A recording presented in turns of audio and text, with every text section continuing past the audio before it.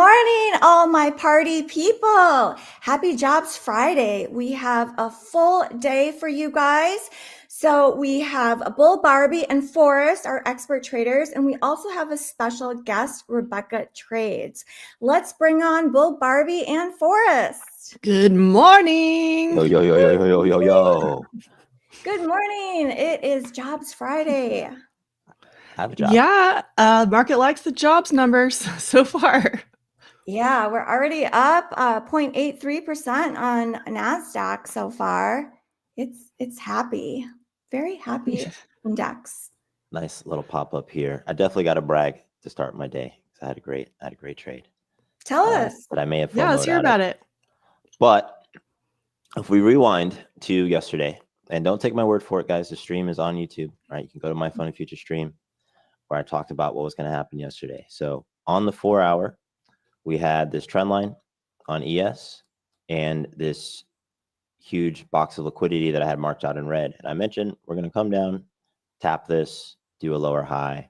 And so this touch was the long that I took on NQ. And then I also mentioned NQ is probably going to come down into like no man's land. Well, no man's land had a nice little node here. And so there was a perfect confluence with the touch of this trend line and tapping into this liquidity here. So I took this long. You check my IG story when I entered yesterday. I had like I was off by like 1 point off the lows here. And my TP was set to, in the VPE, we always trade from target to target. So I could have held this probably to this high, prior day high. But my TP just got slapped here on this fat candle at the naked POC. So this POC was naked. I'll show you guys what it looked like before. Right, so we had this POC up here. Point of control is where most of the people yesterday are. We also had a D-shaped volume profile, which means we're gonna have a ranging market. Okay, I should sound like a broken record at this point, which is good. You guys you're learning, but yeah, D-shaped volume profile is going to mean revert. Comes right back in. It gets sucked right to this naked point of control, and so that was the trade. Very, very clean on ES. Looked a little weirder on NQ, but again, just with the way that they were diverged yesterday, you literally can anticipate that this was going to happen, and that's exactly what happened. It came tap this liquidity, bounced higher. So that was a good little long. What should happen, assuming we have a continuation of the uptrend, is we should go for prior day highs. Now, it is Friday. We have to keep in mind that the weekly candle is going to close, and so we got to ask ourselves, what makes the most sense for a weekly candle closure? Are we going to put in a higher high on this weekly, or are we just going to creep up here just a little bit and shorten this top wick? I don't know. I could even see us go forward 22,000 today, to be honest. That's well within reach. But yeah, we'll get back to that. Just wanted to talk about that trade. But definitely go back, guys. Read what I said yesterday at that time, right at the morning, and see if it makes sense for how it played out, right? It took a long time because I was trading the 4 hour chart. But the market always has to go to where liquidity is. It has to, because these are people. We're looking at the story of people, right? It's not a random walk of price action. Thank you, Forrest. You're welcome. Great trade.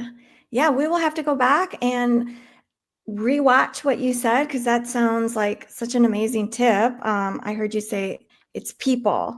It's not just like random orders. Like there are people behind those orders. Enigma? Are they what? Barbie? I said it's not Enigma? It's not an enigma. It is, I don't know, maybe some of them are. There are some. You're mysterious, Barbie. I haven't figured you out yet. So 22,000 possibly. That would be amazing. Yeah. We're not that far away. Yeah, so it could be a gap and go day, likely not a gap fill day. Is that kind of your thinking, maybe? On which chart are you seeing the gap? Oh, she's talking about the regular trading hours, like Qs, not instead of NASDAQ, the Qs. Oh, regular trading. Possibly. I don't consider gaps unless it's a settlement gap. just because it is a 23/7. So possibly when I see, there's very few gaps in my chart for that reason, obviously, right? But very obvious gap here. I do love a Globex gap. Like that's one of my favorite setups. We haven't had that, so I haven't really talked about it, but yes. Ooh, The Globex gaps are my favorite rather than the regular trading hours ones too.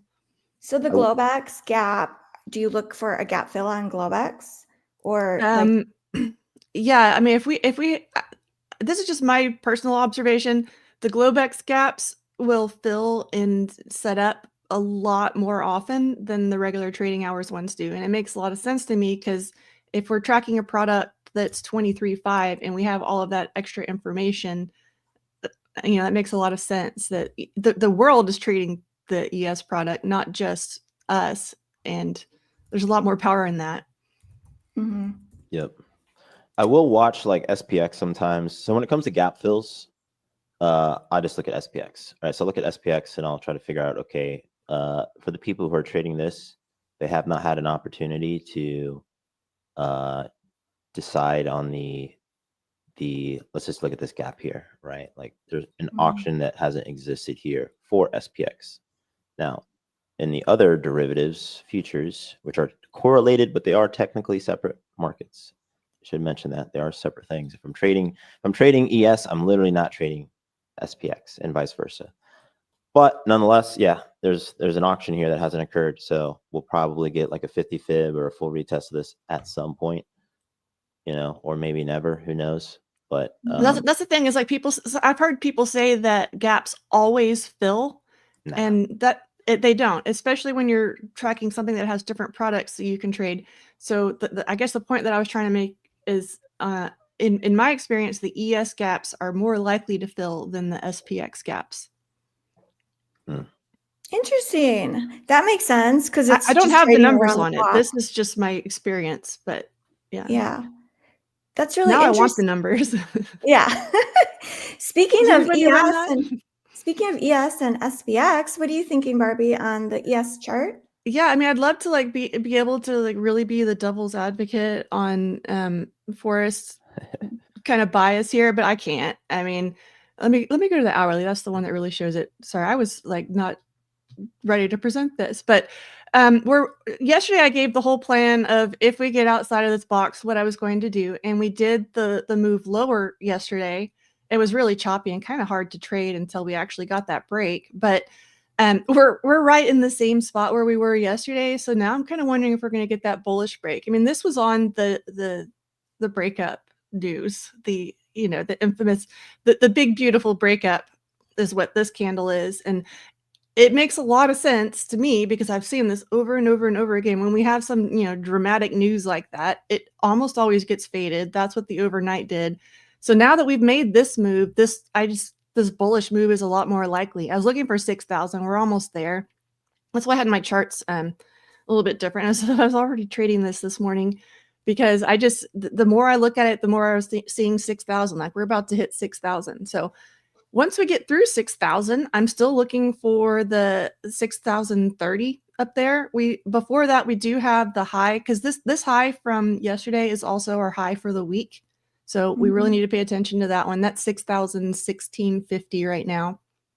And we had the one before that was 6,008, but really, or that was the regular trading hours one as well. There at 6,008, but we've got that weekly high up there. And then psychological number at 60.50. Someone asked me what that meant yesterday. That's just kind of the whole numbers, and we're humans, so we kind of naturally gravitate to those when we're trading. And so the market does too. So 6,000, 6,050, especially when we don't have any major levels around here. And we don't have anything that we've traded around here recently. So I'll be watching that mid-century figure there. And then we've got my next target is really all the way up here at 60.80. So there's definitely room. And I watched the Keltners, like the daily Keltners, and the figure that Forrest gave out, the 22,000 on NASDAQ, is within the 2 to 3 ATR range that I'm looking for those extensions. So, that's kind of interesting there too. But on ES, that puts it, and that puts that same target right around 6,100. So that's not completely off the table yet either. I think that ultimately the 6,100 is going to be a big target for ES. That would be a big move today. That would be triggering some shorts up here and kind of getting a little bit of a short squeeze if we do that today. It's possible, but the market is definitely leaning bullish off of the data. Here, we'll go down to the 1 minute real quick. We can kind of show it. This is actually kind of what I was looking at to trade the data, but the things that I'm looking at to kind of figure out, we have that initial move. And then I'm always looking if we're going to retrace it or not. But if we kind of put in a flag and then break that flag, that's bullish. And then we even had the little retest. So the market is responding positively to the jobs numbers that came out this morning. So that's another little bullish bias on the day as well. So we'll see if that plays out, I guess. Yeah, we're already up about 200 points in NASDAQ. Yeah, we just got the 6,000, so we finally tagged. I wish I'd held on all the way to it, but I was targeting that high. But here we go. We're still going. And Here we VIX is still go. coming down. Yeah, I should have held for prior day high. I could have got another 200. I mean, I made like 200 and what I do? 260 points off this long, but I could have had probably a 500-point day if we go for. Coulda, woulda, shoulda. I know, Dang right? it. But That's okay. I'm still after my first 100-point ES trade. I got 95. hey, there you go. It was so close. That's now I like really that good. 100. How That many was one of those points? big rally days. How many points did you catch, Forrest? On what? NQ? Yeah, on your overnight, the 4-hour trade. It's the one that you're feeling a little FOMO about, not hanging on. Looks like it was He's liking it. 200. It's like 260 or 70 plus or minus 10 points. Woo! Whatever that actual POC target was. I'll take a look here. That's But a my big entry trade. is on. If you guys go to my IG, Force the Investor, my actual entry is on there as well. I can't remember what it is, but yeah, if this keeps running, I do think we're gonna get sucked back in here in the morning, most likely at the open. I would be very Yeah, that surprised if does we just happen a lot. run. Yeah, Like if we a just run here pullback? at the open. Yeah, Well, we'll yeah, be like the fine. market likes to kind of check those prices that we pull away from when we make a strong move like that. RTH likes to kind of check and confirm, like, okay, yeah, this is a good deal. We can do this. Hmm. Yeah. Makes Also, I like to think of the story of the day, right? I'm always talking about narratives and like the story of the auction. So like it's 9:17. Market has not opened yet. We just had a very strong candle, which, you know, I'm still kind of depressed on. I literally was thinking about, I was like, I should move my TP, and then they slapped me with this and it got me. But it's fine. And we are flagging though, bull flagging. So we'll measure move here. Sorry, I'm switching subjects here. Let's see what this, if we do a measure move on this candle, we'll probably go to, yeah, just yesterday's VAL. It's just it'll pump there. But narrative of the day, you got to ask yourself, how often does the market just open after a strong move and then just go straight vertical? You know, like never. Like never does that, guys. So Well, I don't know about never, but it'd be very unusual. Very unusual. It's weird to make a trading plan on Yeah. a linear product, which is futures, around that. If I thought that was going to happen, I 1000% would go and trade some options. Because the reason I say that, and it's important, is because my slow ass trade that took hours yesterday, right?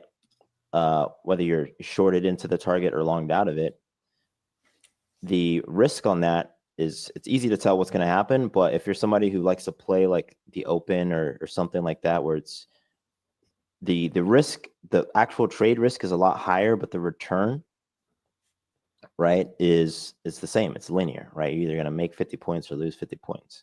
So it's like, I don't know if that makes sense, but like we don't really talk about like alpha a lot in like futures trading, but it's like your risk isn't just, it's your actual edge. It's like the actual odds of the trade working out. So it's a lower odds time of day, I guess is what I'm saying here. Or at least this outcome is very, very low odds of us just, you know. And that's If you think why it's going to happen, buy calls. That's why a lot of us like to wait for the market to settle too, because it's just a really challenging, low probability time to be trying to hop into things. Mm-hmm. Yeah. Which kind of makes me feel a little queasy that I have to do the 5-minute orb, and we've lost 4 days in a row. So today, I don't know. Will it lose or will it Today's your win? day. I have no idea. If it tags me on the downside, Oh my God, tear, right? Because like it could just like rip up. So we can share my chart if you'd like, and we can get ready for that. But before we do that, let's set the first bounty. How many likes are we at right now? Mine says 5. Surely we have more than that. Oh, we must have more than that. There, is it? Okay, I refreshed. It's 106. I don't know why this 100 thing is always lagging. Let's set the first bounty at 500 likes, you guys, for our first giveaway. Go and share the show on all of your socials. Tell all your friends, family, anyone you know to come and watch our show. And we will get this party started even more. So yes, first bounty will be set at 500 likes. We can do it. I know we can. It's Friday and it's Jobs Friday, which I absolutely live for. It's so exciting. Do you know some traders, they only trade one day out of the whole month, and it's only this day.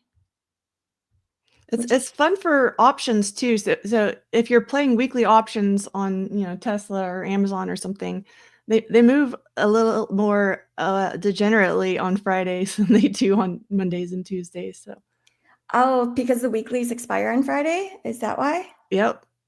So they lose and gain value a little faster. They also lose value faster. But Barbie, do you think the options market really affects the like the futures? I mean, it can. Everything's intertwined. So I don't try to unwind it and find all of the different things. But if there's what I'll look for is like, especially on SPY or something that the hedge funds are buying into a lot. If there's a ton of open interest on something bullish and not on something bearish, then that's kind of where I can get those clues. But it is a little bit more complicated than that because you have to look out for spreads and collars and all these things. So that's kind of a whole different ballgame. But you can analyze options to kind of get some edge.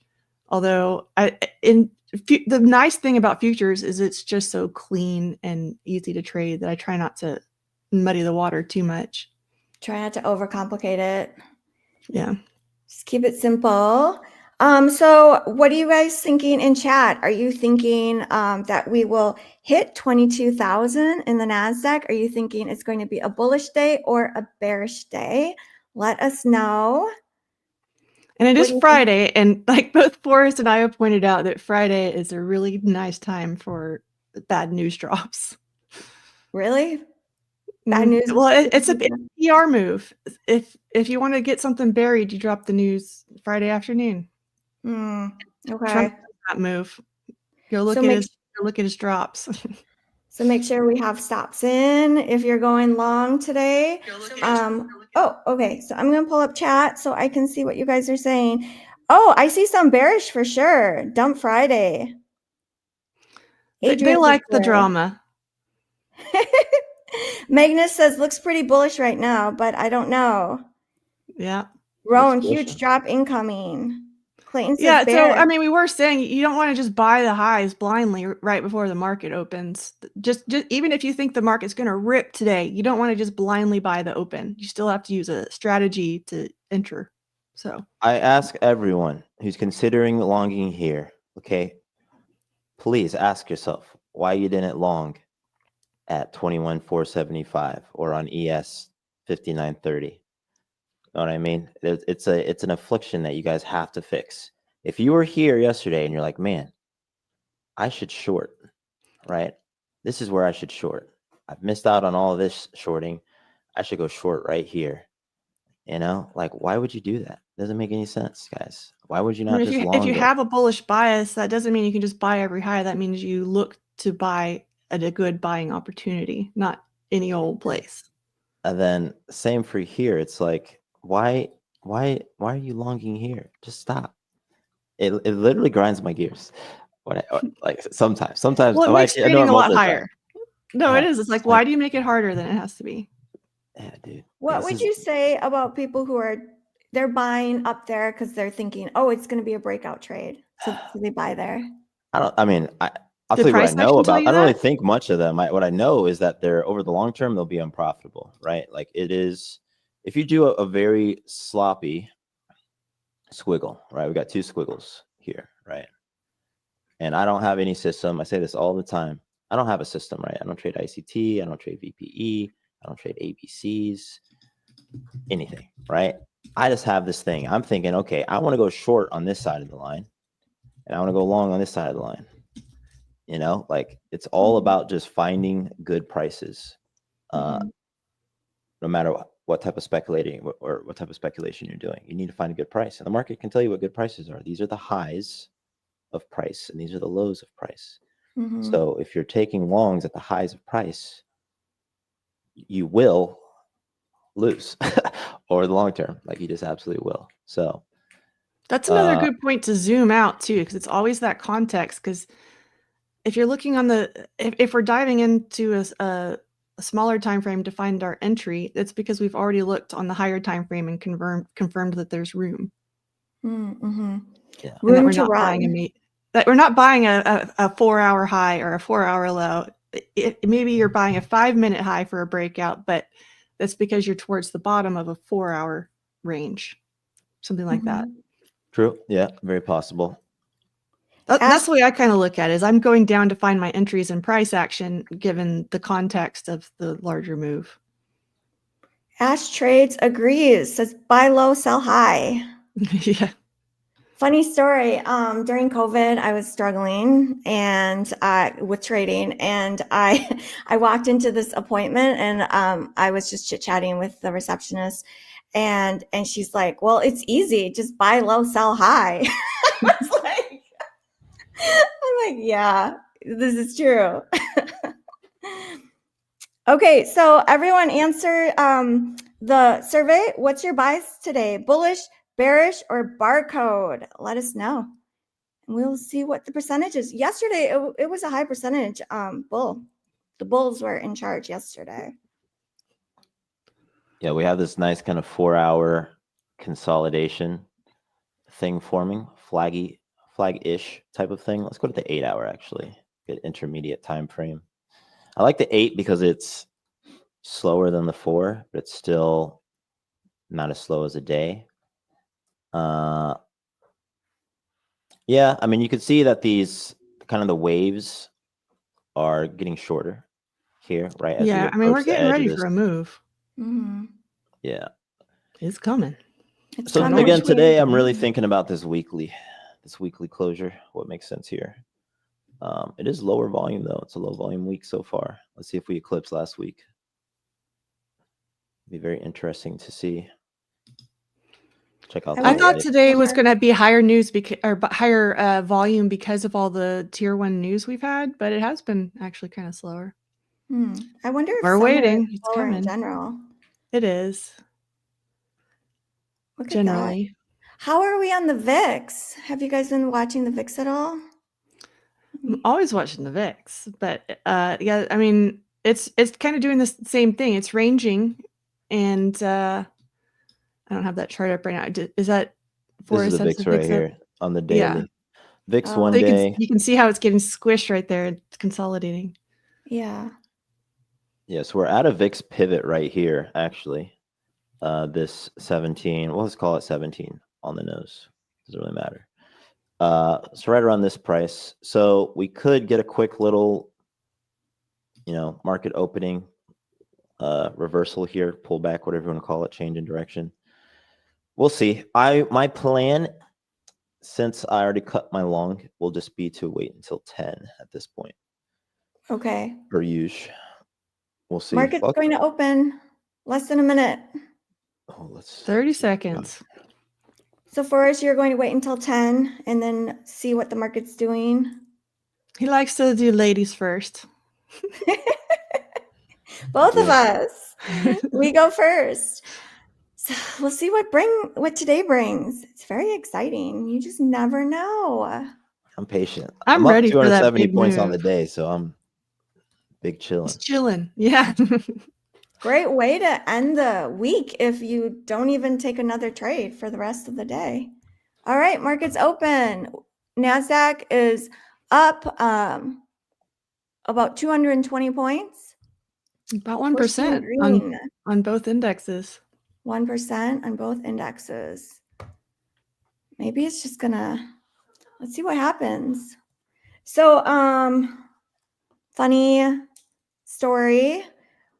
As a beginner trader, when I was just learning, like literally my first few months trading stocks, I would buy in pre-market. Like if the market was high like this, I would think, oh my God, the market is already up so high. And I would buy thinking the market's going to go even higher. And then I would just get like wiped out right away. That's a classic move there, honestly. I think so. It's a classic beginner's move to just buy. Get excited. The market's open. Let's go. Yes. It's like major FOMO that it's just going to take off without you. But a lot of the groups do that. They're like, ding, ding, ding, ding, ding. All right, I'm in. Oh, you guys didn't make money yet? What losers? That's not trading. That's a crazy performance they're putting on for y'all every day. Yeah, unfortunately, I mean, in my opinion, real trading is pretty boring. We make it entertaining. You guys are entertaining. I'm boring. But no, it is. Real trading is boring. It's a lot of, that's why we talk about psychology and stuff a lot. Because there isn't always a trade, right? But we live for those I saw that a moments. lot in chat because I popped onto some of the later sessions while I was doing some work, and everyone's like, give me a trade. And they're like, guys, I don't want to lose money right now. Do you? Like, yeah. I mean, I could just slap stuff on left and right just for, the best traders trade little. Like it's not that many trades, it seems. Okay, it looks like we did take pre-market highs out in that first 5-minute candle. Starting to pull back a little here. The ES didn't. So Mr. Smith asked, Terry, are you one of those shoppers on Black Friday that break down the door on open? I've always wanted to be, but I'm just like day of rest for Black Friday. The Black Friday stuff, I've usually got all my tabs open, all my carts loaded. I've got a whole thing. I'm really organized, but I'm not beating down the doors. I'm ready to go. I've got my plan. I actually got made fun of this year. My mom came over and she's like, what are you doing? I was like, I was waiting for Black Friday for the whole list.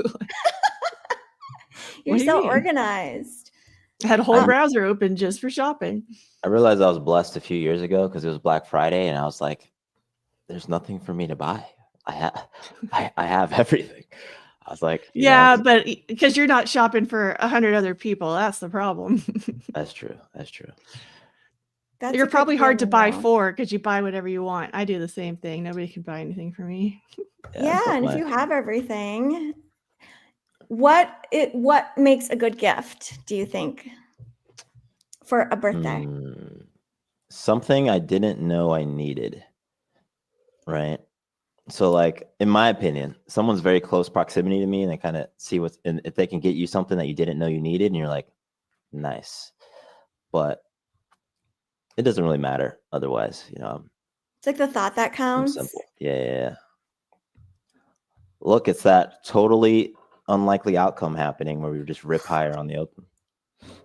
ES is trying it though. That's what's crazy.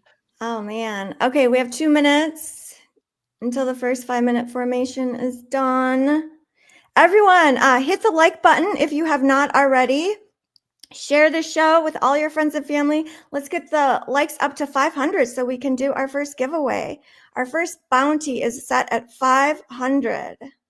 And just a reminder, it is 20% off resets using code resets on the Starter Plus and also the expert accounts using code YouTube. That is our official code for the show, and it helps to support our channel. All right. I have to hurry. I don't like this. Because it's short. What do you like about it? Okay. Just don't think about it. What I don't like about it is because that pullback that we talked about, and then I don't want to see it tag me in, and then for it to just reverse. But it is a system, so we just keep going. So this is we had 4 days in a row that it lost. We'll see if it loses today. So if it's called the opening range breakout because it's a breakout trade. So breakout trades are not friends of chop, and we are chopping. Yeah. Or we have this week we've been chopping. Today has not done its thing yet, so we'll see. But Okay. That's one way you can tell for chop is if your orb doesn't work out, right? Yeah. Show order lines. There we go. Do you have data on when you enter an orb on that 5 minute, but it opens in the opposite direction of the previous, right? Or I guess another way to think about it is like this 5 minute trend here is kind of slanted upwards, but maybe the orb is the other direction. Like, is that something that you track? I guess for the 15-minute orb as well. Is that something that you guys care about or track? I haven't, but that's haven't, but interesting. what I've looked at is I've tried to filter by VWAP. It's actually really hard to do it when you're actually looking at the open, because I don't want to take the full session VWAP into account. So I'm trying to take just the opening session VWAP into account. But we're looking at so for my trade, we're looking at it over 3 candles, basically, since I look at a 5 minute chart, and you can't really tell always if it has a good slope to it or not. But if the VWAP's flat, that's a sign that it's not ready to break out. And if it's sloped, that's showing that it's showing that price is moving in a direction or not. So I don't know. It's kind of hard I haven't found a good way to kind of filter out like that. Plus, like, we've got a situation like this where ES is doing a different thing. So the first candle on the first 5 minute on ES is green. The first 5 minute on NAS is red. Oh, it's very different. It gets really hard to study. I wish I could just have AI process all this for me, but I haven't figured out how to do that yet. Like, give it all the data and run all the statistics. Yes, will probably go for this prior day high sweep, and then NQ is going to pull back on that sweep. It'll come back, retest like 21,694 or this POC 21,664. Then they'll, I think, both continue higher after that little grab. This is the VWAP that Barbie was talking about with its sloping. We are sloped higher. So that's the full session one too. So if you pull out just like the SPX style VWAP, it's still really kind of forming. But yeah, it seems like it would take a while on the SPX to form. But right now it's going to be flat on NAS because there's one down and one up. Okay. On a day like today, just with my own personal bias on that jobs number, it was a positive jobs number is kind of what I got out of it. And then it was opposite of ADP. The ADP was an unexpected miss on the downside. And just from my experience, I've seen sometimes when it's completely opposite, it can act even more as a springboard. So based on that, I am hoping we get tagged on the long side. And plus, we're already up 1%. That's kind of a lot to be up. So I'm thinking in my mind, like gap and go. But we'll see. ES is trying. I'm still just watching how hard ES is pushing. Now we could have a very trendy Friday. I will say this, guys. I'll be looking for it's the end of the week, so what I call gamma trades. Okay. At 2:30 p.m. today. So. At 2:30 p.m. Oh. Okay. We are in. Tag me in at 21,823. So now I have to move my stops. Go here.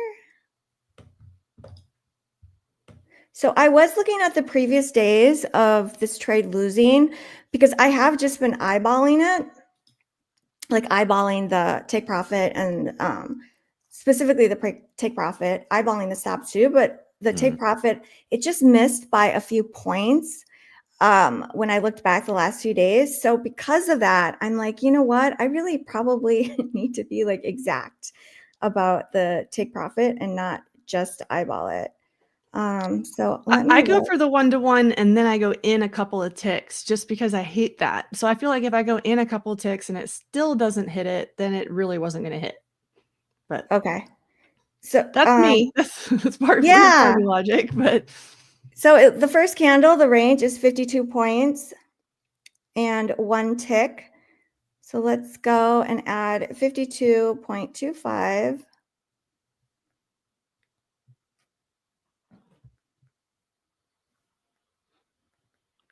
The market just keeps ripping on this open, dude. I it'll be karma for me bragging when I first got on today. We don't ever know. Everything up. So Okay, so the exact amount would be 21,875.75. I'm just going to set it at 874.75. So that's 1 point inside. Good enough. I don't need it to be exact, but good enough. See what happens. It's still pushing higher.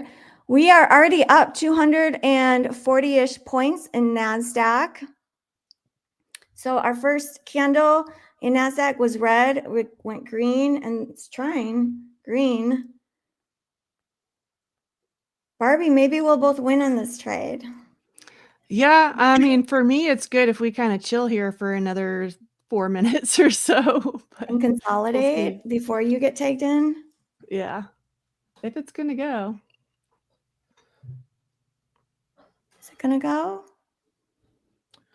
While we're waiting, Barbie, do you want to share the chart of the day? Sure. So I don't know. Does anybody want to guess what I was gonna talk about? Any guesses? Chat, What's what do a you good think? hot topic? Oh, Tesla. Yeah, we've Oh, got yeah. to. I Like, we almost forgot literally him. have to. Dude. Actually, you Yeah, just chat got it. wins. Chat wins. Chat wins. Like, we have to. Yeah, so we are getting to witness a very public breakup between the president and his BFF bromance. So this is a little interesting because it's also playing out in the stock market. So here's Tesla. Let's talk about it. Did anybody play any of this yesterday? I'm always looking for when we have these news trades to see how much of it gets retraced. So it did gap back up this morning. I think we're hanging around basically that midpoint. I didn't put a Fibonacci on here yet, but I'm eyeballing it. It looks like we're at about 50, which is that retrace that I look for when we have a big news data. So now we can kind of look and see which way it's going to break out of that golden pocket. Yeah, so I mean, basically, there's lots you can read on this. It's still developing, but we've got literally the the Tesla market being affected by this. I was reading, now I forgot the number. It was $234 million or something like that Elon donated to Republicans in the most recent election, not just Trump, but in general. And so, I mean, I imagine he was thinking he was going to get something out of this deal, and it looks like now he's not. So the initial reaction is that's bad for Tesla. Is that really bad for Tesla? That's what we'll kind of sit here and figure out. But yeah. I mean, this was crazy. So Trump was in his press conference yesterday, and Elon was live tweeting his responses. So this is going to get really messy, really messy. So this is definitely going to be interesting to watch. It did give, if you're bullish on Tesla, I mean, it gave you a good buy opportunity down here. If you're bearish on Tesla, you just got paid, I hope. So yeah.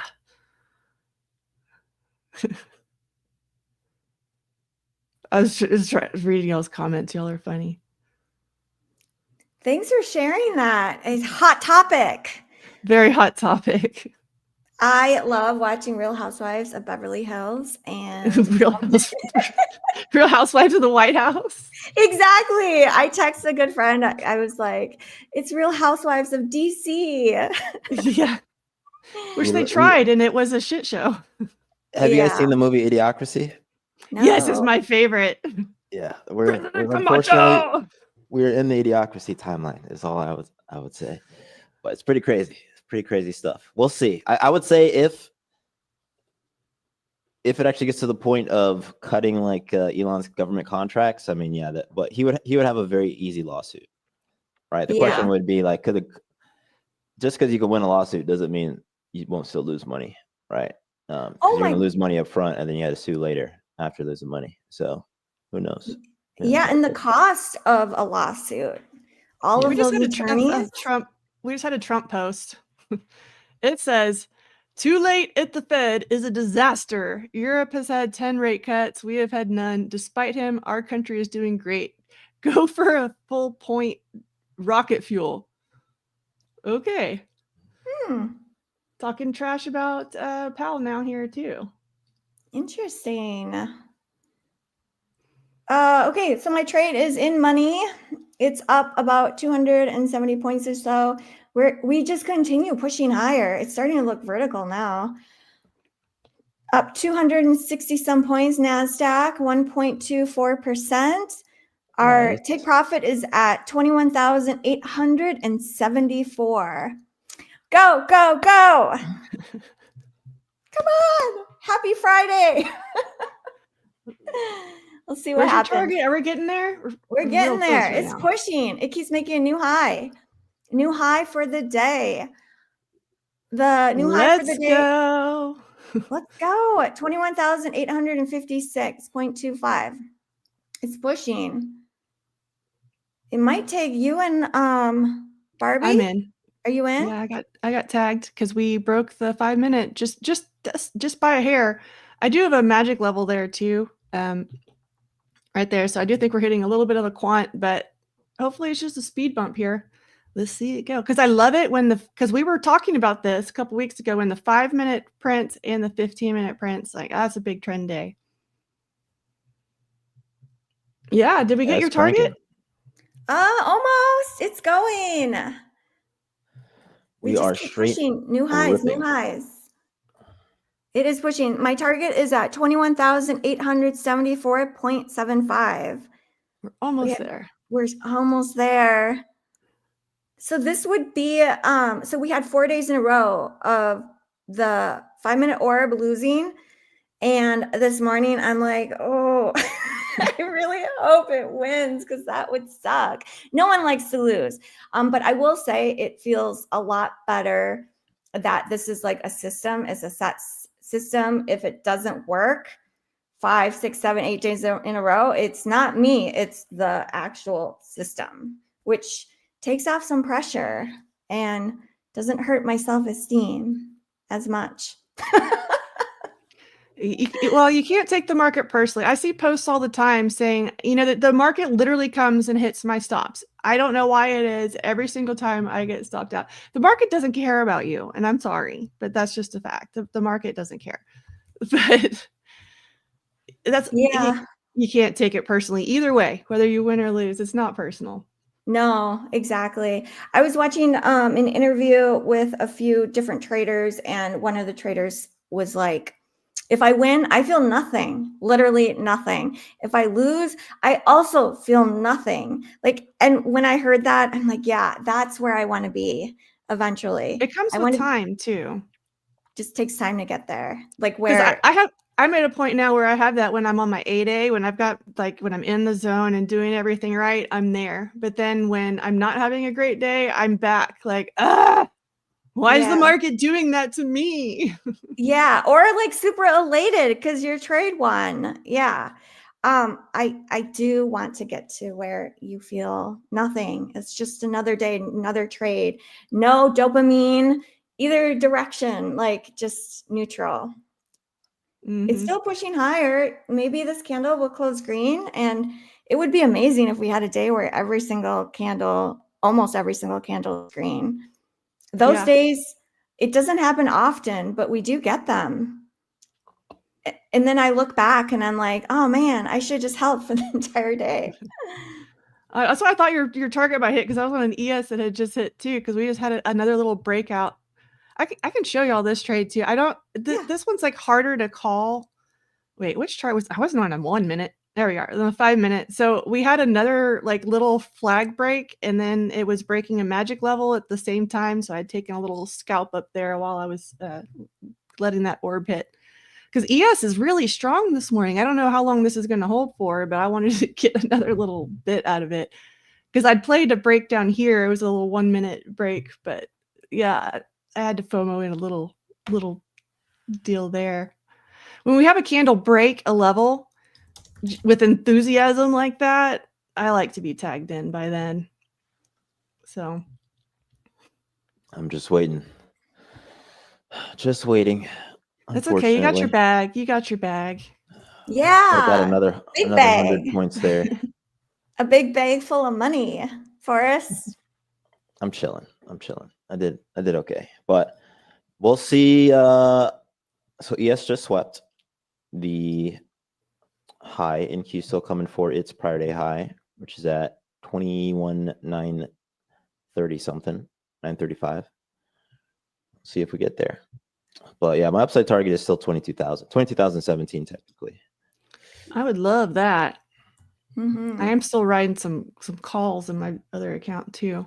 I don't know how I've been able to hold on to these runners, but Calls on which index? on SPY, because we didn't actually get into my 2 ATR. So I'm still waiting on that. I'm gonna try to keep this trade up and show y'all on the daily. Yeah, I can do it on this right-hand side. We were talking about this the other day with the Keltner channels. I just love this move. I watched the 21 EMA too. So when we come into the 21 EMA, that's my first buy. And then my second buy is the second. And then my third buy is the third Keltner. And then my targets are the second and third. So I did take profit whatever day this was last week, Thursday. And then yeah, I'm just waiting for my runners to finish printing because I really wanted it up in here. It is printing, and you had that huge Home Depot trade that you Well, forgot that was a while ago. That one I was just saying, like, that was used as an illustration of what you can do when you just use time to your advantage. and Home set it and Depot. forget it. Yeah, that one I've already cashed out. Yeah. So when you said the first and second on the second, Keltner? so the second, I'm at the second Keltner, the 2 ATR Keltner, and then the 3 ATR Keltner. And I don't know why it seems like most people are more familiar with Bollinger Bands.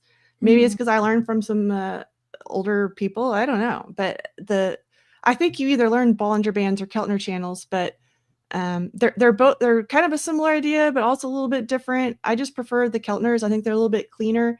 There are moves that you can do when the Bollinger Bands go inside of the Keltner channels. That's where the TTM squeeze is. That's literally what the TTM squeeze shows, is how far inside the Keltner the Bollinger Bands are.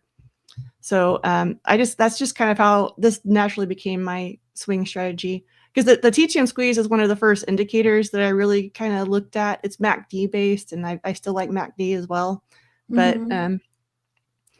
yeah, that's just the way I look at kind of the ranges that the market is likely to go to, because you can see we very rarely, I'm going to take this off for a second, but you can see we very rarely go outside of the 3 ATR Keltner. The time we did is during all of this drama.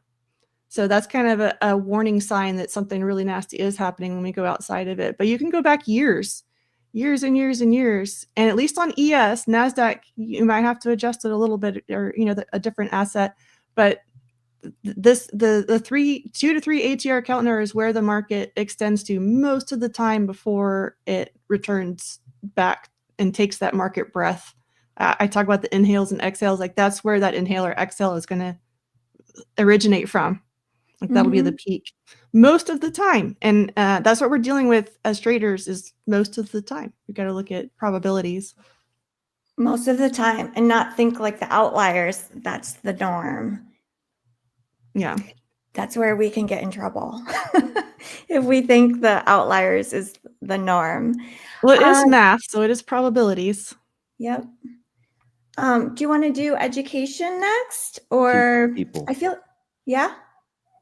Let's do some education. But before we do that, how are we doing on the likes? Let's check on this bounty. What are we We're at? almost there. 402 likes. So our bounty is set at 500 likes, 98 more likes, and then we can do our first giveaway, guys. So make sure you share the show on all your socials, let all your friends know. And it really does help to support the channel. So while we're waiting, should we do some education quick? I mean, we have been. And I always think that's funny when they're like, oh, it's education time. Like, oh, what were we doing this whole time? Yeah. I did want to show y'all something. Hopefully I got this pulled up. Okay, good. We had a good example of this yesterday. I see comments about how you can't use that indicator because it's lagging, and all indicators are lagging. And I mean, that is true. They're based on calculations over historical candles. Even EMAs, they're showing you average. This is a VWAP, but any sort of moving average too is going to show you the average over the last several candles. So I didn't even look at this chart yet. I actually had this pulled up the other day. We ran out of time for me to show you this. So when I'm looking at an indicator, I know a lot of people are just, so this is RSI down here. I'm going to pick on RSI because everybody does, but is RSI a good indicator or not? You can use this on MACD or whatever else. The logic is going to be the same. Everyone's looking at these and saying, okay, this is overbought. So this is when I sell. And then everyone gets mad because RSI told me to sell here because we were overbought and it didn't pay out. So that's not the way I look at indicators like RSI. And this is the way I would encourage you to look at it. I'm going to show you something else. So instead of just looking at where the peaks are, where oversold is, like, yeah, we got a little reaction off of there. But another way to look at it, I'm always looking for divergences. So right here, this is just stood out to me immediately opening this chart.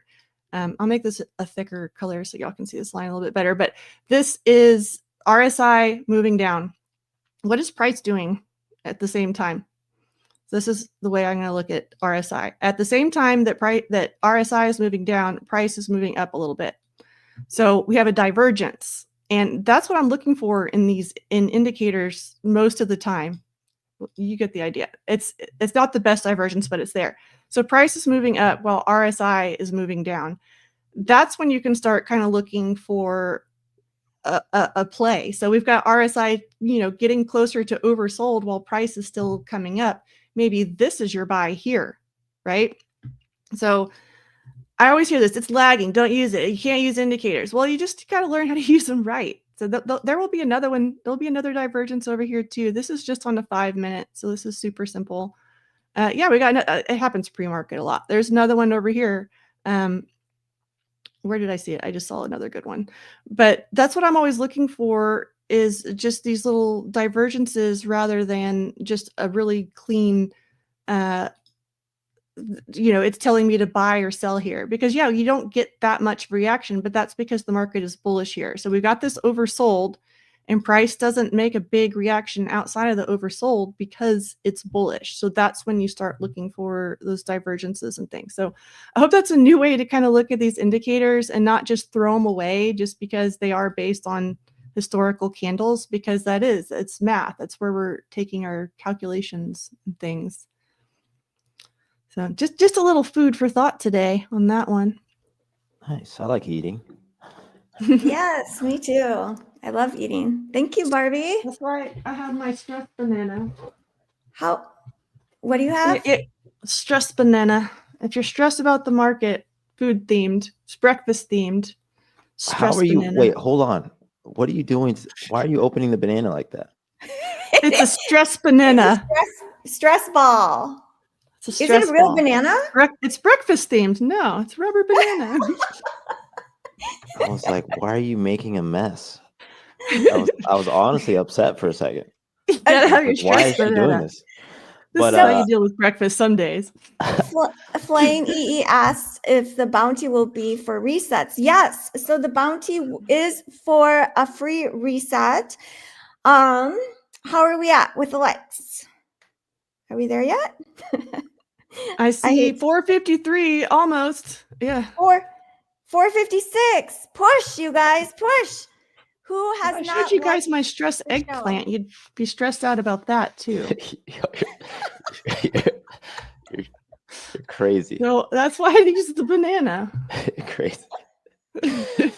I love it. Oh man, that's funny. We need more stress balls.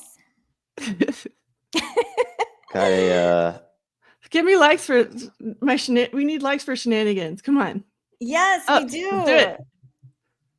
Y'all know what we to do. get wild on this show, which is what I love about our show.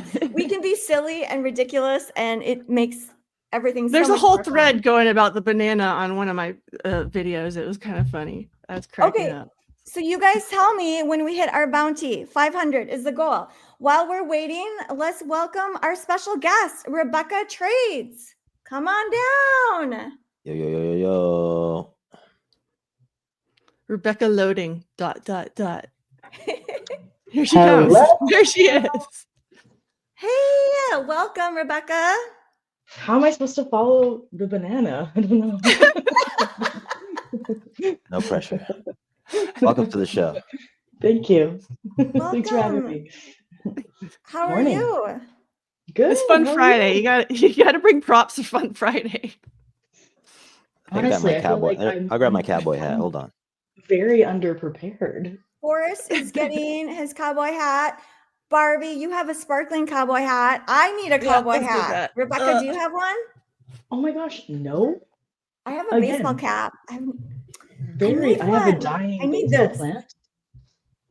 Awesome. Do you have a I have hat, no. Rebecca? Hat No. Friday? No. No. You guys look awesome. Forrest, where'd you get that hat from? I got this in Key West, actually. Oh, Me and my girl went down there for a little weekend trip. nice. Bought a I'm cowboy jealous hat. of that. I was supposed to go to the Keys this summer, but it got postponed. It's beautiful. It's great. It's It was such actually a the beautiful weekend. drive. Well, it might be local news, but like it was on fire when we drove down there. It drove down there. I did not see that. Yeah, it was a little crazy. Rebecca, any trades this morning so far?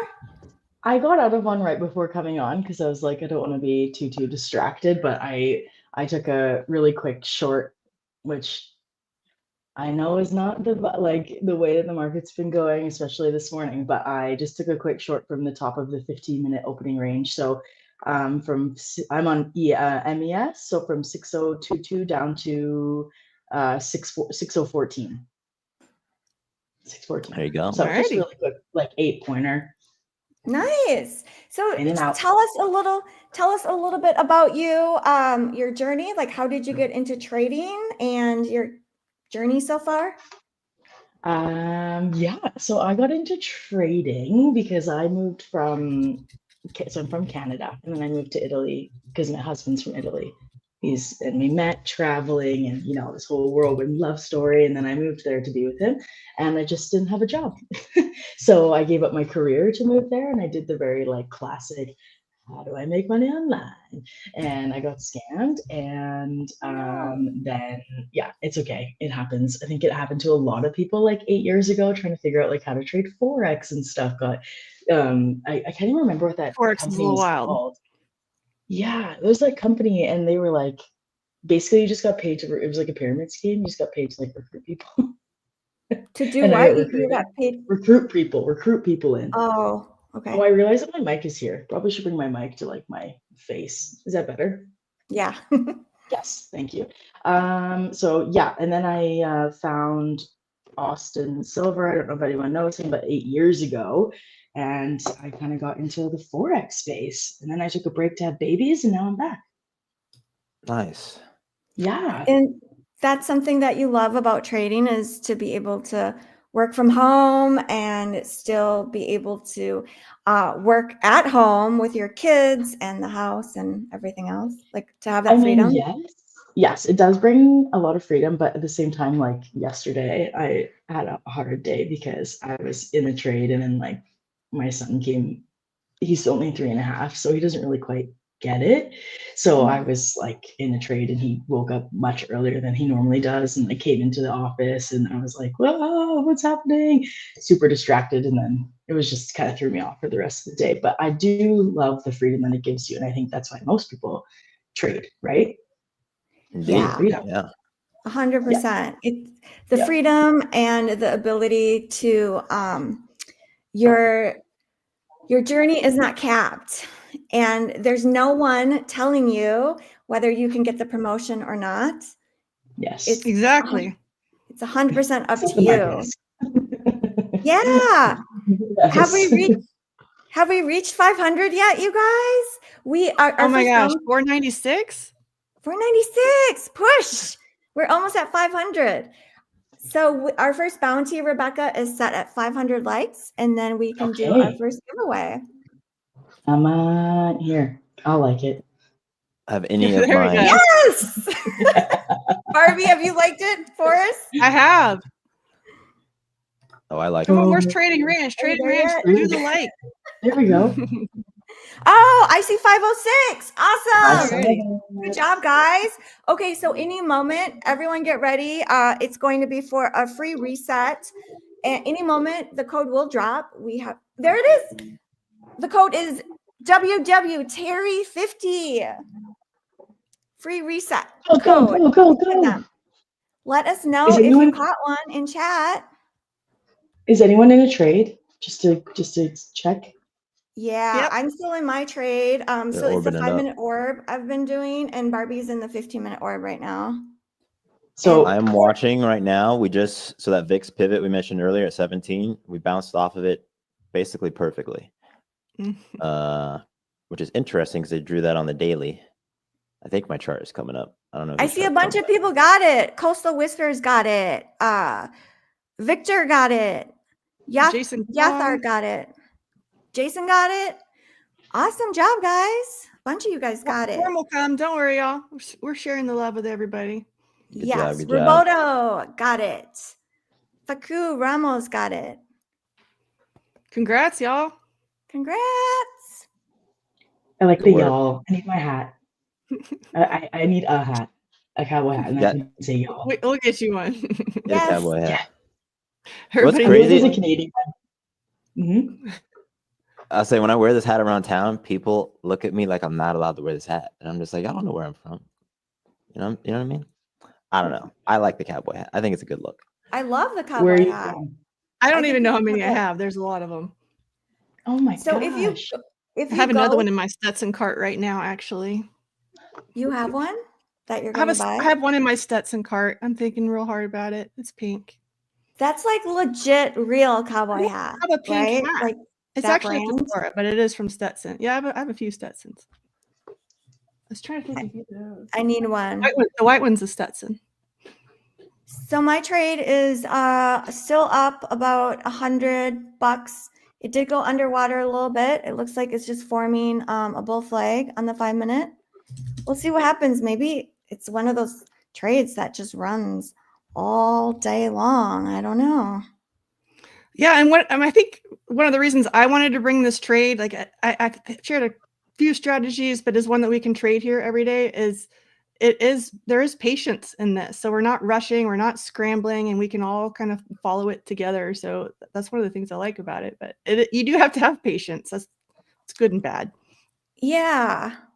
It is nice though that it can be hands off, like because our strategy is already set. So it's not like that nervousness, super high stress of discretionary trading can be. Rebecca, share with us your trading strategy, and you can share your chart too if you'd like. If you want to, just hit the present button at the bottom. Yeah. I'll do that. My computer might implode. No, I'm just kidding. I can do that. Hold on. It's right here. So I definitely have like a different strat. Like I don't know. It's not that different, but I only short the market, and I know that people love to tell me that that's not great, and I totally get that, especially in like a do you make money? Market.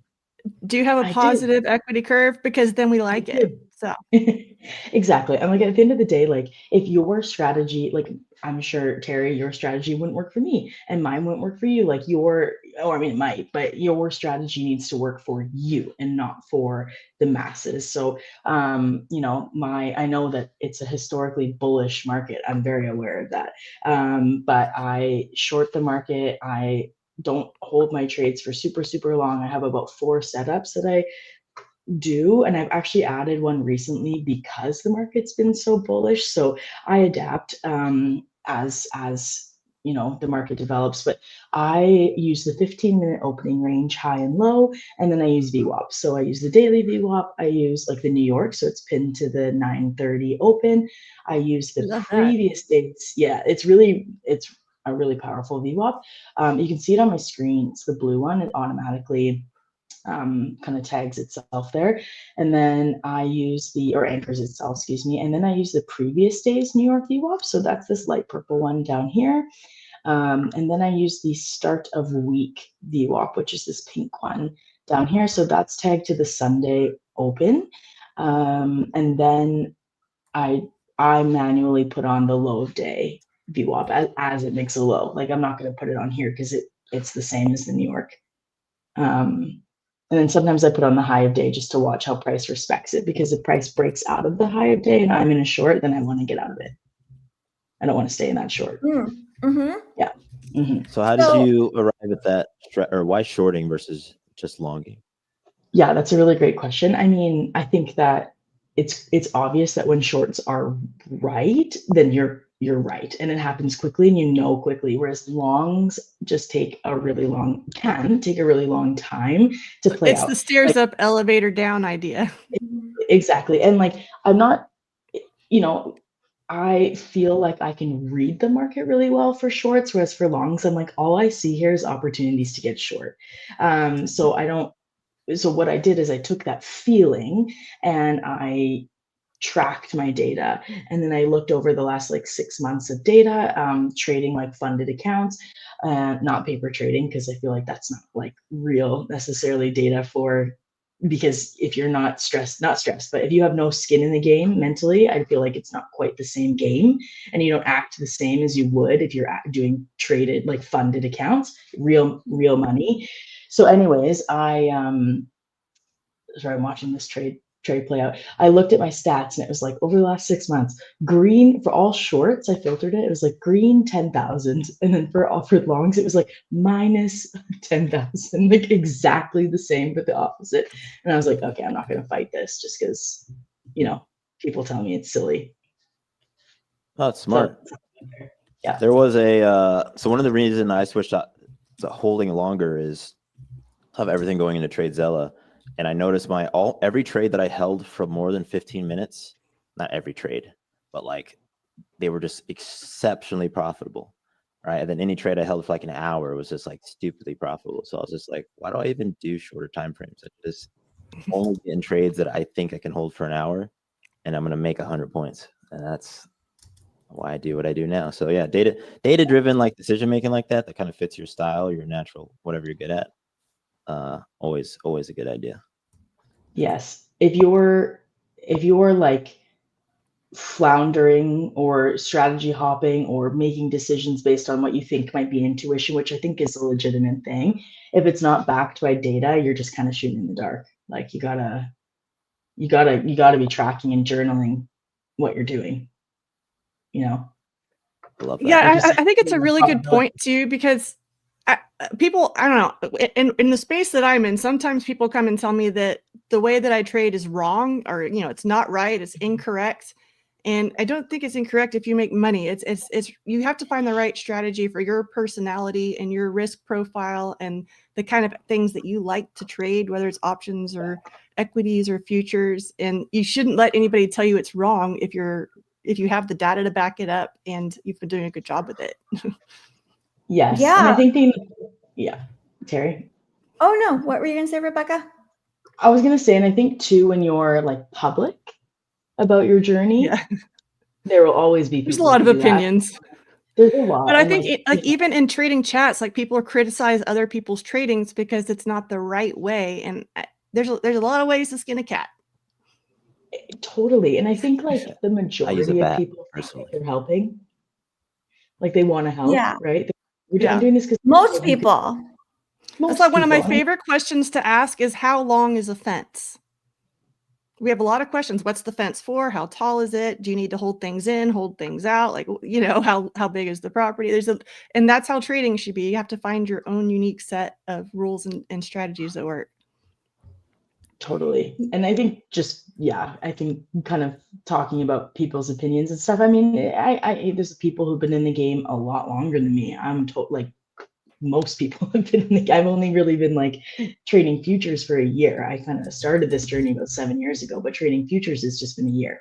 So I'm relatively new.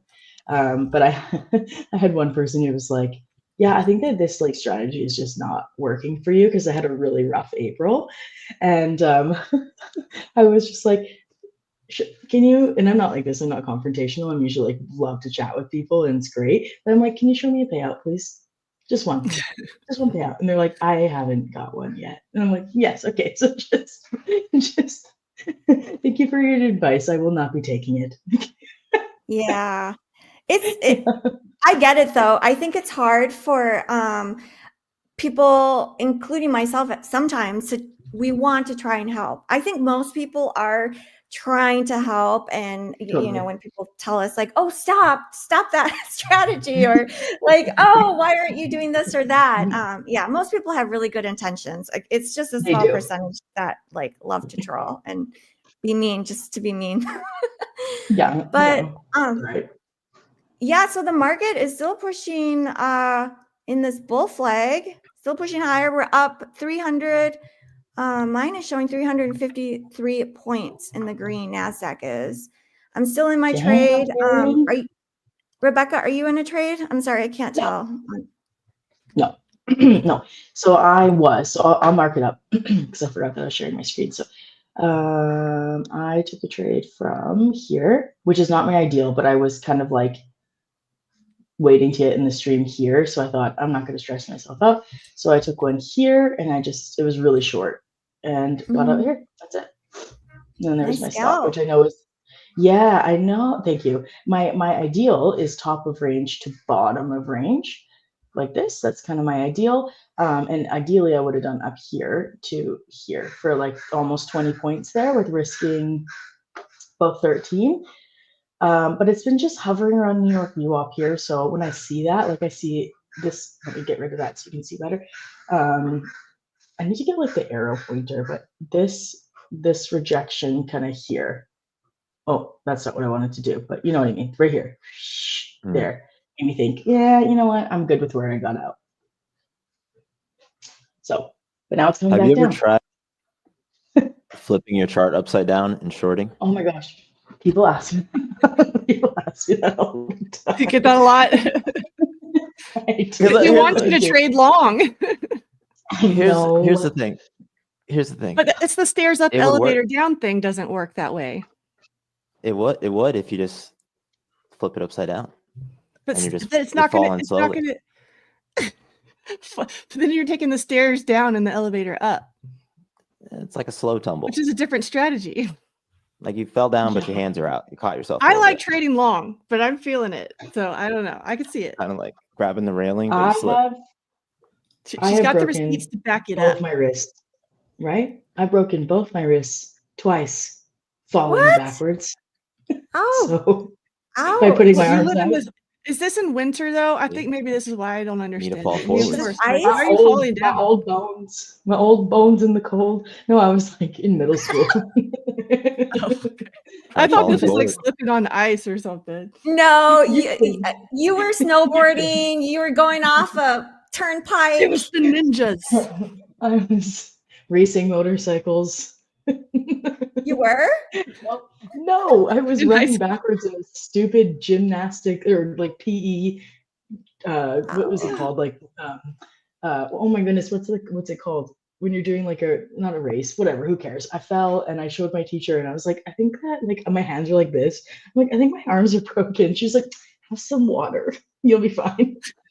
Oh, wash it off. So I stayed there the entire day, and then I went home after school. My parents were like, "What?" and then took me to the hospital. And I had 2 cats. Oh, that's a fun story. That's why she trades short. Let's set the next bounty, you guys. Rebecca, do you want to do a giveaway while you're here with us? Oh my gosh, yes. $1 million. Just kidding. I'm just kidding, everyone. Relax. What should we set the next bounty at? What do you think, Rebecca? What do you guys think, chat? I only see one opinion. Let's give her some more options. We're at 517 likes right now. I like 700. Oh yeah, I like 700. That's a good number. 700? All right. We will set the first bounty at 700. Or did I say the first? The next. At 700. 700 likes. 700 likes, everyone. Share. Make sure you smash the like button. Smash it. And if you haven't subscribed, make sure you subscribe. We're almost at 14,000 subscribers. Go team. That's awesome. 700 or no banana. No eggplant either. I feel like those are 2 very interesting stress items. I mean, I could have gone with balls. But you Stress know, balls. I've got nothing to say, and I usually have a lot to say, guys. Forrest, you're surrounded by women today. All women. Hey, I grew up with 3 sisters. Okay, I'm used to the whatever is happening right now. I don't want to get kicked But, off, so I'm not going to say anything. So I'm kick saying me I off. got nothing to say they let me be here. about this market. About this. So my trade is Matt. around break even. It's just bouncing around. Not much is happening. So Rebecca, as far as Yes. helpful advice, what would you tell some new people and intermediate traders based on your experiences, like what you wish you knew? That's what I wish I knew. I will be, I don't know. I guess some people think it's a hot take and some people don't. I don't think you should waste your time trading on a demo. I already said that. I don't think you should waste your time paper trading. I think you should find do an eval that you can do and practice that way. I think you should do one micro and let your trades play out completely. Let them play out completely. If you have one micro, that should get you a good amount of trades to kind of find your bearing while you're learning. And don't move, like set your stop loss, set your take profit, and just leave it and just watch it happen. Because I feel like, I'm helping someone right now. She's a friend of mine. She's another like stay-at-home mom. And she's like, I got out of my trade and ended up going my direction. And she sends it to me like 5 times a day. And I'm like, first of all, you're trading too much. Second of all, just let your trades play out, because then you get a lot of straight like chart time. You kind of, I think it takes a while to get there, but you see how the market moves. And if you're size low enough, you're able to do it without stress. Like size small enough, excuse me, you're able to do it without stress. So that's 1, 2 pieces of advice. 3, I would say don't quit your job. And if you don't have a job, get a job and then start trading. Don't be looking for this to pay your bills. Like even after a couple of years, I would say like wait, because I've been there and it's stressful. And when you're trading out of fear, that is not a good place to be trading in. Not at all. You to have make to have a poor cushion. decisions. Wherever you come up with your cushion, you do have to have a cushion. Otherwise, yeah. Yeah, It takes a while. Money hates Yes. desperation. Several years. I'll tell you that. Money hates desperation. That's very true. That's very true. Trading and in business. Yeah. Yeah. It's a lot harder to trade when you're coming from that place and you can't just let things play out and think logically, and it's harder. Here's the Like thing. why make it harder? Someone Exactly. right now, and probably in the last 15, 30 minutes, right? We've had the last 3 15-minute candles, or even the last 2 have kind of been like back to back, right? And so like there's somebody out there who like full ported in those candles for sure. Like just across the hundreds of thousands of traders, like instead of just like not Terry today. Not yet. Not yet. But instead of going long or going short after the sweep of like the ES high or something, like they full ported inside of those candles. And it's because of that desperation. You know what I mean? So yeah. And this is going to be the one. Or lack of patience, because you want it now. Yeah. But it's like, why do you want it now? Like what is that? What is the reasoning? And if you can identify why it is that you're so needing of that, like, is it because you need gratification? Then you need to find that somewhere else. Is it because you need the money? Well, then you need to find that somewhere else. Like, I think especially when you're learning, if you're needing something coming into trading, it's just not going to be, it's just not going to be good. You should want to become great at this, not make $500 right here, right now on this exact trade. It's about the big picture. Yes. And I think the thing is too, like a lot of beginners, and myself included, got lucky at the beginning, like size too big and a trade went my direction. And I was like, yeah, like I'm so good at this. And then the market was like, no, you're not. And then I had to really slow down and kind of then find my way. I think it's totally fine to strategy hop at the beginning, take trades, figure out what works for you. But that's when you're finding yourself. Like that's part of the process of going through all of those that's part of the process, the journey, or whatever you want to call it. Yeah, and to not compare, I think, is a big one. to not compare to other traders, their journeys, where they're at. I remember as a newbie, I would ask everyone, how long have you been trading for? How long did it take before you became consistently profitable? That's a very common question. Yes, and now I know when someone asks me that, I know they haven't been trading that long, because it across the board, it is such a common beginner's question, because you want to know, how long will this take me before I get there? But it's irrelevant, because if someone tells you that they've been trading for 4 years, we don't know, is that 4 years of, full time every day, they have all of that chart time, or is it like literally 10 hours a week? We have no idea. Yeah. So it's someone else's journey. It doesn't have anything to do with our own. And to not compare when we see like really big P&Ls. And I see that a lot too, because we've got 20-year-olds working off what they made at their job this week, and we have 50-year-olds trading retirement accounts, and you really can't compare the two things. It's a different account, and you can't say, oh, well, they made more, they're better than me. It's a different animal. Yeah, and maybe they are better than you, and they always will be. That's okay. And that's okay. Exactly. I mean, like dead ass. Like sometimes you'll meet people who are just really good, and maybe they make $10 million a year, and you make $1. And Yeah. $1. Cool with you. Maybe 50 cents. It's okay. Yeah, be cool with your 1 million. Forrest wants us all to start at $1 million. That's the baseline. Yeah, just be profitable. If you can be consistent, if you can get the profitability across, like, I would say forever, but it's like ups and downs. It like comes in waves. But like if you get like 3 months, you're gonna feel pretty good, and then that good feeling will carry you to like more, and then you can aim for like a year and all the other stuff. But yeah, when you start, just try not to lose money. Yes, and that's the other thing I tell people too. I'm like, don't spend more than you can afford on challenges or accounts.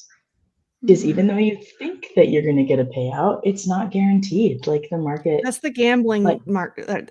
That's when you fall into the gambling trap. So is this gambling or is it trading? It depends on how you do it a little bit.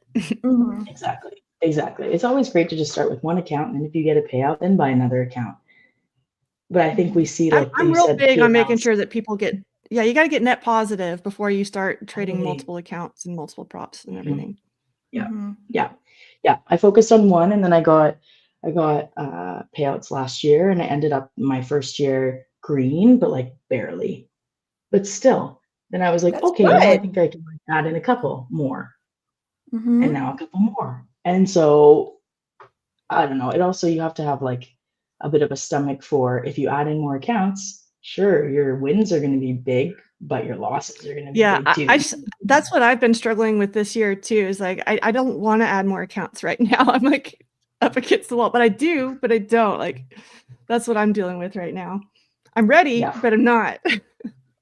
Rebecca, share with us your socials for all the people that want to follow you and continue following your journey. How can people stay in touch? Oh, fun. So should I write it? I can comment it, but I'm Rebecca with another A, because someone out there took this handle already. Rebecca A Trades. All in one. You can find me on X, Twitter. What are we calling it? On YouTube? Yes. Instagram. Okay, we're getting links posted in the chat too. Yes. Oh, thank you. You guys got our mods. You guys stepping it up. They're doing great. Thank you, mods. We love you. Peeling off here. Oh, sorry. Go ahead. Oh no, go ahead. Oh, there's the short. Oh, should have held on. Just kidding. Don't have that mentality, people. Tear, guys. Do I stop presenting to someone else? Oh, sorry, Terry.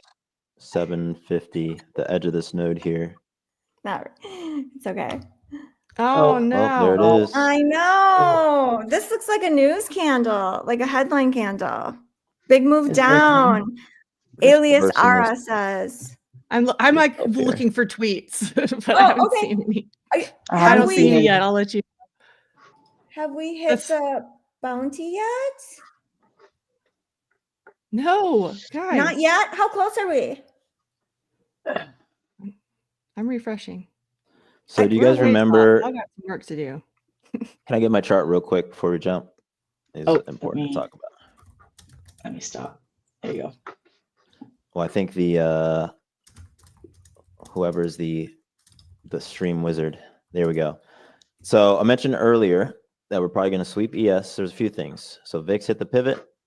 ES swept this high, right? We talked about that this would probably come up right when ES is doing that sweep, come back, and then do higher, right? Because it was lagging. So this is that aptly timed. We just swept that. And if we look at the VIX, right, I mentioned this earlier, the VIX hit that pivot to the penny. So right when the VIX pivots, it's right when this sweeps, it's right when NQ started to consolidate. That was your short entry. Good job there, Rebecca. I think you were short. Yeah. And then we came down and we traversed this little auction here of people. So I snagged a little short there as well. I was going to look for the edge of this, but I was expecting maybe a higher low. So I just went ahead and cut that. And maybe it even ranges down to VAL. I don't know. But I think that's sticking to my original thesis. I think we do this thing, probably chop here a little bit, and then maybe we end the day barely like a higher high. So, Rebecca, to celebrate you being on the show, let's just drop the code. What do you think? Do it. Okay, Do it. whenever it drops, everyone get ready. It's for a free reset. Whenever it drops, Rebecca, you read the code. Okay. It'll just We don't know it'll when magically it appear. soon. Everyone in chat, get ready. Where does it appear? Thank you, everyone, for liking, subscribing. There it is. There it is, Where? Rebecca. Am I blind? Where? On the screen. Oh, there it is. There it is. Sorry, my screen. It's 50. Hello, Rebecca. Woohoo! Go get it. Hello, Rebecca. Everyone I can read. I want to go see who get got it. I can read, guys. Let us know in chat if you got it. Everyone put a W win for Rebecca. Thank you for coming on the show. Thank you for having me. This is so fun. It's nice not to trade alone. Thank you, and have a great day, Yeah. Rebecca. Thank you. Bye, you guys. Thank you. Thanks for having Bye. me. Bye. Bye. Coming down a little bit more here. Traversing this shelf. Are you? Oh, I got you. Yeah, we're stopped, right? I think we're both stopped. We're stopped. We're stopped. We're stopped It's at the same spot, actually. Yeah, we are. Dang it. So that's 5 days in a row. Dang Yeah. it. Good thing I'm in my expert account because I have drawdown. So that's good. Such a bummer. That was fun. Happy at Jobs Friday. Awesome job today. And on your wins, Forrest, that was massive. 200 plus win. Hi, Ash. Happy Jobs Friday. Good morning and happy Friday. Happy Friday. What's up? We got to see the banana stress ball today, and then also It's not a ball. It's a banana. eggplant stress thing. That's how is that Also how not we're a dealing ball. with tilt? This is how we deal with our stress on the ranch. Okay. How's your morning going so See far? what I deal with, Ash, every morning Yeah, I'm for sorry. an I hour and a just don't half. even know what to This say is about my that, life so. every single day. I wake up. Don't even know how to. Forrest is like, I wake can up, I I could move do on to anything. Ash's segment? And this is what I do every day, Ash. Yeah. Forrest, we love you. We I love you guys. absolutely love you. So we will let you take it away, Ash. Have a great show. And thank you everyone in chat and listening. We will see you on Monday. Have a great weekend. See you guys. Sounds Bye. good. Have a good day, everyone. Yeah, I thought I might.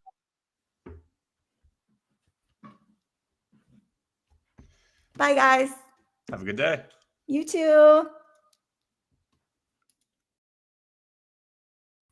All righty. Good morning, or good day, depending on where you're from. How's everybody doing today? Hello. Good morning or good day. Happy Friday. How's everybody's day going so far? How's everybody's week going so far? Bunch of volatility here this morning with NFP. Got a nice move higher from the news release. Ever since then, it's kind of been a slower, choppier market, kind of bleeding back into the range of the news candle. We'll get into some deeper analysis here in a minute. Going to take some time to say good morning to the community or good day, depending on where you're from. See how the community is doing, see how chat's doing. Throw a 1 in the chat if you're green on the week. Throw a 2 in the chat if you're red on the week. And throw a 3 in the chat if you've yet to trade so far this week. See how chat is doing before we get into any information. Happy Friday. You guys made it to the end of the week. We got one more session to complete. Then we can touch some grass. See how chat is doing so far this week.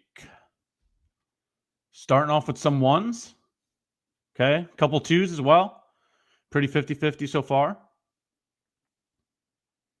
More 1s and more 2s. All right, pretty 50-50 today. All right. Pretty 50-50 there. Well, you guys heard them regarding the bounty. Looks like we're looking for 700 likes. So if you haven't already, smash the like button. Hit the sub button. Turn the notifications on for this stream. That way you can be notified for when we go live again. Something I wanted to talk about was something that Forrest covered today. It was something that I was talking about in chat as well. I was in chat during the morning segment. Sounds pretty simple. It quite literally is, but it's a concept that goes in one ear and out the other for many people. Forrest asked everybody. He was sitting there stating, when you're above the highs, is this really the location that you want to be purchasing longs? Right. So I've spoke about this before during my segment as well. The locations that I look for longs are below old lows or inside of bullish fair value gaps. You can see that logic playing out here this morning too. Okay, you saw the opening range trades. You saw how they got a nice push. It was a decent push on the opening range breakout, but long and above old highs, longing after NQ has already made 230 points on the day. That definitely puts the probabilities against your favor, in my opinion. I do appreciate the fact that there's no right or wrong in terms of trading. If you do want a mechanical style in which it takes all the discretion out of trading, that's okay. There's absolutely nothing wrong with that. But then you really got to put risk management in your favor there. Your winners got to be 2R more than your losers. So for myself, I've been really bullish ever since I've gotten on the show. I still think that all-time highs is the overall objective here. Go out to the daily. I do believe all-time highs is the overall objective. No, that's not going to happen today. Maybe not next week. There really is no timeline on it.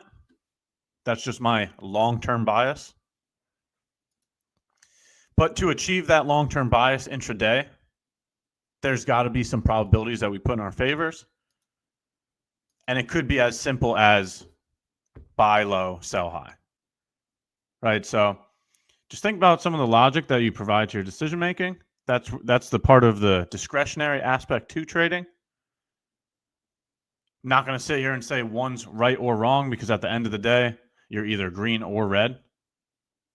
But at least have a framework to move forward with. And one of those frameworks for myself is looking for longs below old lows or inside bullish fair value gaps. So to me, it kind of makes sense why those opening range trades didn't work out. We had a beautiful move ever since the open here. We've just been going higher. We were up, near, what is that, 200-300 points on NQ. So things aren't just going to move in one direction, right? Even though we are bullish, we're not just going to take one straight line right to all-time highs. There's going to be a lot of fluctuations in between now and then. And for that reasoning, that's why we use some of that logic that we talk about. Okay, so I am still bullish. Okay, I do want to see higher prices. The breakout trade is just simply not the trade that I'm looking for, is really all I'm getting at here. Okay, I'd rather see some kind of retracement into a bullish fair value gap or below an old low. Okay, so at least we got a move into this bullish fair value gap here. So we'll see if anything develops there. I just don't think above swing highs is the location to be longing. So let's take a look at this bullish fair value gap, see if price wants to find some support from it. Top down into some of the lower time frames here. Take a look at NQ as well. So it does look like it's trying to find some support from the fair value gap. We'll see if it wants to close above this candle here. This would be the bullish change in the state of delivery here. So let's take a look at this. See if we get a candle closure here. It's on a lower time frame, just an intraday idea here for being bullish. Now that we've gotten a slight retracement during the New York Open, and look to see if we can make a new high of day here. Okay, so just the logic difference here is looking for longs from fair value gaps compared to above swing highs. Okay, so after we ran above the swing high, this is the swing high here. Why is this not moving over? Let's make this a solid line so we can see it a little better. Okay, so this is the swing high here.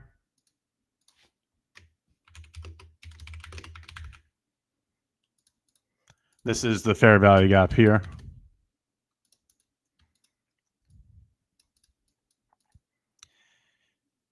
We dipped into the fair value gap, trying to make a change in the state of delivery now. We'll see if it could then target the highs from there. So that's what I'm looking at for today. Just some quick analysis in terms of price action. Jobs data did a phenomenal job moving higher. The market remains bullish. I've been bullish for some time now. Again, all-time highs is overall my long-term bias. That one might not be all-time highs. Hold on. Yep, so it's the one above. This one here. I don't know why my lines changed. Let me change that back real quick. All right, so just my analysis for today. I do think we could still get higher prices from here. So we'll be watching this during my segment. Okay.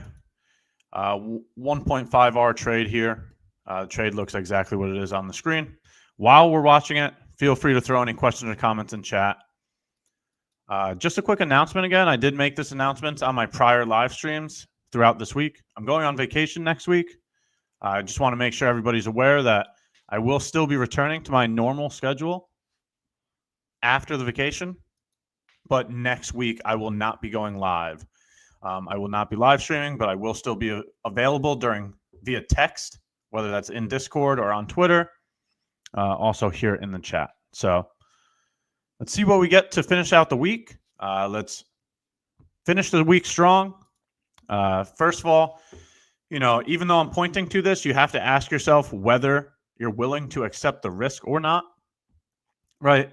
There's two different scenarios here. If you're already green on the week, right, in my opinion, it's much better to stay green on the week, right? Over trading, oversizing, it's never really acceptable. You really do have to learn that less is more, quality over quantity. So if you're 1-0 on the week, if you're 2-0 on the week, if you're 2-1, if you're green at all, being satisfied with enough is what will keep you here in the long term. Okay, the people that fall into that greed, the people that continue to keep pressing the button, those are the people that burn accounts quicker. And there will be a time where you realize that. So this is going to be a good example of that. We'll watch this long, see if it plays out or not. Okay, I'm not going to take this trade. Hence, you can see that I'm not in my live account, right? You'd see my live account down here along with the position on the screen.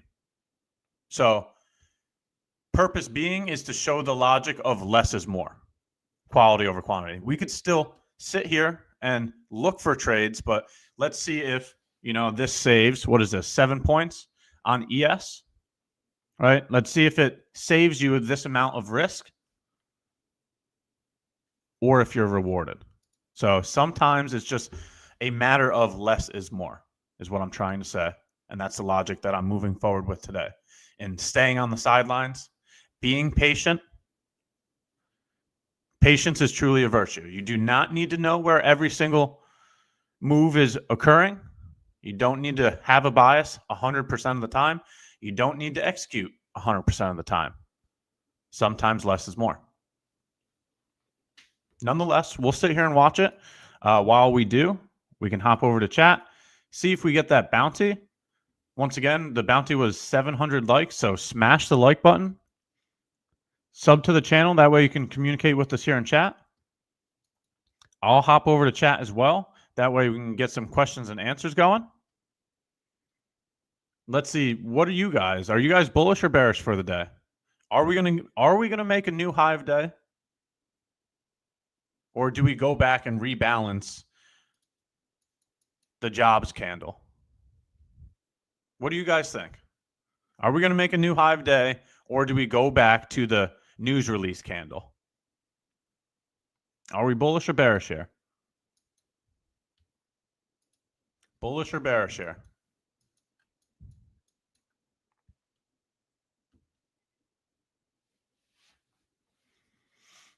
Some bulls, some bears. Okay, that seems pretty 50-50. Chat seems pretty 50-50 here.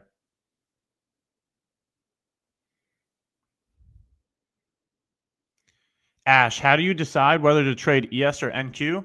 Divergences. Okay, so long the stronger pair, short the weaker pair. Use a higher time frame divergence to understand that. Let's see if we have any divergences right now. Okay, so the 15-minute took out the previous 15-minute candle low. Take a look at this right here. Okay, so we should be looking at NQ. Take a look at the previous 15-minute candle lows. NQ did not sweep the previous 15-minute candle low. Take a look at ES.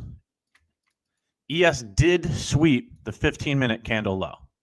So even though we're watching this on ES, now that we know that information, this long should be occurring on NQ, right? So here's the change in the state of delivery on NQ. NQ showing to be the stronger pair, right? That's what the question was. How do you decide whether to trade NQ or ES? The answer is higher time frame divergences. You want to be longing the stronger pair and shorting the weaker pair. I just showed you a 15-minute bullish SMT, a 15-minute crack in correlation, showing that NQ is the stronger pair. Okay? So the second question is will we make a new high of day? So using this information here, right, we could look for a 2R trade from the change in the state of delivery to the new high of day. Now, the change in state of delivery was confirmed here at 10:36. So as you can see, once again, I have no trades on because I'm choosing less is more. That's the logic that I'm moving forward with today. We're simply just analyzing to gather more data here. So there was multiple entries on the change in state of delivery. 1, 2, 3, just barely front ran there. 4, and we'll see if it goes back to new high of day. Okay.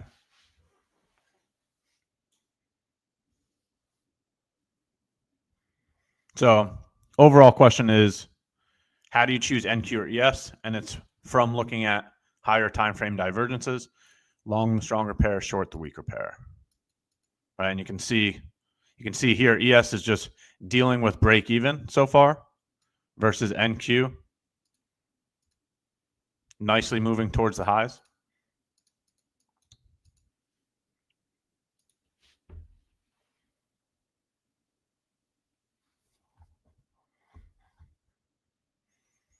So feel free to throw any questions or comments in chat.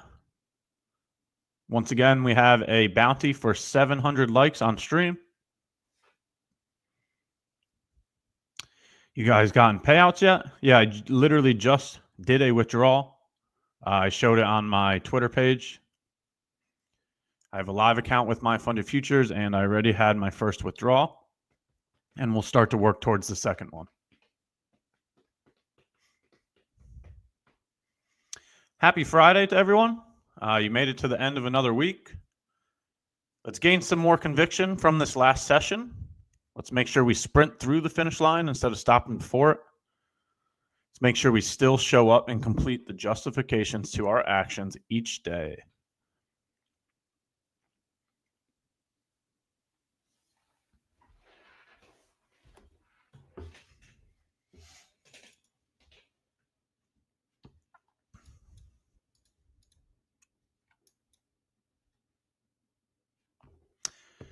Ash, I use FEGs and EMAs and order blocks. How do you feel about that? There is no right or wrong to trading. If anybody tells you that you're doing something right or wrong, you should run the other way. There's, millions and millions of strategies out there. The only thing that matters is that you could clearly define something, clearly execute your risk, and strictly define your risk management. That's the only thing that matters. Doesn't matter how you do it, what you call it, when you do it, as long as you create a plan, execute that plan, and have strict risk management. Okay, don't let anybody's opinions deter you from that. How do you determine how much and when to take payouts? I'm of the camp to take the payout every single time you become available for a payout. It is not your money until it's in your bank account. And it only takes one trade to completely blow the account. Okay, so you could be eligible for a payout. Doesn't matter the dollar amount.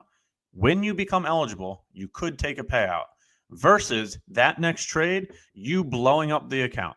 Which one are you going to choose?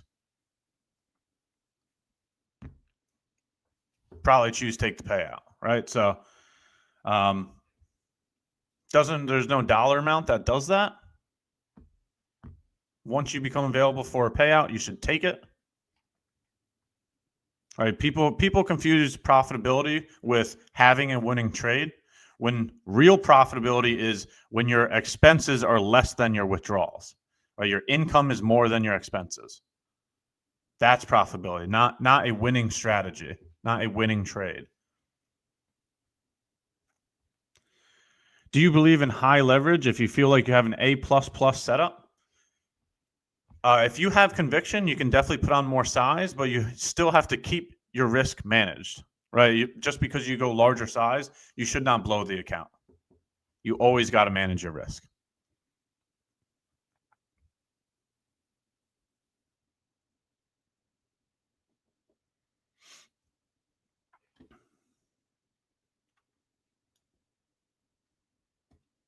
Ash, why are you on the 1 minute if you do not trade off the 1 minute?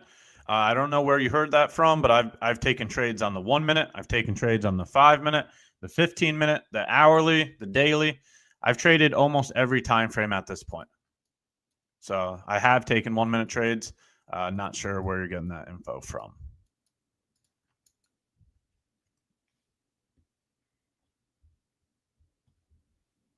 There's the over on the piano comment once again.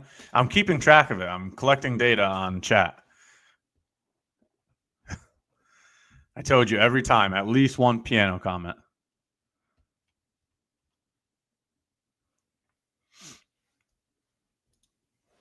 Yes, but the 1 minute is loser for you? Yes, that is correct. The majority of my losses have occurred on the 1 minute chart. That is correct. So I'm doing my best to stay off the 1 minute chart. You have to realize that I've still traded it before.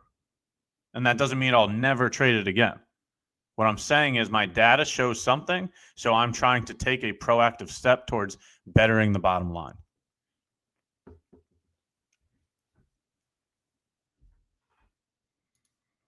Ash, what made you realize that you don't need to trade every day? Is it an account type or just an experience? It's from experience. Once again, everything is a data point. So you should be collecting your data on every single part of this business.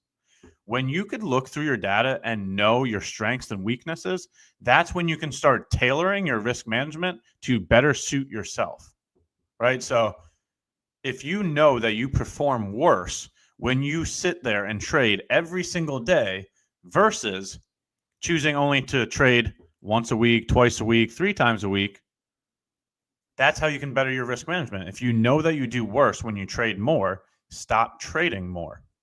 Right? It's very clear how you should proactively approach that. How do you balance the payout amount with leaving enough in the account to continue trading without having too small of drawdown? Too small of drawdown is just an opinion. I think that's a perception that you should change. No matter what your drawdown is, you should divide it by 10 and continue to keep moving forward. Right? So if you have $3,000 in the account and the trailing drawdown is $2,500. So if you were to take a withdrawal of $2,000, that would leave you with $1,000 of drawdown left. Just divide the drawdown by 10, right? If you have $1,000 of drawdown left, divide it by 10 and continue to keep trading like you were before that payout. No matter what, just divide the drawdown by 10.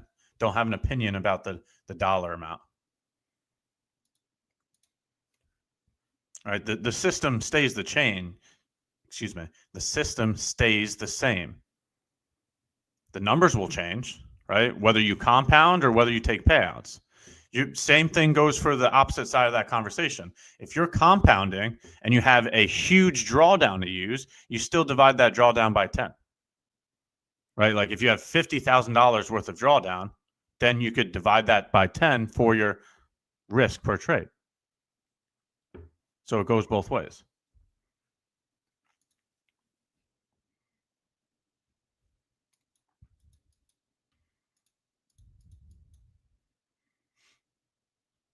Okay, so just a recap to show what I'm looking at here on the screen.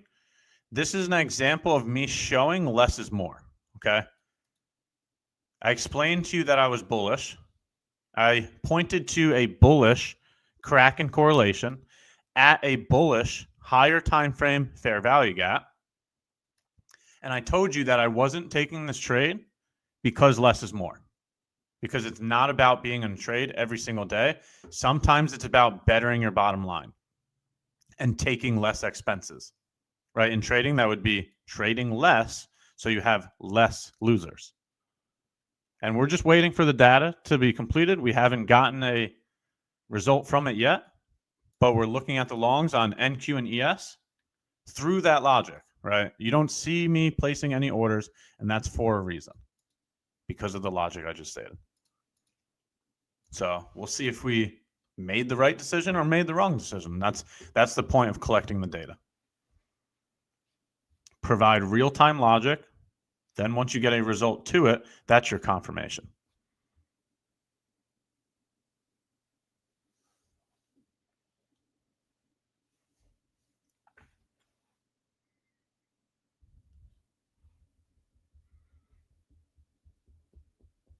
So feel free to throw any questions or comments in chat.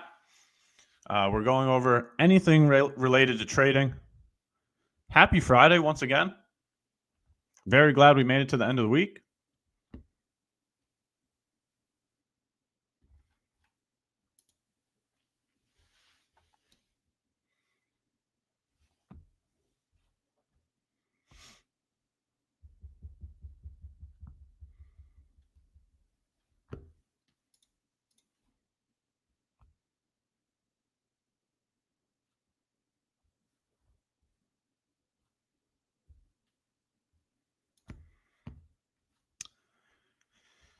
Let's see.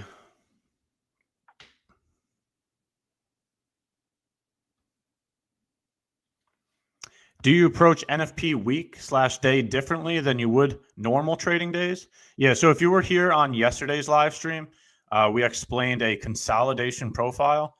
We were looking at a consolidation profile because it was the day before NFP, right? So the question was, how do I approach NFP week / day differently than you would any normal trading day? So the difference is the anticipation to NFP could cause consolidation, right? So being capable of identifying a consolidation profile and then understanding how to properly execute that. That's what the lesson was on yesterday. So I'm not going to go over that entire lesson again. If you want to just watch the recording of yesterday's live stream, it's there. That'll explain, how I approach NFP.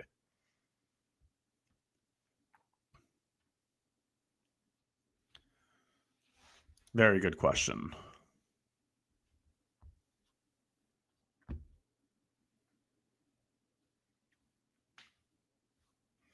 So it does look like we have a chance for a giveaway to win a 50K starter plus. If you fill out the form, yeah, I read that correctly. If you fill out the form from the link in chat, 10 of you will win the 50K starter plus account. So check the link in chat. There's a form there. If you fill it out, we are going to do a 50K starter plus giveaway for the people that fill out that form.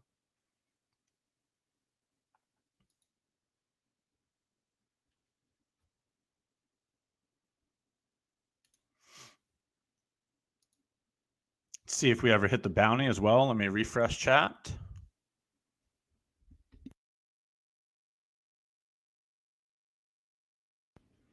All right, almost there.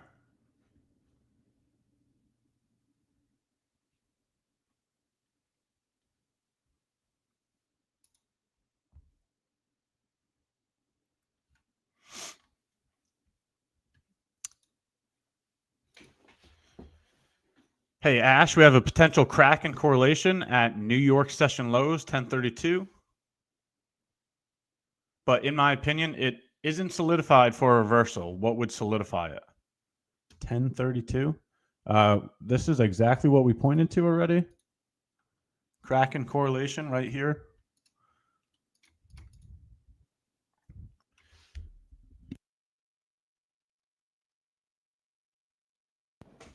You can see the crack in correlation right here as ES.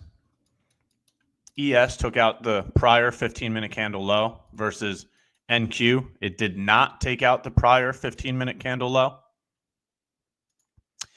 That is the exact reason why we're looking at this 1-minute change in the state of delivery on both NQ and ES. So I agree with what you're saying. There is a crack in correlation there. That is why we're looking at this information.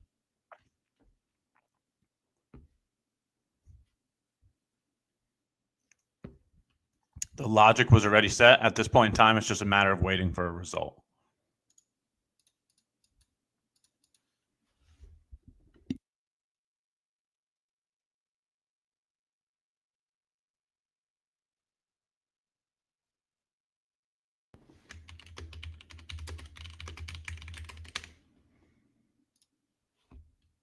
Not every day is a trade day. Yep. Love that you're able to put that in chat. Thank you for sharing that with us. I've really been trying to get that point across. Patience is truly a virtue. You do not need to be in a trade every single day. Ash, you definitely answered this already, but I forgot what you said. How did you balance full-time 9 to 5 and trading? Did you trade London or Asia? So my 9 to 5 was actually a remote 9 to 5. So I was able to do both at the same time. So for people that cannot do both at the same time, yes, that would be the answer, is try to trade London or Asia. There's the link right there. So again, the link that I had just mentioned, we're going to do a giveaway for 50K starter plus accounts for people that fill out that link, the form in that link. Okay. Honestly, there's good setups in New Day Open or Asia and London. You can trade anytime that you want to trade. The point that I've always tried to make is that you just need to set a time window for yourself, is that you understand when to trade. So that way you don't think that 24 hours a day there's a trade available. You don't want to be over trading. You should just set a limit to your trading, some boundaries.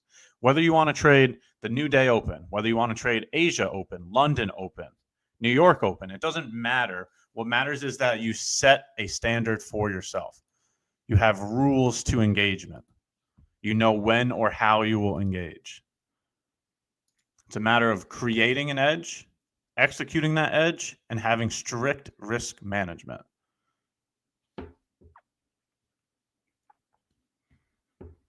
So feel free to throw any questions or comments in chat. We've just been watching a long on NQ and ES.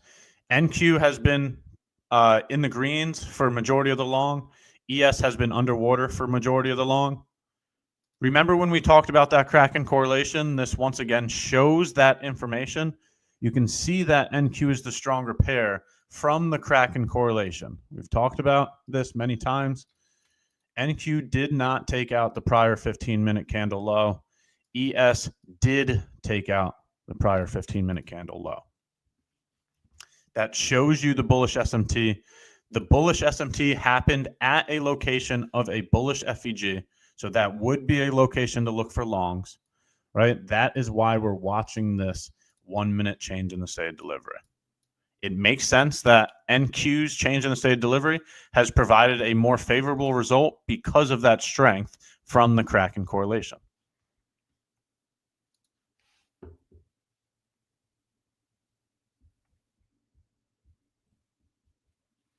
So we'll see if NQ wants to complete the 2R there. It's getting close.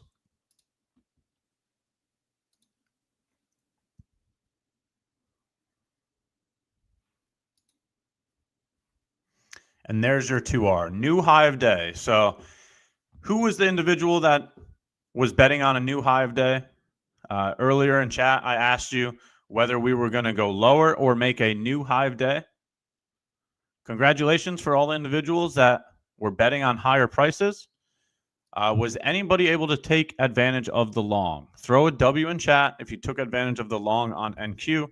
If you used any of this information, ES is just getting above water. So we'll see what happens with that. But ES is still playing out. NQ just hit the target. But Ash, did you take advantage of the long? I did not trade this. No, I did not. Why are we even here? All right. Well, congrats. I see a lot of W's. Bunch of W's in chat. Looks like chat did very well on it. How's your day going so far, Luke? Great. Today is my birthday. Is it really? Yes. Damn. Or excuse me. You get married and your birthday? Dude, all right? At the same time? I'm having fun right now. You were living the time of your life. The time of my life. Yes. Well, happy birthday. Maybe we can do some birthday giveaways. I mean, that is For the perfect people. time for some giveaways. I love coming in here and hanging out with everybody every day. I mean, it really is fun. And again, I'll reiterate this. We don't want to just like sit in an ivory tower and determine what this programming and what this company looks like. We want the feedback from all of you in terms of the product we develop, in terms of the stream that we have, the guests that we have, how we run the giveaways. When you post the comments on Reddit, we read them. We try to build for everyone. So I really do appreciate everyone. And we have a form that people are filling out to win the next giveaway. Is that right? Yeah, it looks like the form was dropped in chat. If people fill out that form, they can get a chance at a giveaway. All right. The form is oiled up and ready to roll. All right, Ash, keep going. I just popped in to interrupt you and remind people to fill out the form. Oh, yeah. I got a couple other things to get off my chest. Go ahead. One, today's the last market day to use code YouTube to get 50% off of any plan for new users, or to get 20% off Starter Plus and Expert Resets. Last market day to do so. If you don't take advantage of it, and you can buy it up to 3 times for the resets, it's gone forever. That's it. It's over. You missed out. Today, again, last market day to do so. So take a look at that. And we're looking for a rally to over 1,000 viewers for our next big giveaway. All right. We're not doing anything at 600. How's that, Ash? I like it. 1,000 views, 1,000 likes. We got to hit the 1K club for both of them. If we don't get 1,000 likes, maybe we'll have to cancel the Reddit giveaway too. I don't know. We'll see. There you go. All right, let's have some fun. Let's make it happen. Let's get some trades in. Ash, back to you.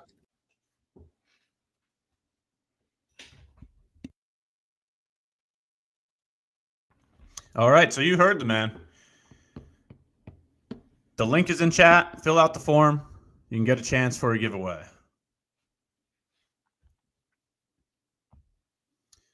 So very good job on analyzing that Kraken correlation. I saw some people in chat were also able to see it. That's a phenomenal job of being able to see that information play out in real time.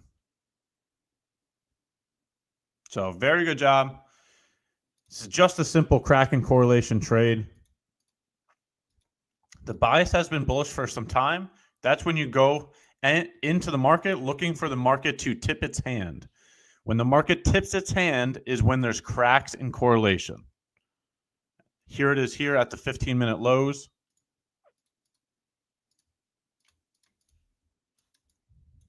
Two correlated assets doing something different at the same time. It's a crack in correlation. When understanding cracks in correlation, you want to be longing the stronger pair, shorting the weaker pair.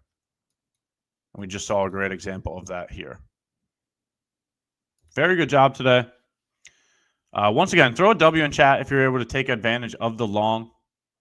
Congratulations to anybody that did.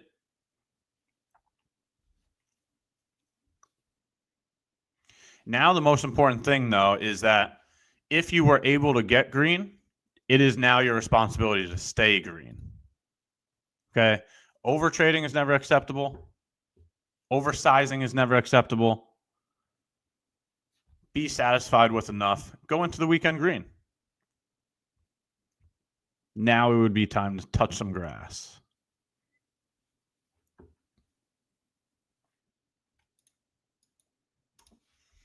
You're getting another Kraken correlation here, too, at the highs. Okay, once again, showing that ES is the weaker pair. NQ was able to take out the high, while ES has not been able to take out the high. That shows that ES is the weaker pair.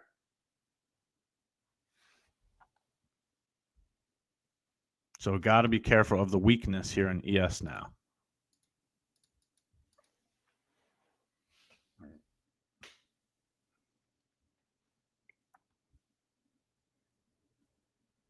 So if you have any questions or comments, feel free to throw it in chat. Got about another 15 minutes for my segment here.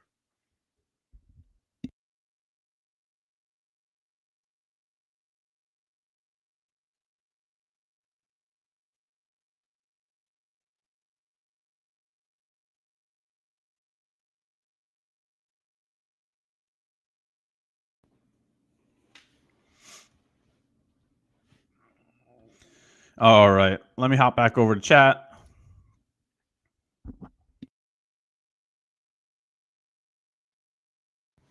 Still not at 700 likes yet. Hit the like button. Got to hit that bounty.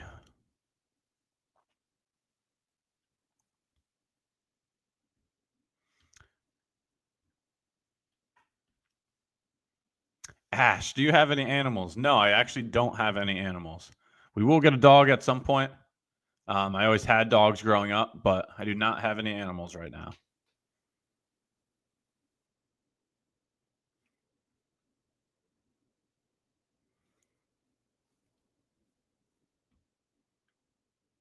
Why is this bullish? So bullish to the point that bears are getting nothing. We're not here to predict the market. We're here to react efficiently. Can't tell you how or why things happen. Price can and will do whatever it wants whenever it wants to. That's why we have to be objective to it, right? Without influence, just efficiently react to price. Read price like a book. Just read it from left to right. Take what it gives you. What is something that I wish I learned sooner? I wish I would bet on myself sooner than I did.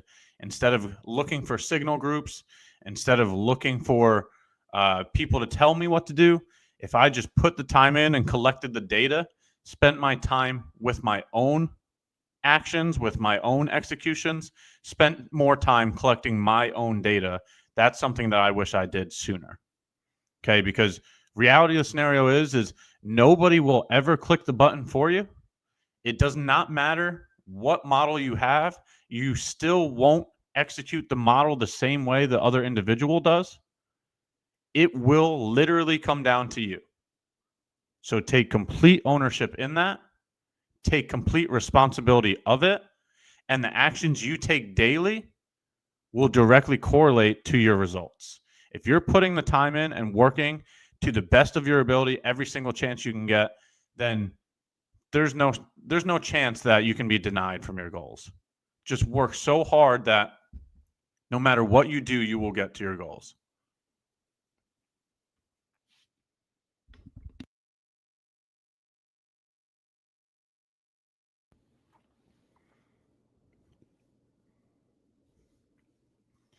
Ash, did you take a trade today? No, you'd see the trade on my screen if I took one. Not even in my account here.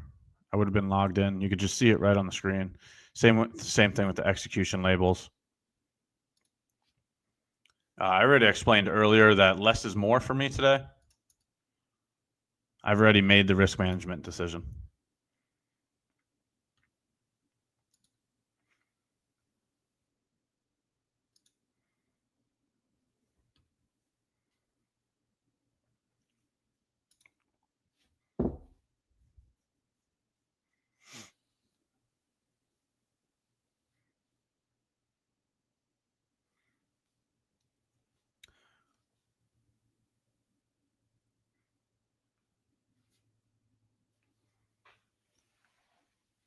So let's see what we have for the rest of today. We were able to get that new high of day. Do you guys think that we go back to the lows now? Now that we got a new high of day? Will we go back to the lows? Or do we remain bullish and continue to keep marching higher? Throw it in chat what you think where we're moving next. Do you think we'll go to the lows or do you think we'll go back to the highs?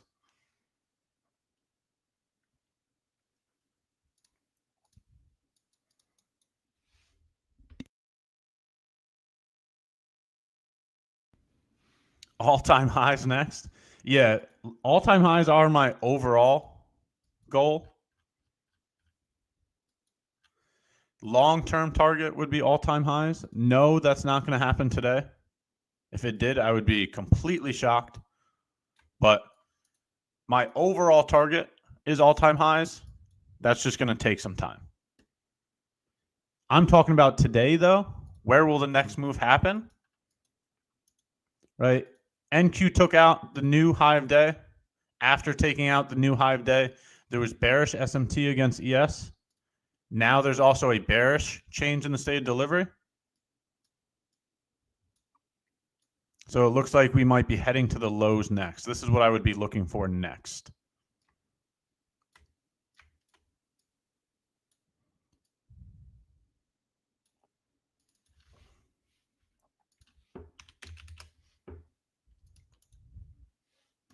Getting lots of good examples of cracks in correlation today, right? We analyzed the bullish SMT at the lows, and now we're analyzing the bearish SMT at the highs. Once again, notice how ES is able to make it to the lows.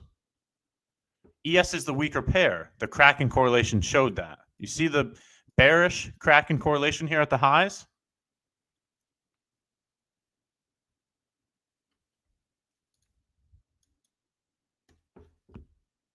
Phenomenal examples today. Now we're heading to the lows. So for anybody that said we're heading to the lows, you're getting your answer immediately.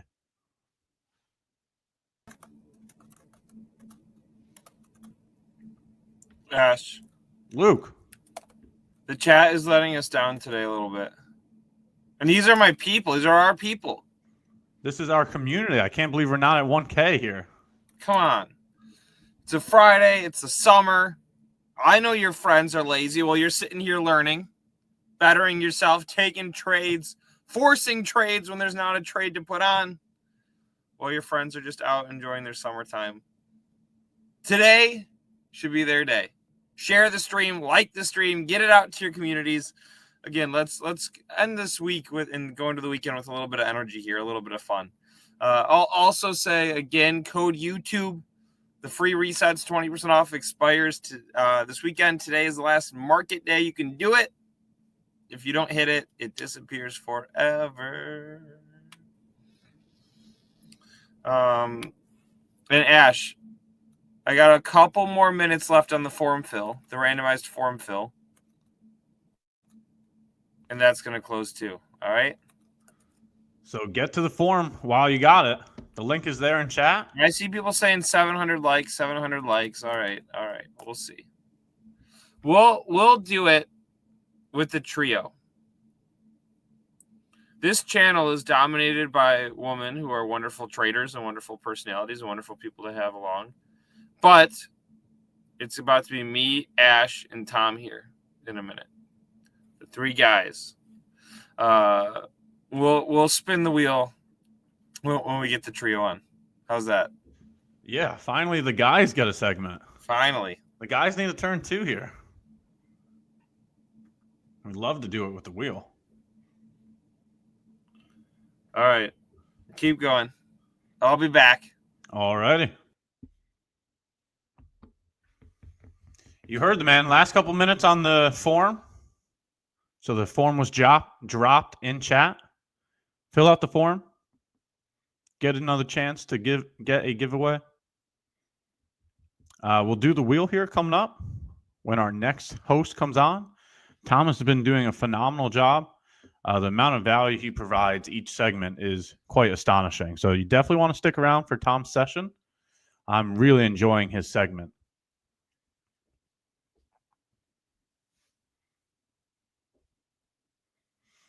So I hope everybody has a great weekend. I only have 9 more minutes here on my segment. So if you have any last closing comments or questions, feel free to throw it here on chat.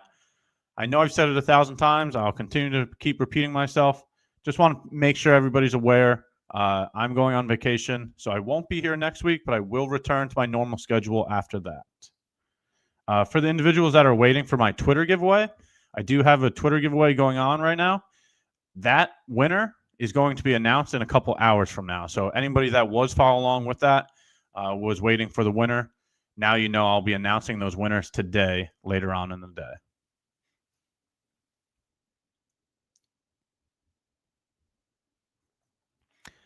How have you got over a long losing streak in the past? Just know that everybody has losing streaks. That is the natural progression of a trader. It will happen. In this business, losses are inevitable. This is another data collection answer. Okay. If you know your largest losing streaks, then you'll have conviction in knowing how much closer you are to your next win, right? If your maximum losing streak has been, 7 losses in a row, and your average losing streak is, 5 losses in a row or 4 losses in a row, then you'll have conviction in knowing that you're just a couple trades away from the next winner. So stick to the plan, stick to the model, stick to your risk management, continue to keep executing. Be data-driven.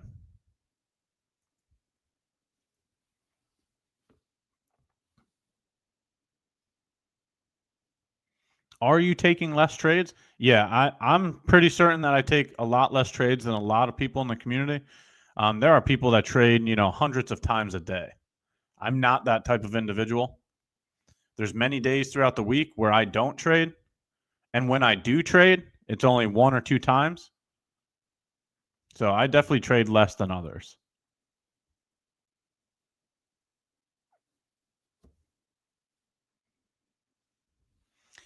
Once again, another very good job analyzing a Kraken correlation. We've done that twice now here during my session. We saw the bullish move to the highs, and then we saw the bearish move to the lows, all from looking at cracks in correlation. All right, you can see the bearish SMT here. ES did not take out the high, while NQ did take out the high. Same thing happened during the beginning of the segment where we looked at this 15-minute Kraken correlation at the lows. So very good learning experience this morning. some of the logic that we use in our decision making played out very nicely today.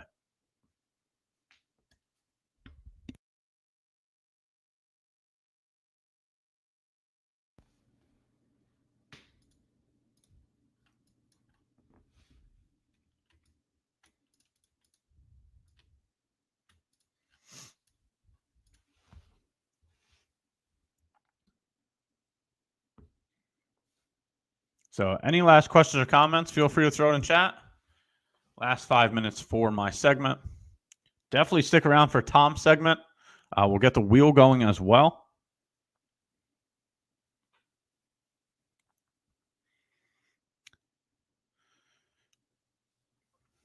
Am I using macro times? No, in my opinion, I don't believe macro times is a real thing. That's just a new terminology used to say the hourly candle is opening or closing. No, I don't use macro times. I don't think that's a real thing. Price over time. Okay. Price is more important. Being objective to price, understanding how price moves, that's more important than a time. Okay. On top of the fact that there's hundreds of different terminologies out there at this point, that's just an hourly candle opening and closing.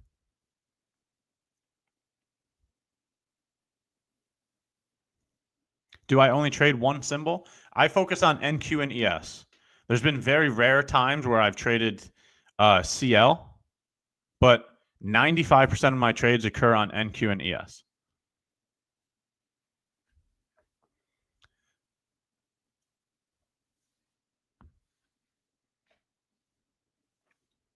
ES or NQ, between ES and NQ, the majority of my trades are on NQ. So it just, the volatility is nice. It moves more.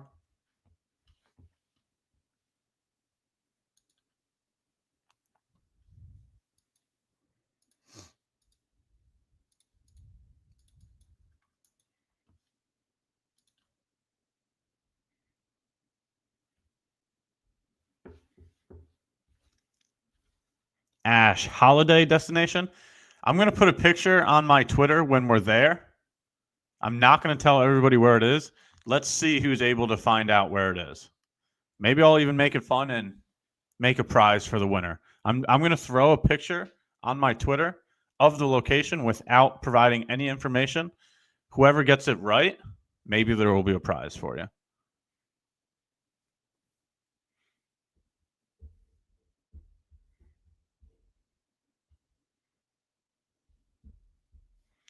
Market doesn't give any good trades on Fridays. I highly disagree with that. We just pointed to two beautiful positions. We watched a move from the lows back to the highs. Then we watched a move from the highs back to the lows. There was two beautiful positions simply shown from a crack in correlation.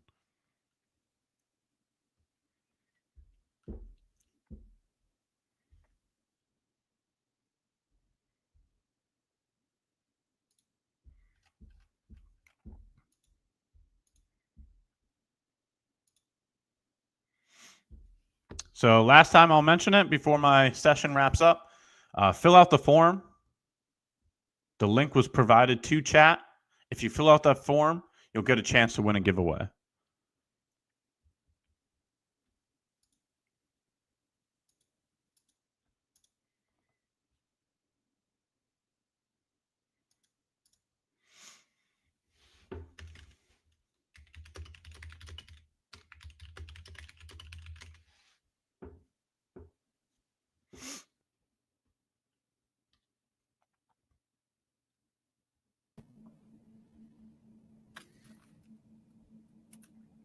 Is it wheel time?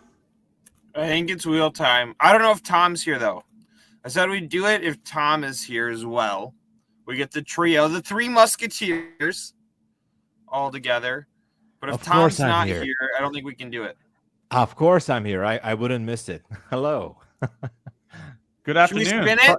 It's nice to finally get to say hi to you, Tom. How are you doing today? Finally. Man, I love your segments. Like, I always come here and I say, darn, this guy always says what I want to say. So you just take away my topics, because everything you say is just awesome. And I was always tuning in. So Good Well, job, right man. back at you. The feeling's mutual. I find a lot of value in your segment. I really highly enjoy getting to stick around and learn from Awesome. you as well. Ah, great. Thank you. Thank you. Well, we'll I do mean, our best here. Ash gets big money, Tom. I mean, Ash has a big trip to Ontario. Yeah, you know, I was assuming that, he's definitely a big shot. You know, I'm just filling up the gaps here. You know. Anyway. I mean, have you ever been to Ontario, Canada, Tom? I mean, that's where Ash is a big vacation plan too. Nice. Never been there. We'll go to the but cold. I mean, my bucket Very list cold. that definitely has that thing on. Like, I would like to drive through all the big cities in the U.S. You know, once I need to do that. You know, just rent a nice American V8. American you know, vehicle, yes. exactly, and do it. You know, You have to get a truck if you come here. It's got to be in a truck. all right. Will do. All right, should we spin the wheel? Chat, are you ready for the wheel? I need some energy. Are we ready for the wheel? Chat's been dying for the wheel. They absolutely want the wheel on a Friday. You think so? That mean we should give it a go? How many Yeah. spins? The gentleman's wheel. Yes. As much as All right, much as there's the possible. energy. You know, as much as possible. All right. Let's hit it. First winner coming to you live. The trio, the trifecta.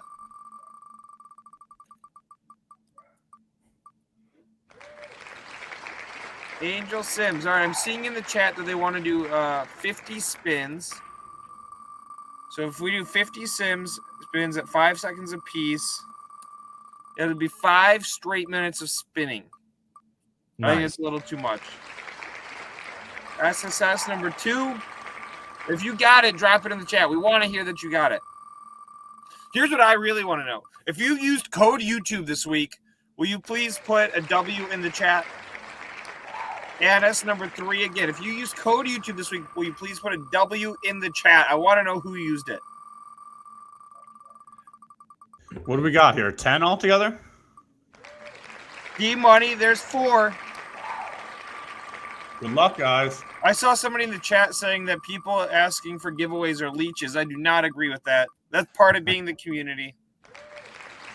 Oh, wow. Y'all are really going to start trolling us with these names, aren't That's you? a cool name. I like that. I'm not going to read that one. There's 5. Yeah, wanting the giveaways, participating in the giveaways. Larry 6 is part of the show. It's part of the stream. It's a part of a thank you that we give you for giving us feedback, helping us to build this channel, helping us to build our plans. IRT trades, there's 7. Somebody's saying that we should drop the code while the wheel is spinning. That would be mind-blowing. If we have a code ready, I would love to have one of our producers do that. I don't know if we do. Maybe next week. We'll hint. There's 8. Misha.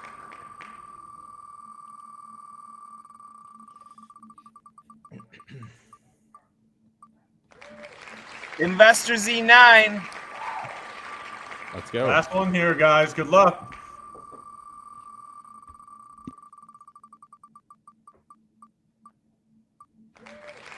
In Sabah. But wait, I gotta talk to the chat for a second. Tom, Ash, you're not part of this conversation, okay? Oh my gosh. Okay. You're out. Chat, should we do a couple more spins for some Friday fun, some Friday energy? I see the view count railing. Should we do a couple more spins? It's a question for the chat. If there's an overwhelming response, we'll do a couple more. If it's a muted response, no need. We'll get back to the content, back to the education. I know I interrupt the content here. It doesn't seem like chat wants to do more spins. I think we got to get 1K likes. Come on, 1K everybody. views. All right, come on, a couple more. Even though chat doesn't want it, I'm just going to decide we're doing a couple more spins, okay? 5 more, come on. Takes you to 15. That's $1,500 of freebies going out from the wheel in just a couple minutes. Tom, should we do more giveaways in your session? Absolutely. Don't stop. It's Friday. We got to keep the spirit high, and we just need to keep this rolling. So you Friday must. Fun Day. Exactly. It's not Freak Off Friday. We No. learned that a couple weeks ago. Absolutely. 2 more. Come on now. We're rallying to 1,000 on the view count. EMB, last but not least. Last but not least, one more.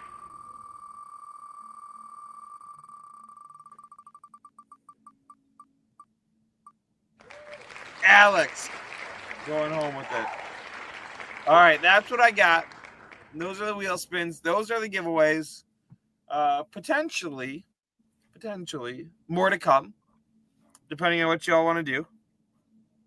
So stay tuned. Tom, what do we have to look forward to in the next hour here, bud? Well, I'm going to do a quick recap, and I think we're going to use this time to, well, try to forecast what could be happening in the PM session. And maybe, as usual, we're going to hit some, good topics according to psychology and all that such. So we have some good topics, I guess. Okay, great. Well, Ash, I'm going to say goodbye to you. Luke, I'm going to say goodbye to myself. And Tom, it's over to you, my friend. It was awesome. All right. Everybody, here we are. What can I say? So far, the day was, well, it was quite difficult. But anyway, as usual, I'm going to do a quick recap. Awesome to be here, by the way, guys. The chat is awesome. The vibe is just, couldn't be better. But look at what happened since London session. Pretty much sideways action. What was the range so far? We were just going sideways in 50 points, right? I mean, I wasn't streaming this morning, but I think this was one of those days when I said, oh my gosh, I'm so happy I was not trading and not streaming. Good. This price action was horrendous, to say the least. But there was actually one zone I was watching on my cell phone because I was doing some family things, but I checked out this zone here. Let me show you this. And it was on the 5-minute chart. And you know me, I'm trading in the zone. Actually, I was thinking maybe that's why I like that Mark Douglas book, Trading in the Zone, because I'm all over with these zones. And you guys are gonna hear this so many times from me, speaking everything I can tell you about these zones. But anyway, I was watching this level starting somewhere around 21,670. Obviously, I wasn't trading, but I was like, man, on the downside, there was nothing special. And so I thought that, but I always say in my streams as well that these zones meant to be broken. So the high of that zone was somewhere at 738. Obviously, it did not break it before the news, but then it got totally wiped out with the news. And then I barely made it to trade. I think I got back to the computer sometime around 9:40 something. And then I immediately saw this other zone as price was escalating to the upside here. If you scroll it back to actually yesterday in lunch hour, we had these two bullish candles at 12:20 and 25. So right during the lunch hour. And actually, let me point this out here. So these two bullish candles, and those were actually in a very, very good level. Now it picked up liquidity, continued to shift the structure to the downside. Obviously, I think this was the time when Elon and President Trump were having their little affair on social media. So Tesla definitely took NQ down a little bit. I mean, anyway, no comment on the politics, but definitely it had to do something with all that. But anyway, this zone was interesting to watch. And then when I got back to the computer, I saw that, man, this is interesting. So I was already a little bit too late. I managed to make some small scalps before we started streaming. And then during the live stream, we just took a nice long position. The target was to break this level somehow. My TP was actually at 868. It was nicely taken out. So just before, like about 20 minutes before I got here, we just had that TP. It was a really beautiful and nice trade. And now this drop to the downside here to this other zone. Now, I would say, again, at this time of the day, we got to a point where we are just we are just at no man's land. Like, I think this is the closest I can say, like, no man's land, because we just took out some levels here. Liquidity has been somewhat swept. Took out order blocks. We had actually two on the 5 minutes, so I just switched to 5 minute chart. There's an order block here, here, swept both of these. And now this line, which I have at 729, is actually a 1 minute fair value gap. Now, why do I keep it there? For future reference, because after the news came out, this candle, this fair value gap, which starts at 729.75 on the micro, has never been mitigated. So no wick, no down close candle, nothing. And also, if you go to the 5 minute chart on the micro, now this is a minor level. You don't really have to like trade these levels, but I always put this on. If I see on a 5 minute or higher time frame an unbalanced price range like this, so what I mean by that, it's right at the news candle on the 5 minute chart. I checked it, double checked it, and it's here. Now, obviously, it's not rebalanced, it's just repriced. So we don't have a down close candle in this area down there. I'm not saying it's going to go there today. I'm just saying that it could be an interesting reference point for the future.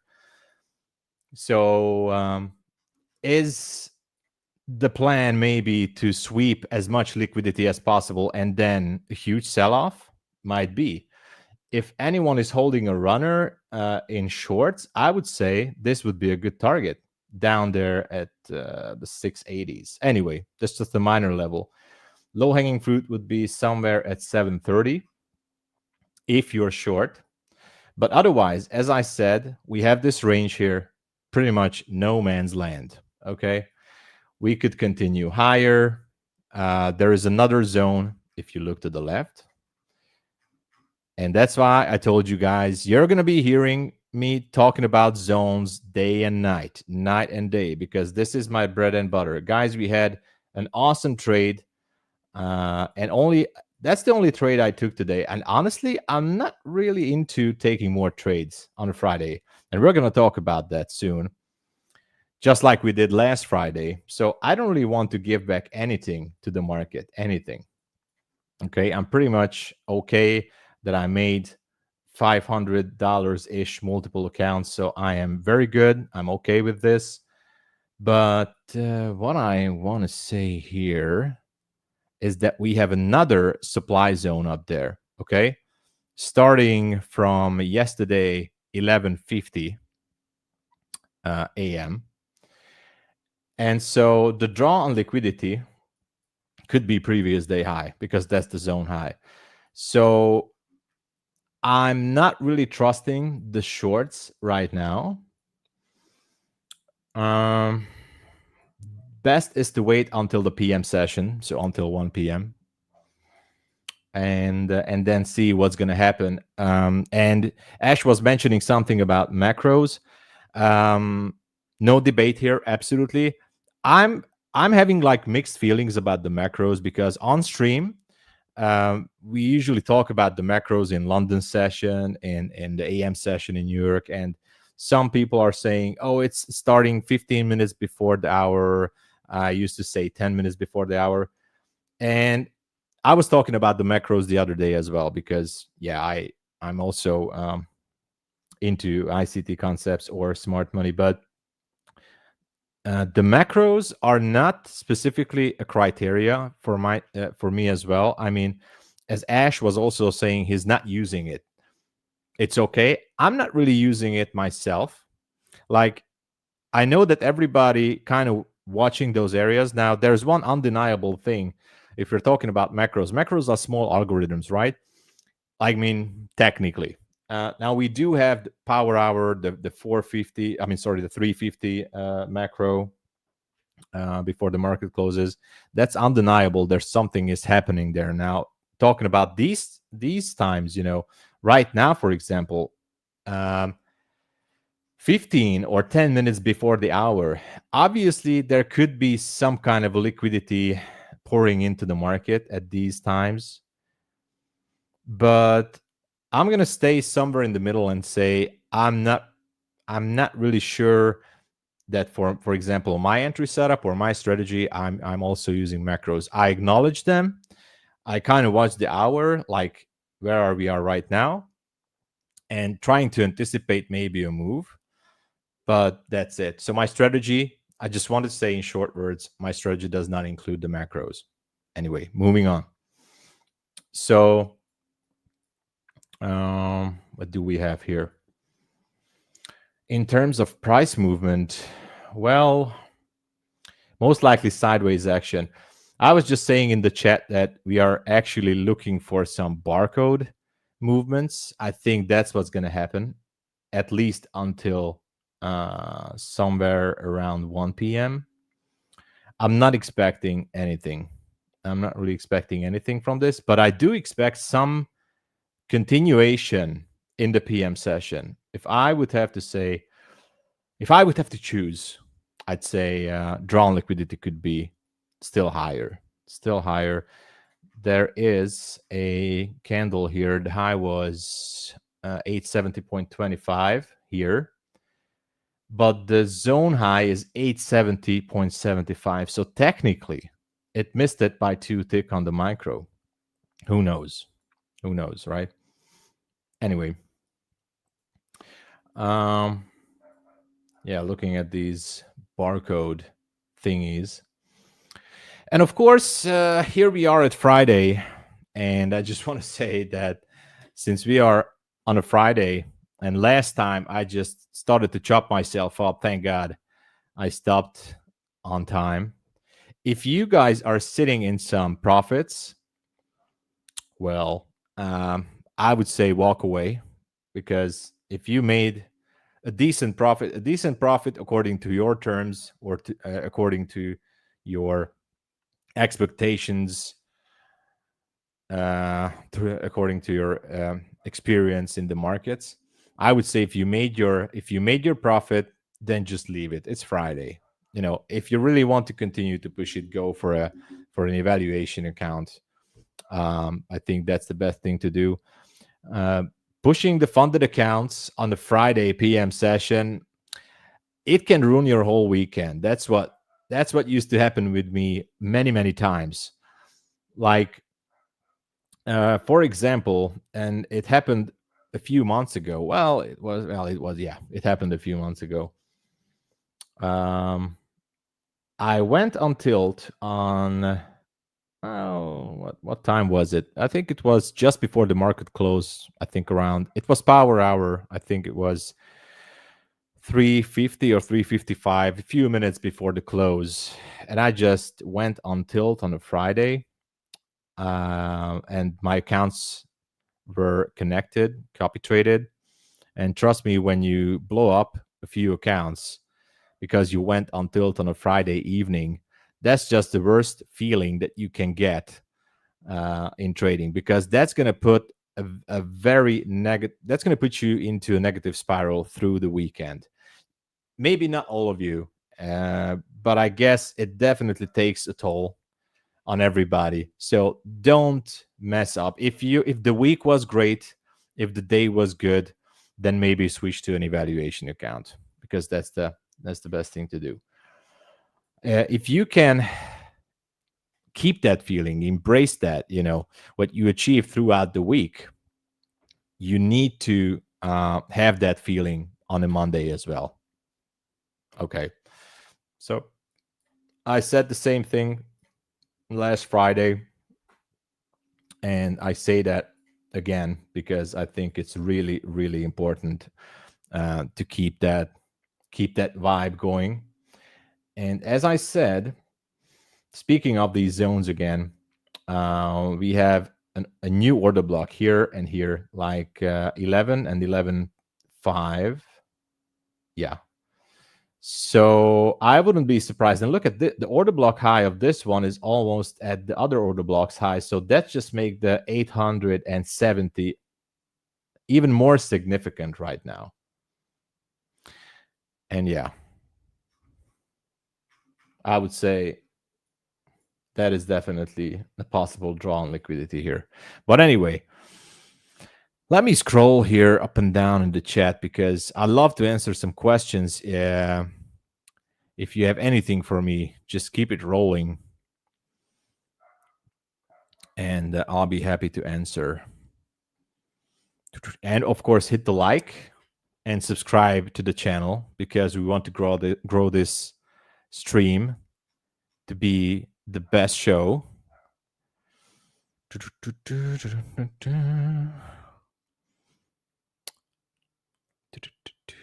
Yeah, everybody wants the codes.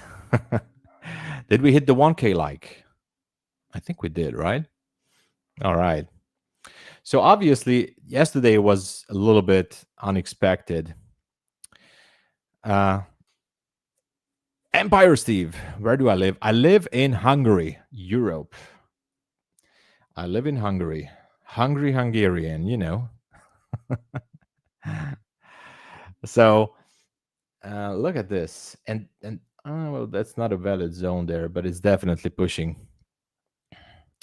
Next week, daily 2-hour car segments. I'm down for it. We're gonna do it after Matt's segment, so we're gonna have a chill PM session, right? Oh, Langos, Adrian, you're not gonna believe this. This morning, I was having Langos. By the way, I was bringing my mother to a treatment to the hospital, and at 6:30 in the morning, there's a place we stopped by. We ate Langos. Swear to God, it was awesome.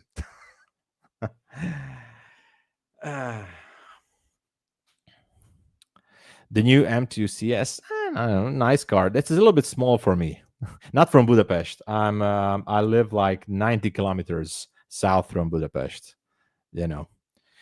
Yeah, Budapest is fine, but I'm not like, I came from a village. Yeah, you heard it right. A small village, actually.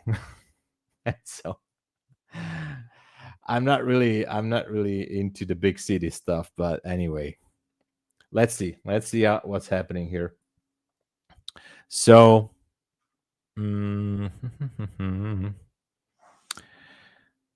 oh, Oscar, I'm just seeing you blew 3 funded today. Jeez, man. Back to the drawing board, Oscar. Yeah. Anyway. Okay, so we are slowly edging higher. Oh, no politics here, Jack. I would not comment on our prime minister. If you want my answer to this, you got to come to my stream. You're in the village. Nice, Abhishek. Awesome. No. I'm not commenting about Trump or politics or anything. Who knows? I'm not gonna corner myself, you know. What qualifies a zone? Very good question, Chris. Well, as for zones, I think the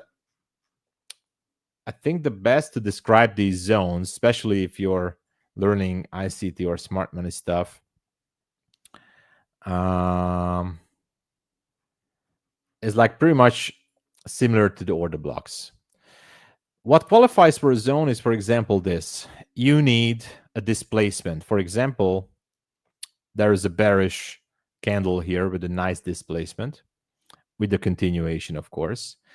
And if we're looking for a bearish order block or supply zone, we need bullish candles to push into. It can be a wick. It doesn't necessarily have to be the body of the candle. It needs to do some damage in this fair value gap.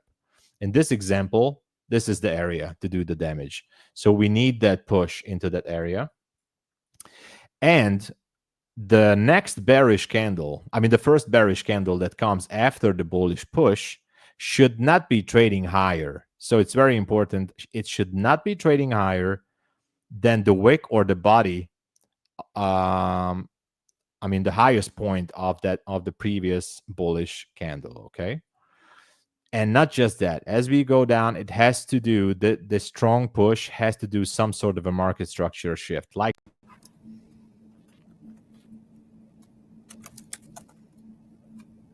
I'm here. I've arisen. You know what that means? more free stuff. That's what we More like. free stuff. I'm putting all right, we're going to do two things. I've got a code to drop in the next little bit here. Okay, so stay tuned. I also have a link to a form fill. This one's a juicy one, Tom. All right. The question in the form fill is, what team are you on? Team Trump, Team Musk, or Team Terry? Oh my gosh. All you have to do is fill out your name and answer a goofy little question. We're having fun on this fabulous Friday. Oh yeah. Not the Freak Off Friday, the fabulous Friday. Fabulous. And you'll be entered to win. We'll come out with these results in about half an hour, somewhere around there. And again, we're working on cooking up a code to drop a code for you all as well. How's Let's that go. sound? That is awesome, I think. All right, the viewer count, you got it to 1,000. That's what I asked for to get a code drop here, and we always deliver. Awesome, awesome. Let's go, everybody. You know what to do.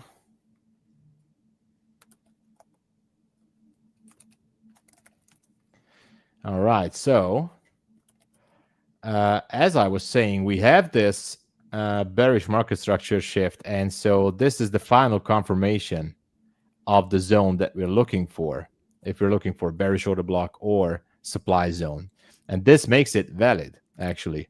So that's the final part that we need to accomplish if we're looking for a valid zone. The zone itself is, by the way, comes from the opening of the first bullish candle, and I'm using the body of the candle, so I don't care about the wicks here. If I'm looking for a bearish order block or a supply zone, I don't care about the wicks here. I want to see, what I care about is the opening of the body, which in this case is 844. Okay. Now the upside level of, the upper level of the zone, the highest level of the zone, I use the wick.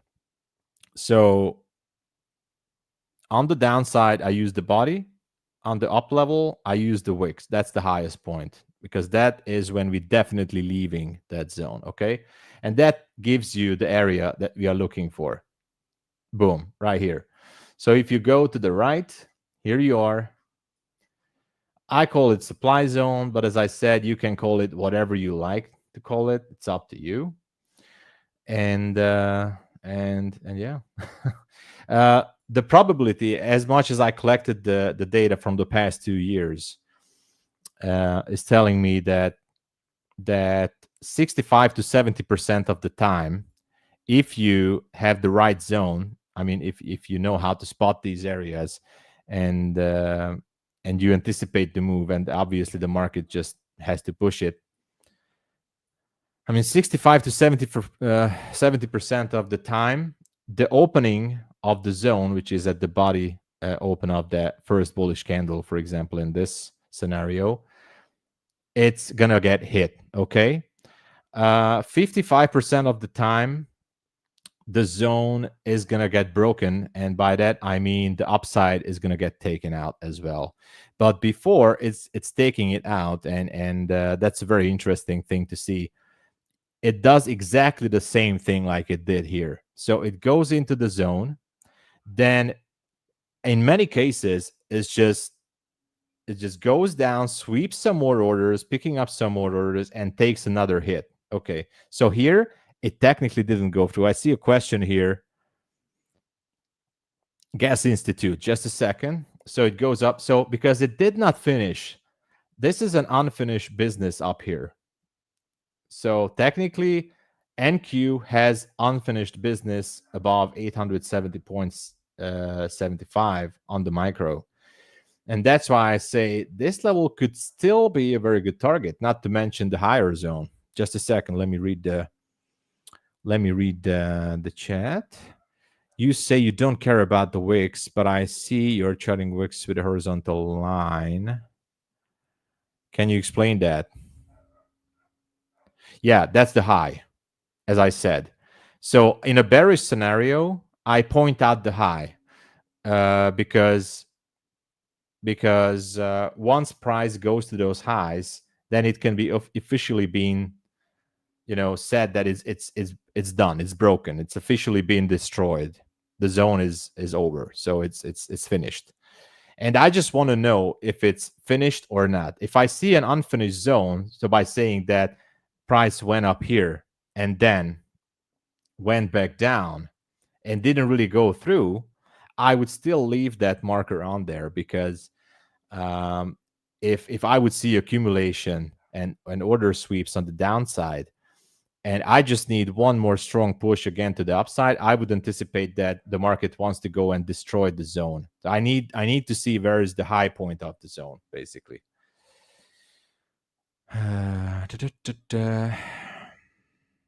Wicks are just closes on lower time frames, so they are valid. Yeah, I know. Everybody, I'm not saying you cannot go for the wicks, even on a bearish zone.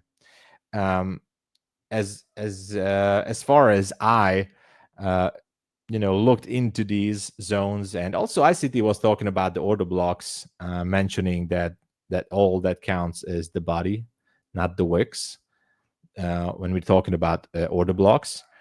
I tried to find some kind of middle way here, and so far I found that once it goes to the wick, like 8 or 9 out of 10 times, it's just definitely going to go for the body of the candle. So why not have a little bit bigger risk to reward ratio, right, when you're entering to those trades? Those wicked wicks, exactly, right? I know. So what indicators do I use? I'm not using indicator. I just use a very simple tool that's called rectangle tool. That's it. Rectangle tool. You can it's built inside everywhere, every charting platform. Quant Tower, TradingView, NinjaTrader, you find it everywhere. It's just a simple rectangle tool, nothing else. The only thing I've set up is I always put a midline there just to see the middle of every zone, even if it's just a fair value gap or whatever. Okay, so where was I? At the zones. Okay, I explained the zone. I explained why I look for these levels. And there was another question I saw there earlier.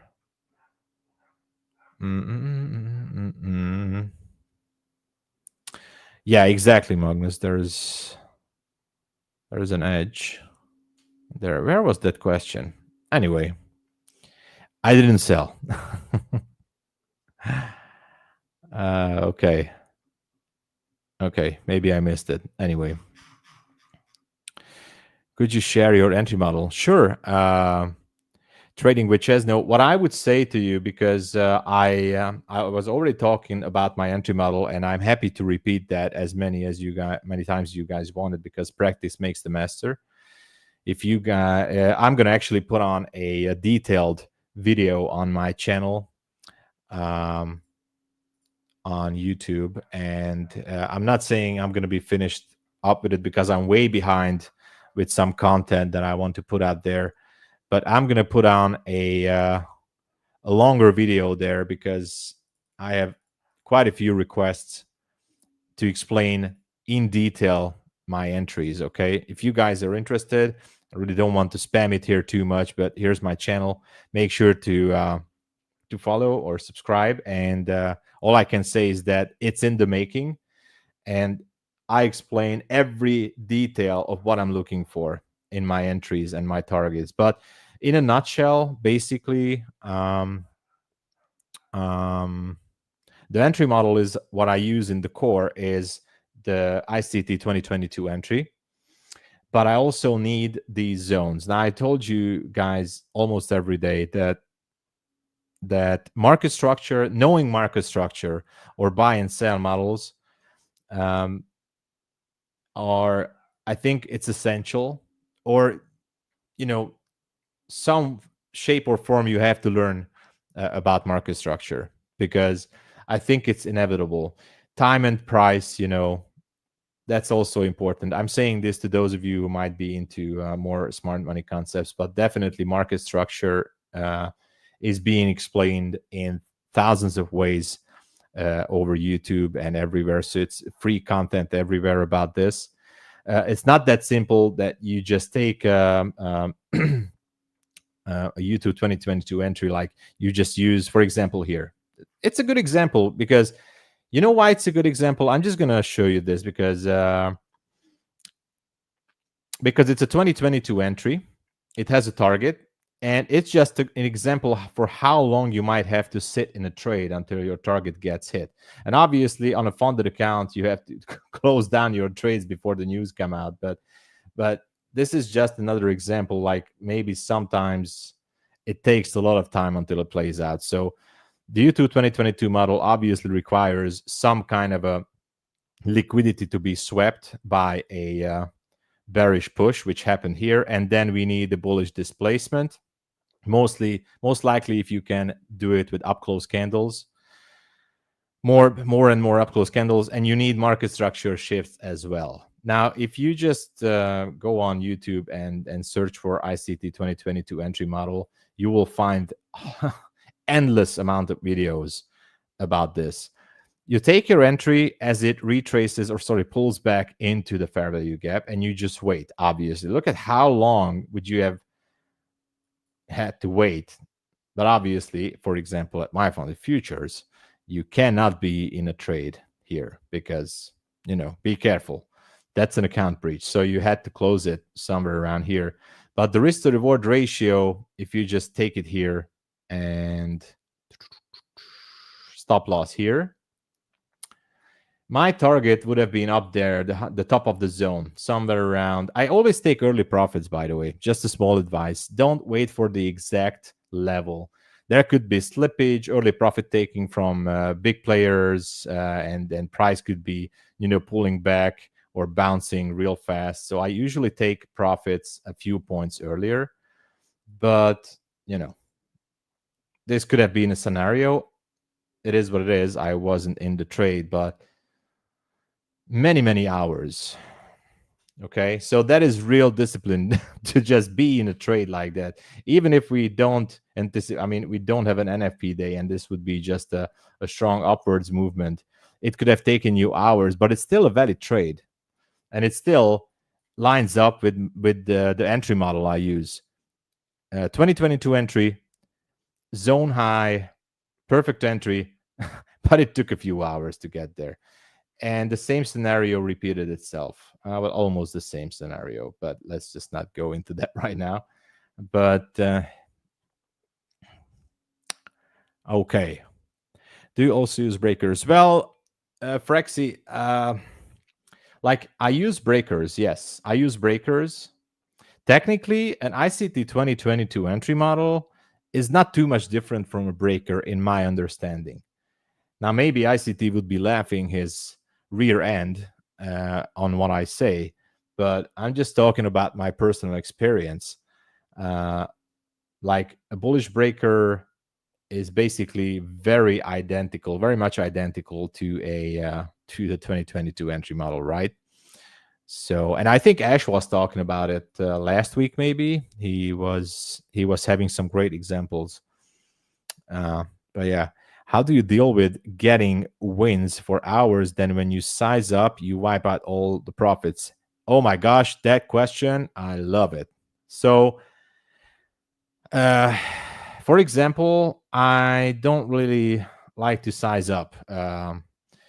As far as I'm not getting the account to a respectable buffer zone, I'm not really sizing up my positions. there's a maximum risk I take until I don't reach a certain amount of profit. Let's just say we're talking about a 50K account. And I'm going to show you guys something here before I finish up for today, but it's going to be for later. Until I'm not getting the account to like $4,000 or $5,000 of buffer or profits, whatever, I'm usually going with the same risk. And the same risk for me, like $200 or $300 maximum, which requires only a few micros. I trade with micros, as I said many, many times.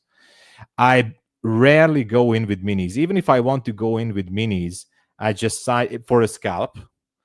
For scalp, in my understanding, is around like 10 points at least. I try to go for that 10, 12 points or 15 maybe, and obviously not just for a second or something. I try to trade by the rules and hold the trade for a certain amount of time. But I would say 10 micro is usually my maximum if I scalp. So I don't really size up, is the short answer. Whenever I size up, I do stupid things. That's just happened because that's human nature. I do stupid. Look at this guy. It's going there. Whenever I size up, I just do stupid stuff. Like I go on tilt, push the reverse button. It's a good thing that in Quant Tower you can actually disable that button. And just chop myself up, right? So more liquidity and 900. Yeah, I agree. By the way, we have 900 up there. As I told you guys, I have a very strong belief that we're gonna hit that high again at 870. But I'm not taking the trade. I made my profit. What about your max trade per day and per week? Max trade per day. Well, if you're asking how much would be a trade or profit for a day or for a week, if I make anywhere between $300 to $500 of profit on my funded account, that's it. I can do two things: walk away or just switch to another account. Because we are all somewhat addicted to the markets. I know it's super hard to walk away from the charts. Small advice: if you cannot walk away, then switch to an evaluation account. Maybe a demo, but I told you demo is not the real thing. But switch to an evaluation account and maybe continue to trade there if you really cannot walk away. But leave your funded account in peace, especially on a Friday. All right. Oh yeah. The daily CB. Yeah. What if you lose 2 trades or X trades? What's your maximum? I would say the maximum so I trade on the 50K accounts. Okay. So if I go down for about $600 ish, plus minus 100, if I go down for about $600 on a funded account in a day, I think that's like a mental stop limit there. That okay, I'm sure that I did something very wrong. If I go down $600 on a 50K account on a day, I'm 100% sure that it's not the market. I did something bad. So I broke the rules somewhere. That's a confirmation. So I just need to walk away or switch to another account. So I found it easier to manage my urge to trade when I just switched to another, mostly evaluation account. So yeah, the 850 level as well. Yeah. We have this. So. And by the way, I am. I know the new hype is the first presentation gap. Everybody's hyped up the first presentation gap. I acknowledged it that it's there. On my streams, I used to put it there like, okay, let's just put the first fair value gap there and let's just see what happens. So I think that's my approach about the first fair value gap. Like, let's see what happens. We'll see. But I did see that price really respects it in a certain way. So I cannot say that with experience behind my back regarding the first fair value gap, that how can you trade it or how can you utilize it. I think it's ICT's department to say every little detail. But this year I'm not really following that. But I know that's the new hype, and I do see that the market does respecting that area. But you know what? Since I'm doing very good with this entry model, I don't really want to get into an analysis paralysis, because that's just too much. So I don't know who said this. Bruce Lee. Bruce Lee was the one. I cannot quote him 100%, but and I tried to express myself, but I think it was Bruce Lee or Brandon Lee. It was his son, or Bruce Lee. He said that you don't need to learn 10,000 kicks. That's stupid. You need to learn one kick and practice it for 10,000 times. One kick.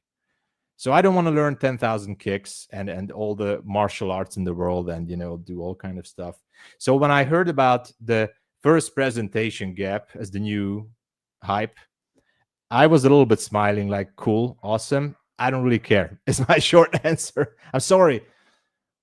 We praise you, ICT, obviously, but I don't really care about it. I think I can say it out now. Okay. So anyway, I said it. So I don't really care too much about it, but I do acknowledge it, that it's there. But since I showed you guys what I'm looking for every single day, yesterday, last week, here at MyFunded TV, and also on my channel, I talk about the same stuff. I do the same thing, and I get profits. And I don't care about the new hypes and the new whatever. I listen to it. I acknowledge it. I respect everybody who makes profit with it. Awesome. Kudos, hats off, and all the good wishes. But, I'm good. I'm good with the old concepts or whatever you want to call it. I'm good. I'm fine with it. So you got 10,000 times. I think that's practice. Yeah, that's a good practice, I guess. But anyway, let me just show you guys something, because I promised you guys yesterday. I'm going to do a quick recap on the MyFundedFutures funded account, which I just started last week. I think it was last week. So I already got this here. So here's the account. And so this account I started, when was the first trading day? The first trading day on the starter account was, the 29th of May. Okay. So $197, $700. Today I did not take a trade. 290, 143, 245. As you can see, one trade, two trades. Now I did have some more trades here. Yeah, 3 trades on the first day. I was a little bit nervous there. I could request a payout, but I'm not going to. I tried to build up this account, and about the numbers that I use: average win 209, average loss 101, profit factor, contracts, win ratio 88%. Not that it matters too much, but as you can see, the volume of my trades: 7 micro, 3 micros, 2 micros, 10 micro. I went crazy there. Look at that. 10 micro and 10 micro. I think it was scalps. So anyway, I think the dashboard at MyFundedFutures is just awesome. It's just super awesome. You can just, we need to trade more to get to the live account. So it's going to be quite a journey. I do my best in terms of discipline to get this account as higher as possible. So let me go back to the charts and let me show. Oh, sorry. Let me do another thing. That was on purpose. Don't worry. So, obviously, the goal is to continue and build the account, build the buffer. You guys liked it? Look at this. Finally, I know how to use AI. I look handsome, right? I definitely look at. I just bought this suit. It was super expensive. It was very expensive. I like it. I think we're gonna have to use this. You're gonna have to use this everywhere now. All right. Almost. CNBC vibes. Exactly. So yeah, it's a marathon, as I wanted to say. It's a marathon. It's not a sprint, step by step, build it up. And, as I was saying, because it's Friday, I would have been feel myself. I would have felt myself a little bit embarrassed if I would have done some stupid thing on that funded account. Obviously, I'm aiming to get some more, because I'm building another funded account. Sorry, starter account right now. I'm super excited to be on this journey. But anyway, where was I? I'm not a spy. But by the way, I was always a James Bond fan. I was always, my favorite James Bond is Pierce Brosnan, obviously from my age, my time. I think Pierce Brosnan has that, and obviously, what car was Pierce Brosnan driving? He was driving a BMW Z3 and the Z8. Now the Z8 is still a little bit more expensive, but I had two Z3s. I had a 1.8 engine, and I had the 2.8 engine as well, the big engine. I love that car, and risk per day trade risk per day per trade on that starter account. Okay, so the risk per day is the same. Like I would go about $500 or $600. If I'm down to a little, like maybe $700, that would be absolutely a red flag that you have to stop. Did I hit the daily loss limit on MyFundedFutures? Oh man, you wouldn't imagine how many times I hit the daily loss limit. There was also an account with MyFundedFutures. I nourished it for more than 3 months. I hit the daily loss limit 3 or 4 times, 3 times minimum, and I got 2 payouts from that MyFundedFutures account. So the daily loss limit can actually prevent you to go full crazy. I'm sorry to say that like this, but sometimes the daily loss limit, I mean, it definitely helps on those full tilt days. And if I would have not had that daily loss limit on the starter, I mean, it helped me to get those payouts, and it was awesome. Sabo, Tom Sabo.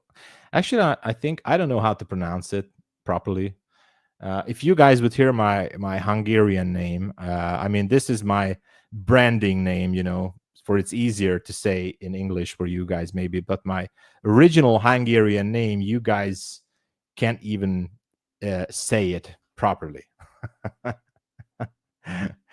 So, but obviously it's kind of like the same as Tom Sabo, but I'm going to say it's Tomasz Sabo. Tomasz Sabo, right? You can't say it. I told you guys. What is happening here? Are we melting down again? If we do, watch out for that 729. So who knows? That's easy, right? Anyway, I think I missed some questions. I have to look into it. But whatever you do, as long as we're staying in this area, maybe it's better to not pull the trigger, because I think we have to wait for the 1 p.m. session here, because it's a coin toss. Look at that. We're right in the middle. Oh, Luke is back. Oh my gosh. I'm back. Everybody. That means good things are inbound. The energy is high. We're feeling ourselves on this Friday. Yeah, let's go. Everybody push the W. It's a victory day. It's a fun Friday, right? Actually, that's not a W. It's a win day. So V and W, whatever you like. V and W. Yeah. Wait. What role did Hungary play in World War II? What? Sorry. What role did Hungary play in World War II? What world? What side are we? What? No, like I know what side, but like I don't know. Okay, I guess it didn't care about it. World War II, maybe. Well, I mean, we always pick the worst side. That's possible. So the Hungary was always on the bad side. We were forced to be on the bad side always. So that's what we get usually. Got it. Because today is D-Day. Oh yeah. Special day for us Americans. Mm-hmm. Oh yeah. So the Canadians involved. Yeah, so the biggest day like that in Hungary is actually March 15. So 1948. 1848. March 15 is like a real big day here in Hungary, like big celebrations and everything. But yeah. All right. So to celebrate D-Day, to celebrate some madness that we have, how about we spin the wheel again? Oh yeah, we definitely have to do that. I promised everybody that you're gonna do like 50 spins here. Maybe what if we like did something crazy during the middle of the wheel spin? I'm not gonna put on a penguin suit if that's what you're saying. So All right, I might have something crazier. But we asked the question, what team are you on? The options are Team Trump, Team Musk, and Team Terry. We had 61 people vote Team Trump, 104 vote Team Musk, 278 Team Terry's. I just wanted to say that as well. Exactly. So like the stream, share the stream. I need to see it. Let's rally it back to 1,000. Okay, and we'll make some magic happen during Matt's. This fabulous Friday, not a freaky Friday, not a freak off Friday, a fabulous Friday. We're spinning the wheel, and we're gonna read out some winners. How many spins, Tom? How many? Well, 50, right? That's well, what you always say a number I can't do. We just spun. And you have to do at least 20 then. 20. Try. Okay. I don't know. I'm just trying to push you. I'm trying to push your limits. I'm going to do 8, but I'm going to do something magical and special and scary and spooky during the wheel spin that nobody's going to see coming. Here we go. All right, number 3, WK17.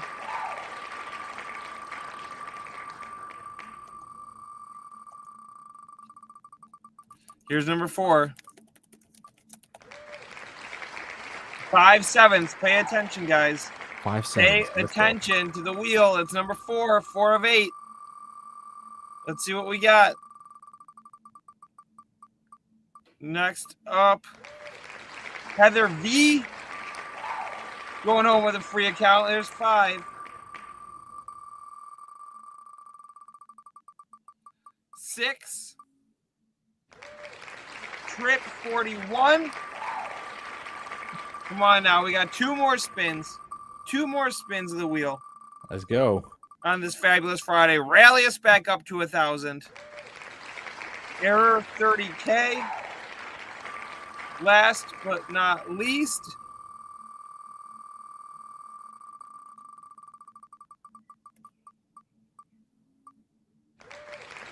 Tyreek CTG. And I told you, Tom, I was going to do something crazy during the wheel spin. Did you notice it? Yeah. So what's it going to be? The code popped up on the screen. Everybody. Sneaky. Anyone who's truly paying attention got it. Congratulations. If you got it, drop it in the chat. And I'm going to do one more. Let's go. One more.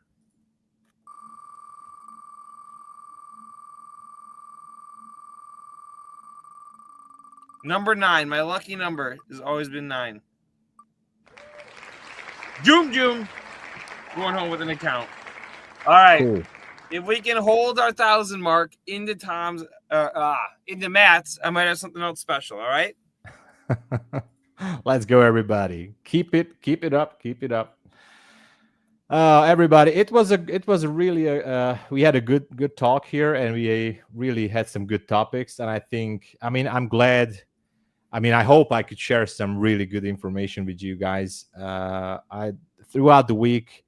This was just awesome. I enjoyed being here at MyFunded TV. I'm looking forward to continue. And obviously, the chat is just awesome. I just feel the positive vibes and can't wait to be back, guys, because this is just an awesome community. So definitely push that like, subscribe to MyFunded TV, because I think we share lots of valuable information. The hosts are amazing. Great values here. And obviously, as I told you guys, I may not be the one, especially at this time of hour, to go crazy and push the button left and right, especially not on a Friday, But I think we can cover some really, really good ground and good topics. And what I do is basically, so as I said, maybe I'm not the one who yet making the $100,000 per month payouts, but what I say, I'm definitely saying it from my own personal experience, and I am super happy that I can share everything As I said, I'm talking about these zones. I'm talking about my entries. I'm going to repeat that because that's practice makes the master. So I'm just going to repeat my entries over and over. And I think you guys from time to time can see what I'm looking for. And why would I change anything on my strategy if this is what is getting me to those payouts? So I'm just not going to change anything on my strategy. I'm going to stick to it. And if you guys would like to know more of how I'm entering the trades and in deeper explanation of this, and obviously I have so much extra to tell, then you might as well just look for the channel. I stream every day in London and the New York session. Next time I will be on Monday, 2 a.m., by the way, and obviously throughout the day in New York and here on MyFunded TV. So I'm just glad I can share every information here. So I really enjoyed it, everybody. I really enjoyed it. I think you guys are going to have an awesome segment here with Matt. He's sharing also lots of super valuable information. And obviously we all trade a little bit differently. And that's why we're here, to share what we can. And as I said, I'm not going to change anything on my entries, on my entry model, or the way I look at the markets. And maybe mostly the ones who might be deeper into smart money or ICT would say that, oh, it's a little bit crazy sometimes what I say, but trust me, I'm just sharing. As I said, I'm going to repeat that again. I'm just sharing what makes money for me as well, what gets me to those payouts. And I must say again, the vibe is just awesome here. Is just awesome. So what's the time right now? Oh my God, time flies on a Friday. Time just flies on a Friday. So until Matt arrives, we're just gonna stick to the screen here. Actually, did I have something else? No. And we're gonna be watching these levels. As I said, we're right in the middle. And I wouldn't really do any kind of entry here. So if you're just opening up your charts, just don't do anything. Just don't try to flip a coin and decide where this one wants to go. Just wait, and that's it. Yeah, Luke is back. All right. So as I said, just wait out until the PM session starts. So thanks again, everybody. I really had a good time. And we have Matt here. Hello there. Finally, I get to say hello to the man in person, and he just disappeared.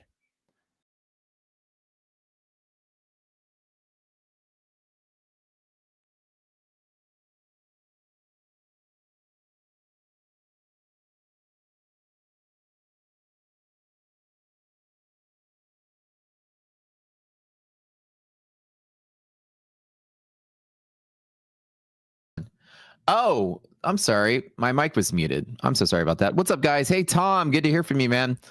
And thank you for that. Hope everything's going well with you. Great show, as always. Now I'm not muted. I was just practicing my mime skills, guys. Just pretending in case I need a job in the circus. The market gets crazy again. I might have to get used to talking with my hands. I don't know. What's up? Good morning. Or I guess afternoon. Let's start. You can hear me loud and clear. Can I get some rockets in chat if you can hear me? Double checking that. Oops. Loud and clear. All right, let's go. Made some trades this morning. Wasn't too bad of a start of the day. I was grabbing longs, no shorting this big run up here today. Yesterday's crazy choppy day. You guys got to watch me do a winning trade on stream, which was kind of great. I ended up being net positive for the day until I got off stream. And then I did some trades at the end of the day, which ultimately took me to a pretty big haircut. Not much compared to the size of the accounts, but I took about a $9,000 haircut yesterday, but crazy. Those last, I overtraded. Well, I didn't really overtraded. I really took the right trade. I just got chopped too much. So about like 1,500 to 2,000 in each, a couple of different accounts, probably add up to like 9 total. Even though I made a banging trade on the, like a really, really, really good long on the stream. Average stream to turn out to be so good at the end of the day. But over time, yeah, I'm way up, over time. So pretty good. And right now, these are some of my prop accounts I've been babysitting. So today's profit is up, I don't know, 28, maybe about, what is this, 40, yeah, about $5,200 today so far. Making some of that back from yesterday, which isn't so bad. But yeah, I share my wins, I share my losses, and traders, out there, losing's part of the game. One of the biggest skill sets you will learn as a trader is how to lose. It's kind of like being a gymnast, right? How do you learn to fall without breaking your neck? That's really a skill set. That's within the realm of my plus or minus good days. Plus or minus 10,000 a day is pretty normal with what I trade. So that wasn't abnormal. It wasn't big. It was definitely like a beating though. At the start of the day, I was down, then I was up, then I was flat, then I was up, then I was down. And yesterday was just like this, with just the crazy amount of volatility building up. The only thing that people are asking me today too, to explain what happened yesterday. And I have some key things I can talk about really quick before I talk about the setups I'm looking for today. Yesterday was really interesting because we have key levels, and it's called contango midpoint and VIX. Don't worry about learning about what that is, but it's a key level on VIX futures that lasts for an entire month. Currently, it's 1865. VIX took a pivot off of that, and the market got unusually volatile. What is volatile? It's the amount of Ving that you see in the S&P. The S&P just started taking some really just nasty V-shaped moves, right, all day long. And that volatility, those V's start getting bigger. Let me pick a color. It's not green, though. Easier to see this. Okay. Right? Those V's got bigger and bigger and bigger as the day went by. When the V's are getting bigger, the VIX is going up. That's really what the VIX is telling you, right? The volatility is going up. And as the VIX was rallying all day yesterday, the VIX also itself wasn't just going straight up. It was actually getting choppier as it went up. So VIX going up when S&P's getting more volatile, yes. But when the VIX itself has V's in it, then the VVIX goes up, which is volatility of the VIX. For whatever reason, there was just a massive amount of position shuffling from yesterday. There wasn't really a pure catalyst for it that I can really explain, other than the ADP numbers came out and it showed a really big hit in the payrolls. And those ADP numbers aren't necessarily, showing good signs of job market growth. I've got this right here. Maybe they're in here somewhere. There it is. The non-farm change in ADP. So essentially, these are the amount of new jobs that are handed out or new payrolls in the ADP system. And you can see that, we've been kind of doing okay since post-COVID, right? These are basically new payrolls, and we've been doing all right when the ADP numbers came out. And then as soon as Trump hit office, everyone can clearly see there's a huge difference in the data here. Ever since the tariffs started coming in, and all the stuff that you see right here, pretty bad, right? And so what that means is that there's not just companies are not out there just bringing on tons and tons and tons of new staff. Okay. That's one of the things. There's a couple other data points that actually are leading to this as well. So that could have been some non-farm selling, because people were like, well, if the ADP numbers are bad, the non-farm is bad, let me just get out of the way. Another thing to take note of is that the non-farm payrolls in general have been coming down each report since COVID as well. It's a weird world that we live in right now, that we're not seeing like tremendous amounts of job growth. We have the weekly unemployment jobless claims. Is a continuing jobless claims week after week of people that still haven't gotten their job back. And that number, while it's still in the kind of range of what's okay for a bull market, anything less than 2 million is pretty standard for the bull market we've seen in the last 30 years. But it's still not getting lower, as in there's just a general growing of unemployed folks that are still on unemployment that haven't gotten their job back since COVID. And so we're seeing the stalling of people that were unemployed getting their job back, and we're seeing the ADP numbers that says fewer people are getting jobs. So why is that? Tariffs, maybe, but also since COVID, when all these people got laid off and then came back to work, and then, most of you, I don't know, in chat, you guys tell me this. How many of you after COVID, your job converted into you waking up in your pajamas and watching Netflix and showing up to a Zoom call 3 times a week? Is that any of you guys? Like your job used to go to the office 9 to 5, but then you started doing like, Zoom call from home for a couple years? A lot of people, right? Right. And so what happened is that companies realized in that moment in time that a lot of employees weren't necessarily needed. They realized that, like we had 10 accountants, we probably only need 2. And so let's kind of close the doors on that. And companies are becoming more efficient because they're realizing they need fewer employees. And in fact, after COVID, people needed ridiculous salaries because of the inflation. They couldn't afford the employees they have. So we've been starting to see the lack of hiring people that are expensive to work. And COVID kind of taught the world that we really don't need as many employees as we used to have. There have been fewer and fewer job openings month over month. And you would think the jolts would be coming down if people were getting more jobs, like available jobs are getting filled. But that's not the case because the unemployment continuing jobless claims are still high and not coming down. So these are companies actually just eliminating jobs as a trend since COVID. They're downsizing, becoming more efficient. And because of those 2 things, there's just not a big push for people to go out there and hire expensive workers when the trend is to downsize your company and shift towards AI, get rid of some jobs, and not hire expensive labor. So we're kind of in this starting point of a new paradigm in this world where there's not going to be where unemployment's going to continue to go up. And it's not really bad now. You wouldn't see it and say, okay, well, does that mean we're in a recession right now? Well, maybe not, but I mean, it's the signs of changes to happen, right? Ever since COVID, the average year-over-year salary, hourly earnings have gone up from a 3% change to now almost a 4%. This is strictly due to post-COVID inflation. And now with the tariffs, this is expected to go even higher. So the reason people aren't getting jobs is because people want, 25% on the previous salary raises they got. The average hourly year-over-year change is going up. People want ridiculous salaries. So companies are like, employees aren't needed and they want a lot of money. And we're not on a big hiring spree. And you haven't been seeing a bunch of initial layoffs from the tariffs. The initial jobless claims are pretty normal, but they are trending up a tiny bit, but it's still in the range of noise where I wouldn't put too much faith in that. But the continuous jobless claims have just not been showing that the market is dying to create tens of thousands, 100,000 new jobs in the era of tariffs and start putting those people back to work. So long story short, I think the ADP numbers kind of put a scare in Wall Street, and the volatility effect is what added to that particular benefit of, like market chopping around.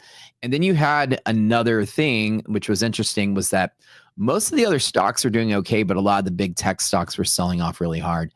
So the market was just trying to price in a lower value because of the tech stocks, but people were still rotating heavily into other stocks that was pricing lower, leading into non-farm. So yesterday was just a weird, crazy day. If you got your butt handed to you, that's totally fine. A lot of the pros did. It happens. Yesterday was just a crazy day. Don't feel too bad if you got slapped around. I got slapped around a lot. At the end of the stream, I tried to take some of those long bounces and just got stopped once, got stopped again. I was just like, all right. Now it's trading like up until the last moment.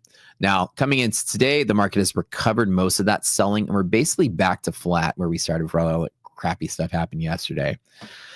But anyways, that's my take on what happened yesterday. And Elon and Trump are fighting like a bunch of kids, so I don't even know. Trump was like, canceling Elon's contracts, and they were throwing beef on Twitter. Elon said Trump was in the Epstein files. I don't know. It was just like this childish bickering. I don't think that created a lot of effects, but also pre-market, we did get like the non-farm move, and then we got that Trump and China phone call, and you had some basically good news, bad news sort of thing going on. Weird day. I haven't seen a day like this in I don't know how long, just the big waves like that. A lot of that had to do with the low volume and the volatility. So I wouldn't be too worried that was a sign of a greater thing. And this stalling and the growth in the labor sector is not something I would say is damning for now, but it certainly doesn't show signs of strong growth in employment. So companies are stalling, and for good reason, right? But the tariffs being where they are, companies are uncertain already, not to mention they don't even need employees as much as they used to. So there's not really a big reason to go on a hiring spree when you're trying to cut corners as much as you can. And most people can sit at home in their pajamas and go to a Zoom call for a job. You're not really going to sense a lot of companies out there ready to hire 100,000 people next month, right? So this is where we are. It doesn't mean that's bearish for the market, but it certainly is a short, or like a, not a short, like an indication of worsening status, or I say worsening paradigm shift, right? To unemployment can get pretty high. It's the world of AI, the world of tariffs, the world of companies cutting corners. And COVID taught us all how to be super efficient with half the workers we had before. It's a new world we live in now, right? Yep, DD band. So let's talk about some trade setups today. On that note, let's get some longs, baby. Let's look for them. This is a key pivot that I always like try to look to trade off of this green line. I waited all morning to get these green line taps, and this was the $5,000 they made just scalping off of this. And now we have broken through this green line. This is a key pivot for the market to stay stable. I'm going to load SPY off to the right. This is a potential short setup from here, losing this key pivot to some really strong pivots at the bottom of my chart here. On the right side, take a look. This green line, once you lose below it, it's a potential short setup right here, which is exactly about here. If it reclaims, it's a push to go higher. If we lose this, it's a fall back down to about 596. So this is roughly 17 points on the S&P, which would take us really close to about 74, give or take, to this bottom area. Hold on, let me see. 1.7, 17 from here. About 84. Let's reshift this over to about right here. About 84 would be my strong pivot to long from. And also the green line short to there is also a really strong trade. Our half gap level is a really strong support as long as the stocks are holding the fort, which is resilience number down here shows the stocks are good enough to hold this. Some pretty decent confluence from this area right here. Both of these are support. So inside this range, I've got a trade setup from there to the top band, and then up here I have a trade setup from here down to there. They're both setups. If this runs up and taps that, I could take a short back down to there and then flip it for a long. It's very rare that I'm going to take a reversal trade, but I can. I don't normally try to short when the stocks ratio is greater than half up here, but it is definitely a pivot. It's just not the strongest confluence.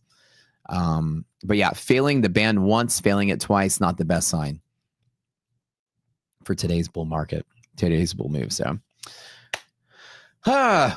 take a breath. How we doing? How we doing today? You guys making trades? Are y'all long in this? You fading this? What are you guys doing? But hopefully that explanation as what's going on in the economy is something you guys can chew on. I think that's pretty decent information that if you didn't piece it all together, to kind of pay attention to as time goes by. You know, one of the major motivating things for Jay Powell to be cutting rates is going to be the health of the labor market. And the labor market doesn't look too bad. I mean, it doesn't look too good, which is good for rate cuts. Because if the labor market is booming and salaries are high, then inflation is going to continue to carry. But if people can't get their jobs back and companies don't want to hire people, then the wages have to come down because people are desperate for a job. And that will lead to a possible rate cut, more probable there. So Jay Powell doesn't want to see like a very rapidly growing labor market with high wages. With the high wages we have, you need people to not go to work so that the wages drop. So there's a good reason to think that that's a good news piece as time goes by. More and more unemployed people hopefully will bring wages down and start to, allow companies to bring employees back, which will stimulate commerce and, things will be better, but whatever. The way that it goes. Question is, do I want to take a short trade off of 6,000 on resistance? I don't normally like to short off this green band. If this ratio is greater than half, it's more of a coin flip kind of trade. Confluence is not fully there. And I teach not to take that short unless I got the full confluence I need. It's more likely that the green line is a support on the NASDAQ side of things. And that's the trade I made today. So whenever the market kind of dipped really quickly on my stream, I got that long. It was really nice and clean. Predictable high volume pivot at these upper risk intervals. Call them DD bands, but right here. Prediction volume is what they do, and then good support. Now the question is, do I want to take a quickie little coin flip on the S&P on a rejection here? Could be something I do. It's not the best confluence, but it is a possible trade that's worth taking.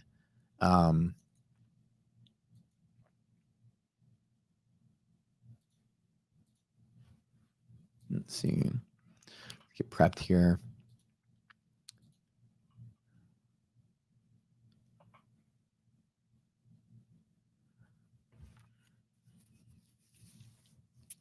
Somebody said my funded rocket scooter.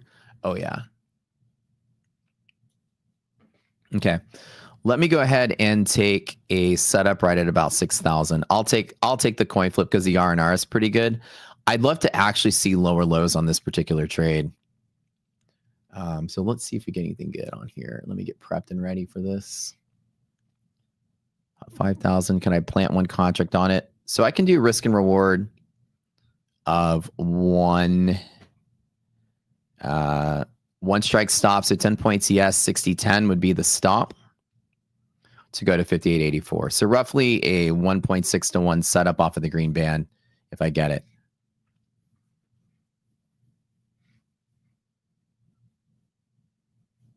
I don't normally short this without the full confluence though. And so, but because of that, I am going to take a small trade, just one small trade. Just one small. We're going to eyeball NASDAQ because NASDAQ has support at the same level. We need to see NASDAQ crunch below it in the same capacity.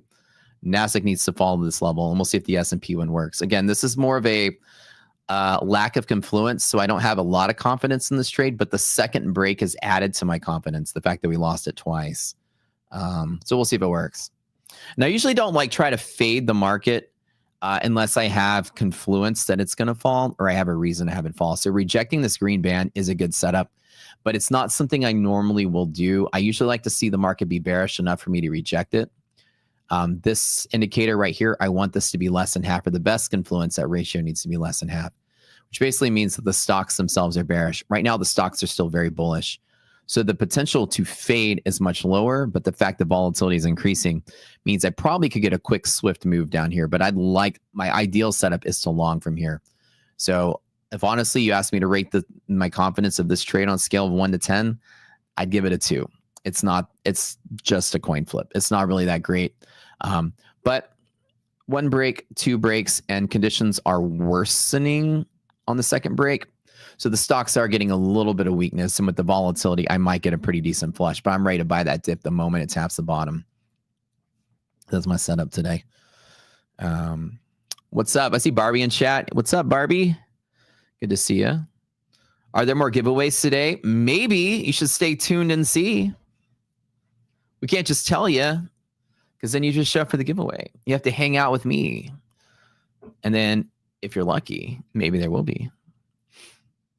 There is more giveaways for today. What? Oh, that sounds great. I can't complain with that.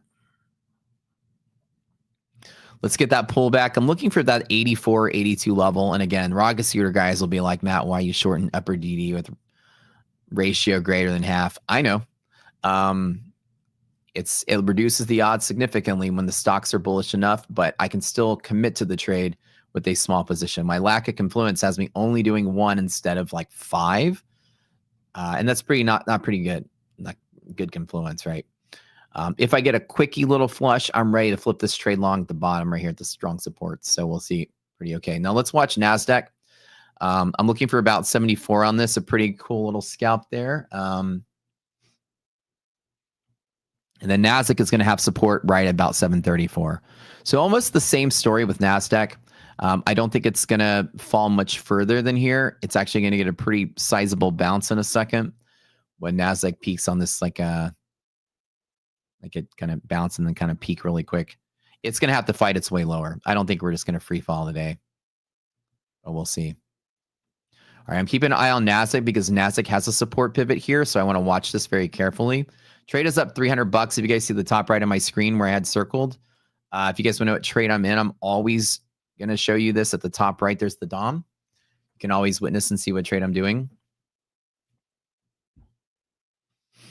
In there.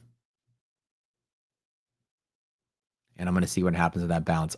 I'd be happy with a little $500 scalp here. I've got S&P off to the right. There's about actually 15 points lower. So on one contract, about 750. So roughly about $1,000 total for $500 risk. Give me close to about a 1.7 to 2-to-1 trade if I get the full run. The question is, I can just take out the scalp before NASDAQ bounces, which is here. So I'm watching NASDAQ. I'm trading S&P. Looking pretty solid. Can't complain. I've had kind of a killer day today. I'm up over $5,000. So this is my my second attempt at some trades. So I'm pretty excited to see it. Something happen. All right, guys. Y'all want to throw some hype in chat? Let's get some rockets or something. Let's see. And I hate betting that the market sells off. That's my least favorite thing in the world. Matt, you're so rude today. More so than other days. I'm usually rude every day. I've been waiting for you to invite me in and be like, oh, I wish Luke was here to hang out with me, but no invite. I You're just leaving me in the background myself. Always wish you were here. That's totally my bad. I went on this rampage about the speech about the labor market and stuff, and I got so excited. I just got in the zone there, brother. Never again. I'll never do this to you again. All right, great. Are you super long Tesla? No, I'm not long Tesla anymore. Are you? No. I mean, I'm not long Tesla. I never was, but I'm not. Before you were on, we asked Chad a question. We said, are you on Team Trump, Team Elon, or Team Terry? Team Terry. Everybody voted Team Terry. Yeah, I'll take Team Terry over other one of those teams. Everybody was Team Terry. They're both acting like babies on social media. They're like, it's embarrassing to like watch it. They're just like they're just two kids like fighting over a toy in the playground. You know what I mean? Yeah. And I love both of them too. So whatever. Team Terry for the win. Team Terry for the win. Should we pop another giveaway in the next half hour here? I would say a giveaway sounds pretty awesome. You guys happy about the giveaway? By the way, I just closed my short position out. Just a quickie $500 scalp on that. NASDAQ hit its strong pivot here. So that was a pretty clean, easy scalp. But yeah, giveaway would be pretty nice. Congrats on the trade. Thank you. Well done. And Matt, can we do something special for this Fabulous Friday? Yes. Can we go 5 minutes longer than usual? 1:35? We can go as long as these guys want to go. However long they want to go, I'm here. Woo! We're tacking on time today, everyone. Let's do it. We can do 10 minutes longer if you guys want. All right, 10 minutes, 1:40. We're cooking. Okay, 7 12 here, 70. Yeah, so whatever you guys want to do it, just holler at me. I didn't see chat a second ago. But yeah, sounds like you guys are getting blessed with the giveaway. How about that? So I have a question. Those of you that use MyFundedFutures, what is your favorite account and why? I have just a quick question. Of all the different account types you have, like, why do you use the one that you use and why? Like, what's your favorite type of account? Curious what the consensus is in the group that's here. You long that bottom, you grab that DD band long NASDAQ. I close right at that pivot, right? No consistency with the expert. Super good. Starter plus. Okay, you got a mix of everything. Wow, okay. Somebody likes the free account, so that's good. Whatever they get that's free, they love it. Okay. No consistency, right? That's the reason that you guys like them, right? That seems to be the most, and somebody likes micro scaling. Okay. I feel like the no consistency is probably everyone's favorite rule. If you're to pick one out of the hat, right? The MyFunded, especially the expert, is that your favorite? Like the no consistency? I tend to find that to be such a limiting effect in my trading, to have to limit a win to hit a consistency roll. With no consistency, if you get a good trade or a lucky trade and you let it ride, it just feels so great, right? It's so beautiful. All right, cool. I just wondered if you guys thought the same thing I did, because honestly, I have two rules of thumb when it comes to prop firms. I'll do, and if I were to rank the order of what matters in a prop firm, I'm gonna tell you guys. Mathematically, there's some risk associated with you being in the market. Every day you're in the market, you're probably going to lose, higher probability. So the rules when you're like valuing out prop firms, like why is one better than the other? The rules are very much, and this is what I'm going to tell you, this adds the most risk on your plate. The first thing I'm going to write at the top is probably the rule that you didn't even know is the hardest rule that you face most of the time. It's called TIM, time and market. And the longer that you stay in the market, the higher probability is you bust. Every moment you're in the market, Donald Trump tweets something and your account's dead. If there's a prop firm that wants you to trade for, 10 days versus 8 days, and the one for 8 days costs twice as much, which one sounds better? And you may think, it's just 2 days for twice as much. And I'm going to tell you how I feel. I would pay twice as much for one fewer day on the market. Every day you get closer to your target is value. It's mass amount of value because it's one fewer day that you don't lose the whole thing by trading. So time and market's one of the craziest, overlooked rules that you have, comparing how many days until you get your payout or how many days until you pass. Shorter time and market, always better. The second thing is consistency. These are the two rules that I think have the most value that you pay for. Like if you're going to buy an account, least time and market, no consistency if you have it. And then number 3, I love end of the day drawdown. That's my favorite. So I like drawdown that doesn't move with my winning trade. And these are Matt's rule of thumbs for the best ones. And I'll tell you, for me, I like the expert account because it hits all 3 of them, right? Am I referring to like Apex? Well, I'm not trying to name other companies, but certain companies have certain rules. They're designed to keep you in the market longer, so you go bust, and they have trailing drawdowns that bust you while you do it. Not my favorite one, but you guys like it all for the right reasons, right? But nobody really thinks about the time and market thing. This account gives me one fewer day, but it costs $100 more. I would pay it. If something was 10 days for $500 and 8 days for $700, I'd pay the $700. I'd rather not have to start all over with 2 extra trading days I got to hit, right? Because it's 2 extra wins and 2 extra days you don't have to blow up. I add tremendous amount of value to having one fewer day in the market. So, and that's why I like the expert accounts, because they hit you with all 3 of those come in pretty sweet. Pretty good. Dave, and what's up, Dave? He said it's 100% Apex. I won't say it, but I will. I wasn't trying to say it, Dave. But what's up, bro? Good to see you here, man. I see all my friends are in chat today. No, they haven't done the giveaway yet. Not yet. But when you guys are valuing prop accounts, these are very important rules that I think are very important. Consistency makes it to where you can't win big and it punishes you. Consistency plus trailing drawdown is designed to squeeze out traders. So if I can avoid that, that's why I love the MyFundedFutures, because they don't have those things. End of the day is perfect. Static throughout the day. It doesn't move. That's great. No consistency. That's great. That's like the double whammy of awesome rules. So yeah. All drawdowns should be static. All firms need to do better with that. Some firms do have static accounts out there. The difference with the static is they're going to cost a little bit more money because the drawdown doesn't trail with you. So in the rule of thumb, when it comes to types of drawdowns, trailing drawdown is the cheapest. End of the day drawdown is the next most expensive, and static's usually the most expensive. And that's just kind of how things go with that. But yeah, the Terry Camp giveaway was for starter accounts. Oh, okay. Which is what you want, the huge cushion. Cushion's very important. When you have end of the day drawdown or trailing drawdown, you have to be careful with your trades because my platform just, let me reset this really quick. You sometimes, especially when it comes to like a static account, you have to be really tight. Your first trade out the door has to be your best trade in a static account. So with the static, it requires you to be very patient as time goes by and really just wait for that A+ setup to get that first really good trade right out the door. I really shifted all my stuff around. End of the day drawdown is really nice because you get a big fat buffer out the door and you can play with volatility a little bit better. Trailing drawdown, you can't trade in volatile markets. That's going to be something that you will ultimately fight with the trailing drawdown account, is you have to kind of look for markets that are not so volatile so that you don't get chopped up even though you're winning a trade. The other thing with when volatile markets are there, you really like those end of the day drawdowns as well. So that's what I really enjoy about the expert accounts for sure. because you don't have consistency in either the eval side or the paid side of the account. So that's always good.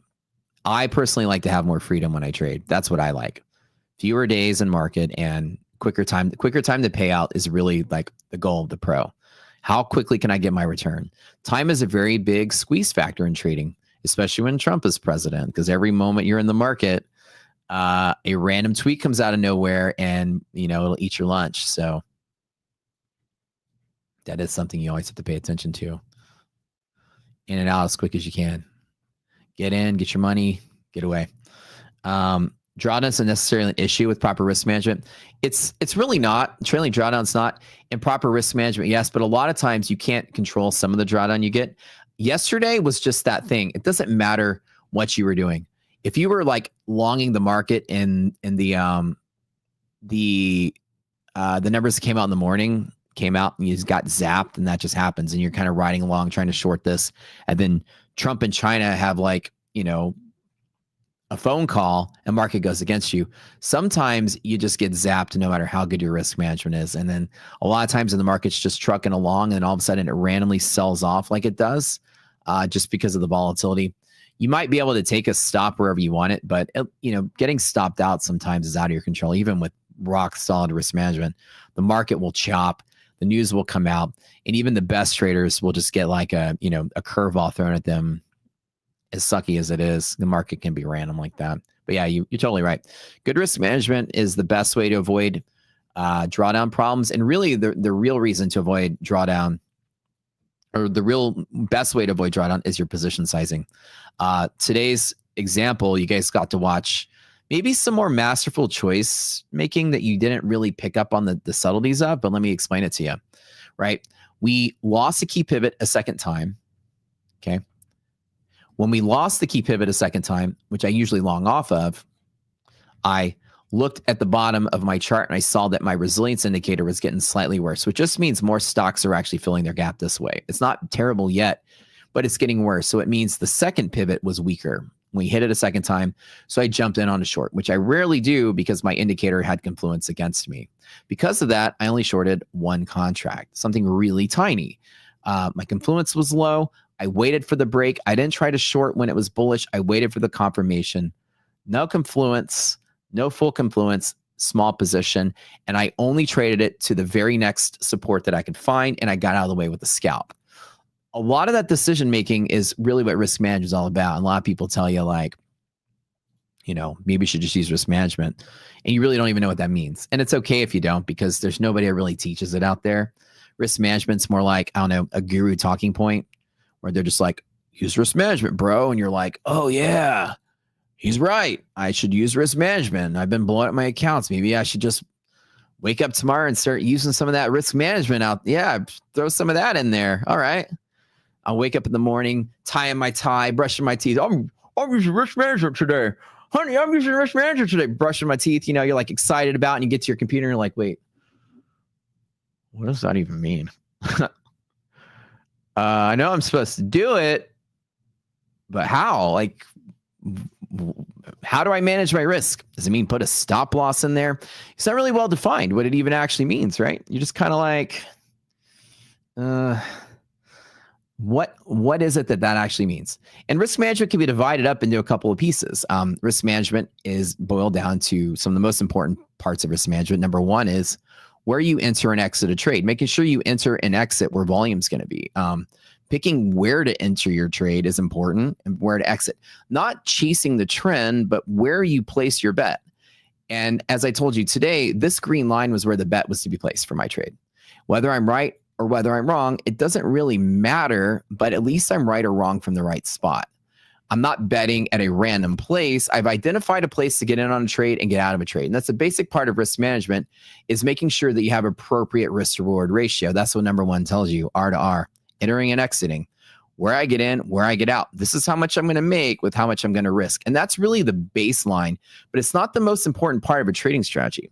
The most important part of a trading strategy, and I will say this until I'm blue in the face, is this part right here, which is literally absolutely the most important part of any trading strategy. I'm going to underline it twice so you do not forget this. Position sizing is the most important part of risk management. It's more important than where your stop is. It's more important than anything. We're hitting support pivots right now on QQQ. I'm curious if I should probably maybe take a good long off of this, but long pivoting off of Qs here. So today, I chose my entry. I chose my exit. I exited my S&P short where QQQ could have bounced. And then right here, I'm in a small position size. So I identified all of those things together. Position sizing is how you navigate this market. When markets are more volatile, volatility up, right? Sizing down. These are just general rules of thumb. I'll put sizing down. When the distance of the move can be higher, 5 to 1, 6 to 1, 7 to 1. Let's just say R's. The bigger the R's, the smaller the size. You don't, just because you have more distance you calculate it's going to travel, don't take additional risks to get bigger gains. Like if I know the market can move 50 points versus 10 points, I might just throw in a smaller position so that I can take less risk and let the bigger move ride me to a bigger profit. I don't need a bigger position to get a bigger profit. So if I know the market's just chopping and nice and tight and flat, I might hit it with a heavy position for a small run.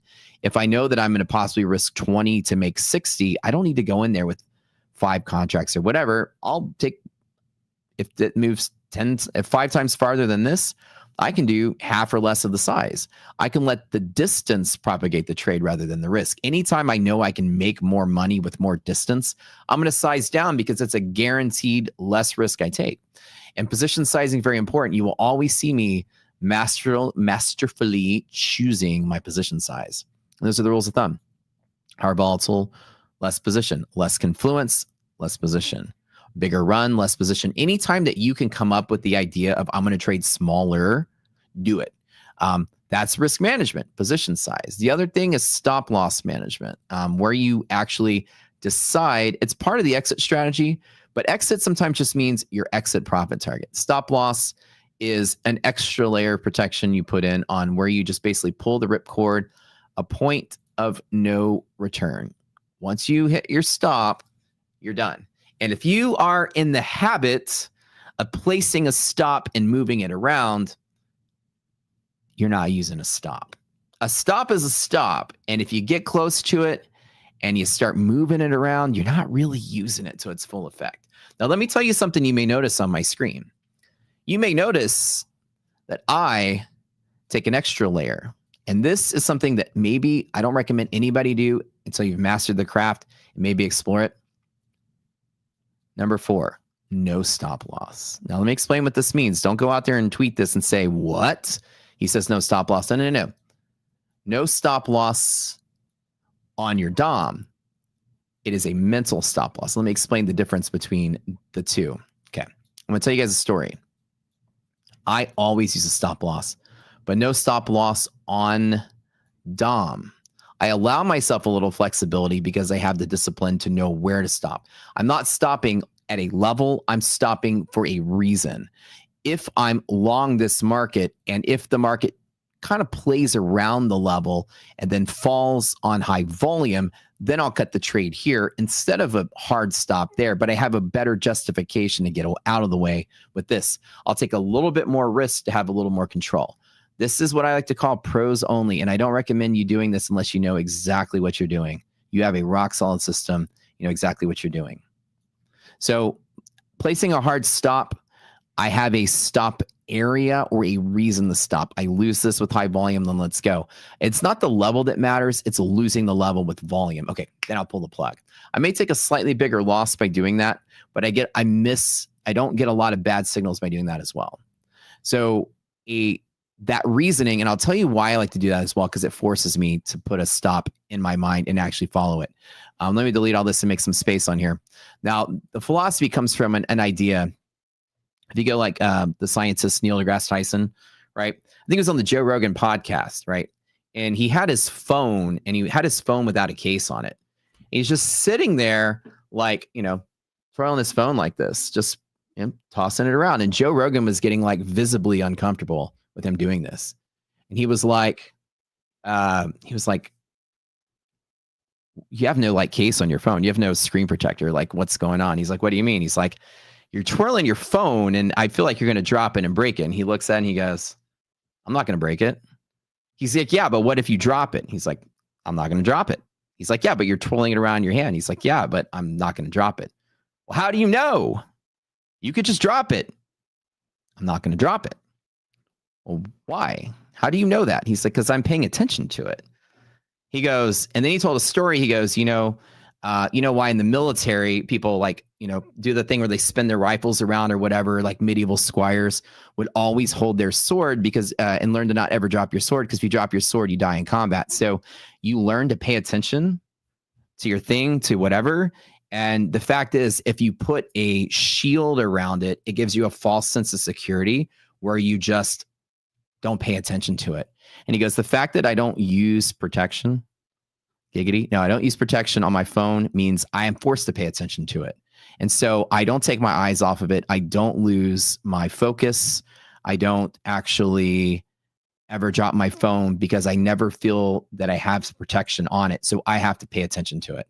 And I found out that by me using my mental stop philosophy, I don't ever just place a stop and I'm like, okay, and then I move it around when it gets there. I always am aware and paying attention to what I need to be doing. You never use protection either. That's giggity, right?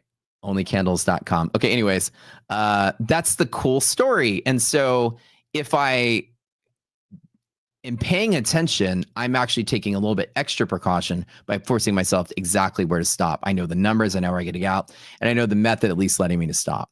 And if I place an order here, I might be less likely to move around. Now, I tell you, I don't recommend new traders do this. I always pull the plug. I have perfect discipline. I never bag hold. I never get caught in a trade where I get deers in the headline. I forget to move. Stop loss is for new traders that can't control their emotions, and you need to force yourself out of the trade with rigidity. Place the stop and do not move it. I recommend that to everybody. And once you get better entering and exiting. You know exactly where you want to get out, and you know you will push that button every time because you don't have a case on your phone. You're paying attention. And I'm waiting for more than just a level. I need not just a level to touch. This is beginning risk management. Advanced risk management is I need the level to break, and I need volume to advance with declining candles. And then I choose to get out when I see the evidence that the market's not chopping. A lot of times you'll have volatility around your stop loss that'll cut you out of a trade and then it goes. Happens too often, like more often than not. So when I started trading, I learned that I give myself a little bit extra fat. And this is the rule of like advanced level. But even so, as I'm fine-tuning my strategies, I'm getting better and better at this as the years go by. I'm trying to find better ways to just efficiently optimize slightly more. But everyone else here, use a stop loss, okay? Y'all finally got me to say only candles out loud. Yeah. But as you see, I put a lot of thought into trading, into betting, right? And as long as you have a system is good. Position sizing, where to get in, where to get out, where to stop. And then one other part of risk management is cost basis averaging. Y'all call it probably in the prop world DCAing, adding to a trade when you have two possible good entries nearby. How to split up your entry into two different places. So always use a stop, whether it's physical or mental math for some mental math. And then if you have two strong pivots like this one and this one are both very strong, and I land on this and my confluence is good. If each one of these trades individually, I would have taken 3 contracts on that one and 3 contracts on that one. Instead of me doing 3 at both of them, what I would do is I would take that normal trade I would take and split up my risk. Lighter on the first one, heavier on the second one, and then I'd stop underneath the second one. So then instead of me aiming at one of the pivots, instead I'm actually playing this range to pivot, which gives me much wider entry. It gives me much more control over the position. And then I have a lighter position at the start in case it is a little bit volatile to allow me to get a second entry nearby. So cost basis management is part of a risk management strategy as well. So when somebody is like, my guru told me I should use risk management tomorrow. And I'm like, gee, golly, I should. And you're like, well, what does that even mean? And then now you say, oh, well, there's some rules to it. Okay. Where to get in, where to get out, where to add, where to stop, how to stop, which is my whole speech earlier about not dropping your phone. That's how you stop. And anyone, as long as you pull the plug somewhere for some reason, and it's part of your risk and reward calculation, there's no wrong way to do it. And that's all part of risk management. And then the most important part of that is the size of the position. And the size of the position is altered by the volatility, by your confluence, and everything else that goes with it. So hopefully you guys learn a little bit about something today. I don't know if the guys want to come in here. Got a little bit of time left. They want to throw something on the screen, maybe. Hint, hint. While we're chilling and waiting. I sense it. I sense something brewing in the background.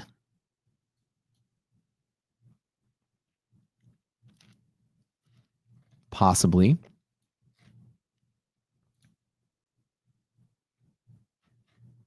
What do you guys find in your journeys while we're waiting? Your favorite trick or whatever you use for risk management has been what's helped you the most recently in your trading? Anything that you've changed or done that's just been like a one-time switch that had the biggest effect on your win rate or the biggest effect on lowering your losses or lowering the amount that you lose or like lowering the amount of your blowups? What are some of you guys' tricks or things that you guys have done? Somebody's like, use the Rocket Scooter platform. Well, we do specialize in risk management. Somebody said micros. That's good. Cardio when you wake up. So getting your blood pumping and that energy going. I like that. Listening to me. Oh, you guys, come on now. Y'all are too kind. Somebody said banana. Eating bananas, throwing bananas, peeling bananas, stomping on bananas, just banana. Excellent. Kirk Clear, oh my gosh. Part of your position when not using protection, always pull out before it's too late. As people have said, always pull out when it comes to the market.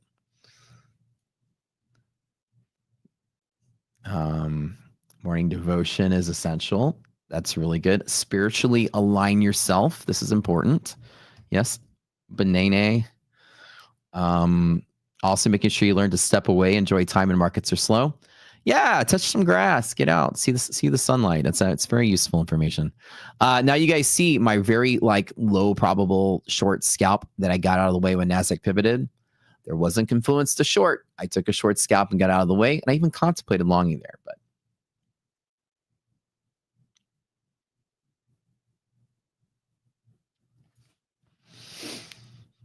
so micros are good. Yeah. So you guys have mostly noticed, right?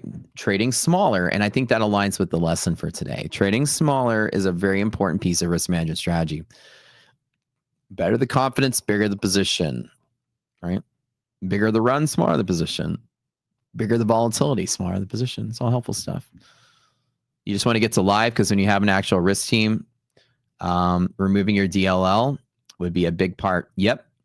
Trading your own account is good. You have no DLL. Going live is good. You might have DLL with some of the prop firms if you go live. I have a live MyFundedFutures account, by the way. If you guys don't know, I'm live funded with them as well, and I do have a DLL on that account for now. Thank you, Matt. Oh, W's and Matt for that long setup. Well, don't give me too much credit. I'm just speaking out loud. Not investment advice or anything. But yeah, this was that's a long pivot I always do. I didn't do it this time. I usually always do it. That comes from this little cheat sheet that we talk about, the green band. I never really short above it. And I will take small longs only off of that green band every time. The confluence is 90% top left of my screen. 90% of the stocks are bullish, and I don't ever fade the screen line when stocks are bullish other than just that tiny little scalp I got earlier. And I got in, I got out, and that was pretty clean.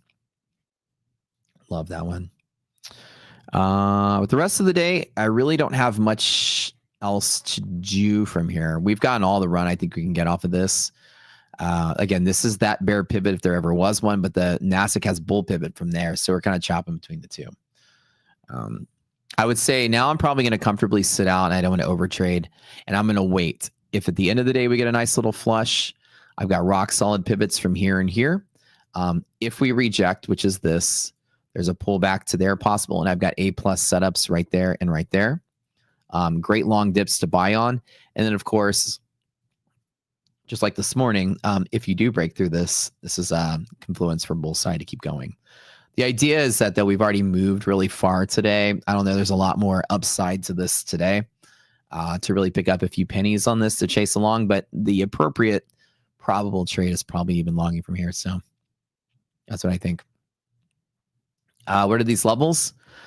These are landscape levels and options, and we use those as tricks to find volume in the futures market. So I'm watching SPY off to the side and S&P futures off to the left here. The backtest probability of if you open in a bull zone, you will close in a bull zone under ideal conditions. In my platform, as long as all these lights are green and this ratio is greater than half, it's literally 90%. 90% of days will stay in the same zone, which means anytime it's falling below, I long it back in. And that's a really strong rule of thumb. And then in between this bull and bear zone is called a liquidity pocket. It's a buffer to selling. If the market decides to like sell off this way and come into here, you will find that it'll have a hard time selling off from there.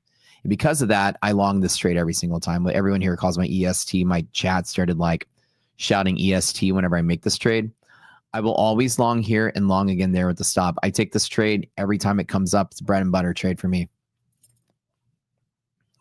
It's a gimme trade. So I bet that liquid markets don't crash and that selling in a bull market just falls to liquidity, and that's where the buyers will be. And we derive that from options. So this platform is really a really different level of gamma exposure model that actually looks at dealer options to find where that liquidity is. Last time Luke said we cooking, it took an hour to cook. I'm sure he's, I wonder what he is cooking. I cooked last night. So I made this really awesome dish yesterday. And I always used to, came from like my grandma, but I basically take chicken, I brine it for a little bit, and I lightly coat it in flour, salt, and pepper. And then I put a little oil in the pan. I'm not deep frying it, but just like pan fry it to get brown on both sides. Then I put it in a skillet and I put heavy cream, Parmesan cheese, sun-dried tomatoes, oregano, red pepper flakes, and a little chicken stock. And then I bake it the whole way through and throw it over with some pasta. I was like basically Alfredo chicken with sun-dried tomatoes. I think they actually call that Marry Me chicken is the name of the official name of that dish. But I made that with W's for the chicken or W's for Matt for the win. Love it. Appreciate that. To make him happy. Y'all just like to make me happy today. But I had a pretty delicious lunch because I went and grabbed a piece of that before I hopped on here. Oh, do something about like oregano, sun-dried tomato. Oh, it's so good. And I acted like, so, you know, I do a lot of stuff besides just trading. I have a lot of hobbies, a lot of activities I do. And one of them, you guys don't even know. Actually, I'm a pretty avid gardener. I do fitness a lot. You know, I like to go outside and do a lot of outdoor activities, but I like to garden. And that's like my zenful thing away from the market. I grow like vegetables, I grow herbs. And I'll just sometimes be out there just like drinking a beer and like watering the plants. I grow like, you know, basically stuff I cook with, all kind of peppers, all kind of tomatoes, you know, different things. And we named Pickle after the idea that I grow a lot of peppers and IDOC pickles all of the peppers that I make. So she'll pick them all, and then we have like jars of banana peppers and pickled serranos and pickled jalapenos. Good stuff. Pickle's name came from that. And I see Luke. I hear Luke. What's up? Luke. I'm What's here. up, man? How you doing? I am good. Sorry, guys. Pickle is, I had to lock Pickle up. He was being a little rambunctious today. I couldn't get my work done. He's being a little naughty. But otherwise, chat's been behaved? Chat's been all right. Some of them are asking me to show him my pickle, though. I will show them. My pickle is locked up downstairs. That's a funny way to put it, talking about your puppy. Yep. He's a good dog. I'll have him on Monday, I promise. All right. Can I see him Monday too? Can I pet him virtually? You can. I'll actually bring him on the stream tomorrow and on Monday, and I'll have him sit behind me and see if he'll just hang out and be good for the stream. All right, that sounds great. Oh. Should we go a couple minutes extra today? I teased it earlier. I think we should. I'm celebrating. I'm having a good time. It's Friday. I had a bad trading day by the end of the day yesterday, but I think I made up for it today. Today was pretty good. I managed to turn the day green, so I'm happy. Good way to end the week. All right. It's nice when you take one on the stream, a little bonus. Yeah. All right. Should we pop one last code? I think we should I'm pop giving one everybody last the heads up this time. Terry's in the chat. Terry, we asked people if they're on Team Trump, Team Musk, or Team Terry, and I already said Team Terry. That was one of our surveys. Team Terry. Team Terry. We're all on it. All right. Code is going on the screen now. There it is. Grab it. 15 expert accounts, not starter plus, expert accounts. 50 expert accounts. 15. And again, last chance to use code YouTube for 20% off resets. Grab it now.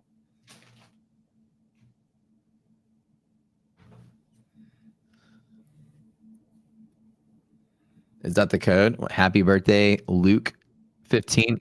It's your birthday? Yeah. Wait, you just got married and then now it's your birthday. You're never going to forget your anniversary. Yeah, it's a big week, man. Dude, that's awesome. Happy birthday. Thank you. I appreciate it. Yeah. How does it feel to be 21? I feel old. That's awesome. Oh. Happy birthday, Luke 15. Luke just turned 15, guys. Woo! We're doing it. Oh. All right, everyone. Happy trading. Happy weekend. Matt, final thought? Nope. Would you guys enjoy your weekend? I think that this has been quite a ride. I love that you guys support us here on the stream. You guys support me over at my channel as well. Y'all have been very great to us. We're glad to give you guys some knowledge, some wisdom. I'll drop it every single day. I'm known as the risk management guy. I love to help y'all out. So you guys have questions, just keep them coming. I love giving you guys lessons. If you guys like the lesson today, I'm glad to give it to you. Take it easy. This market's pretty decent. All the world's looking at trade war stuff, and hopefully things settle out and market continues to be smooth. I hate volatile markets. I like clean, easy bull markets. And maybe next week we'll have some good market vibes for chill bull market. And I'm glad to end the week on a high note with some wins. Cool. Happy trading, everyone.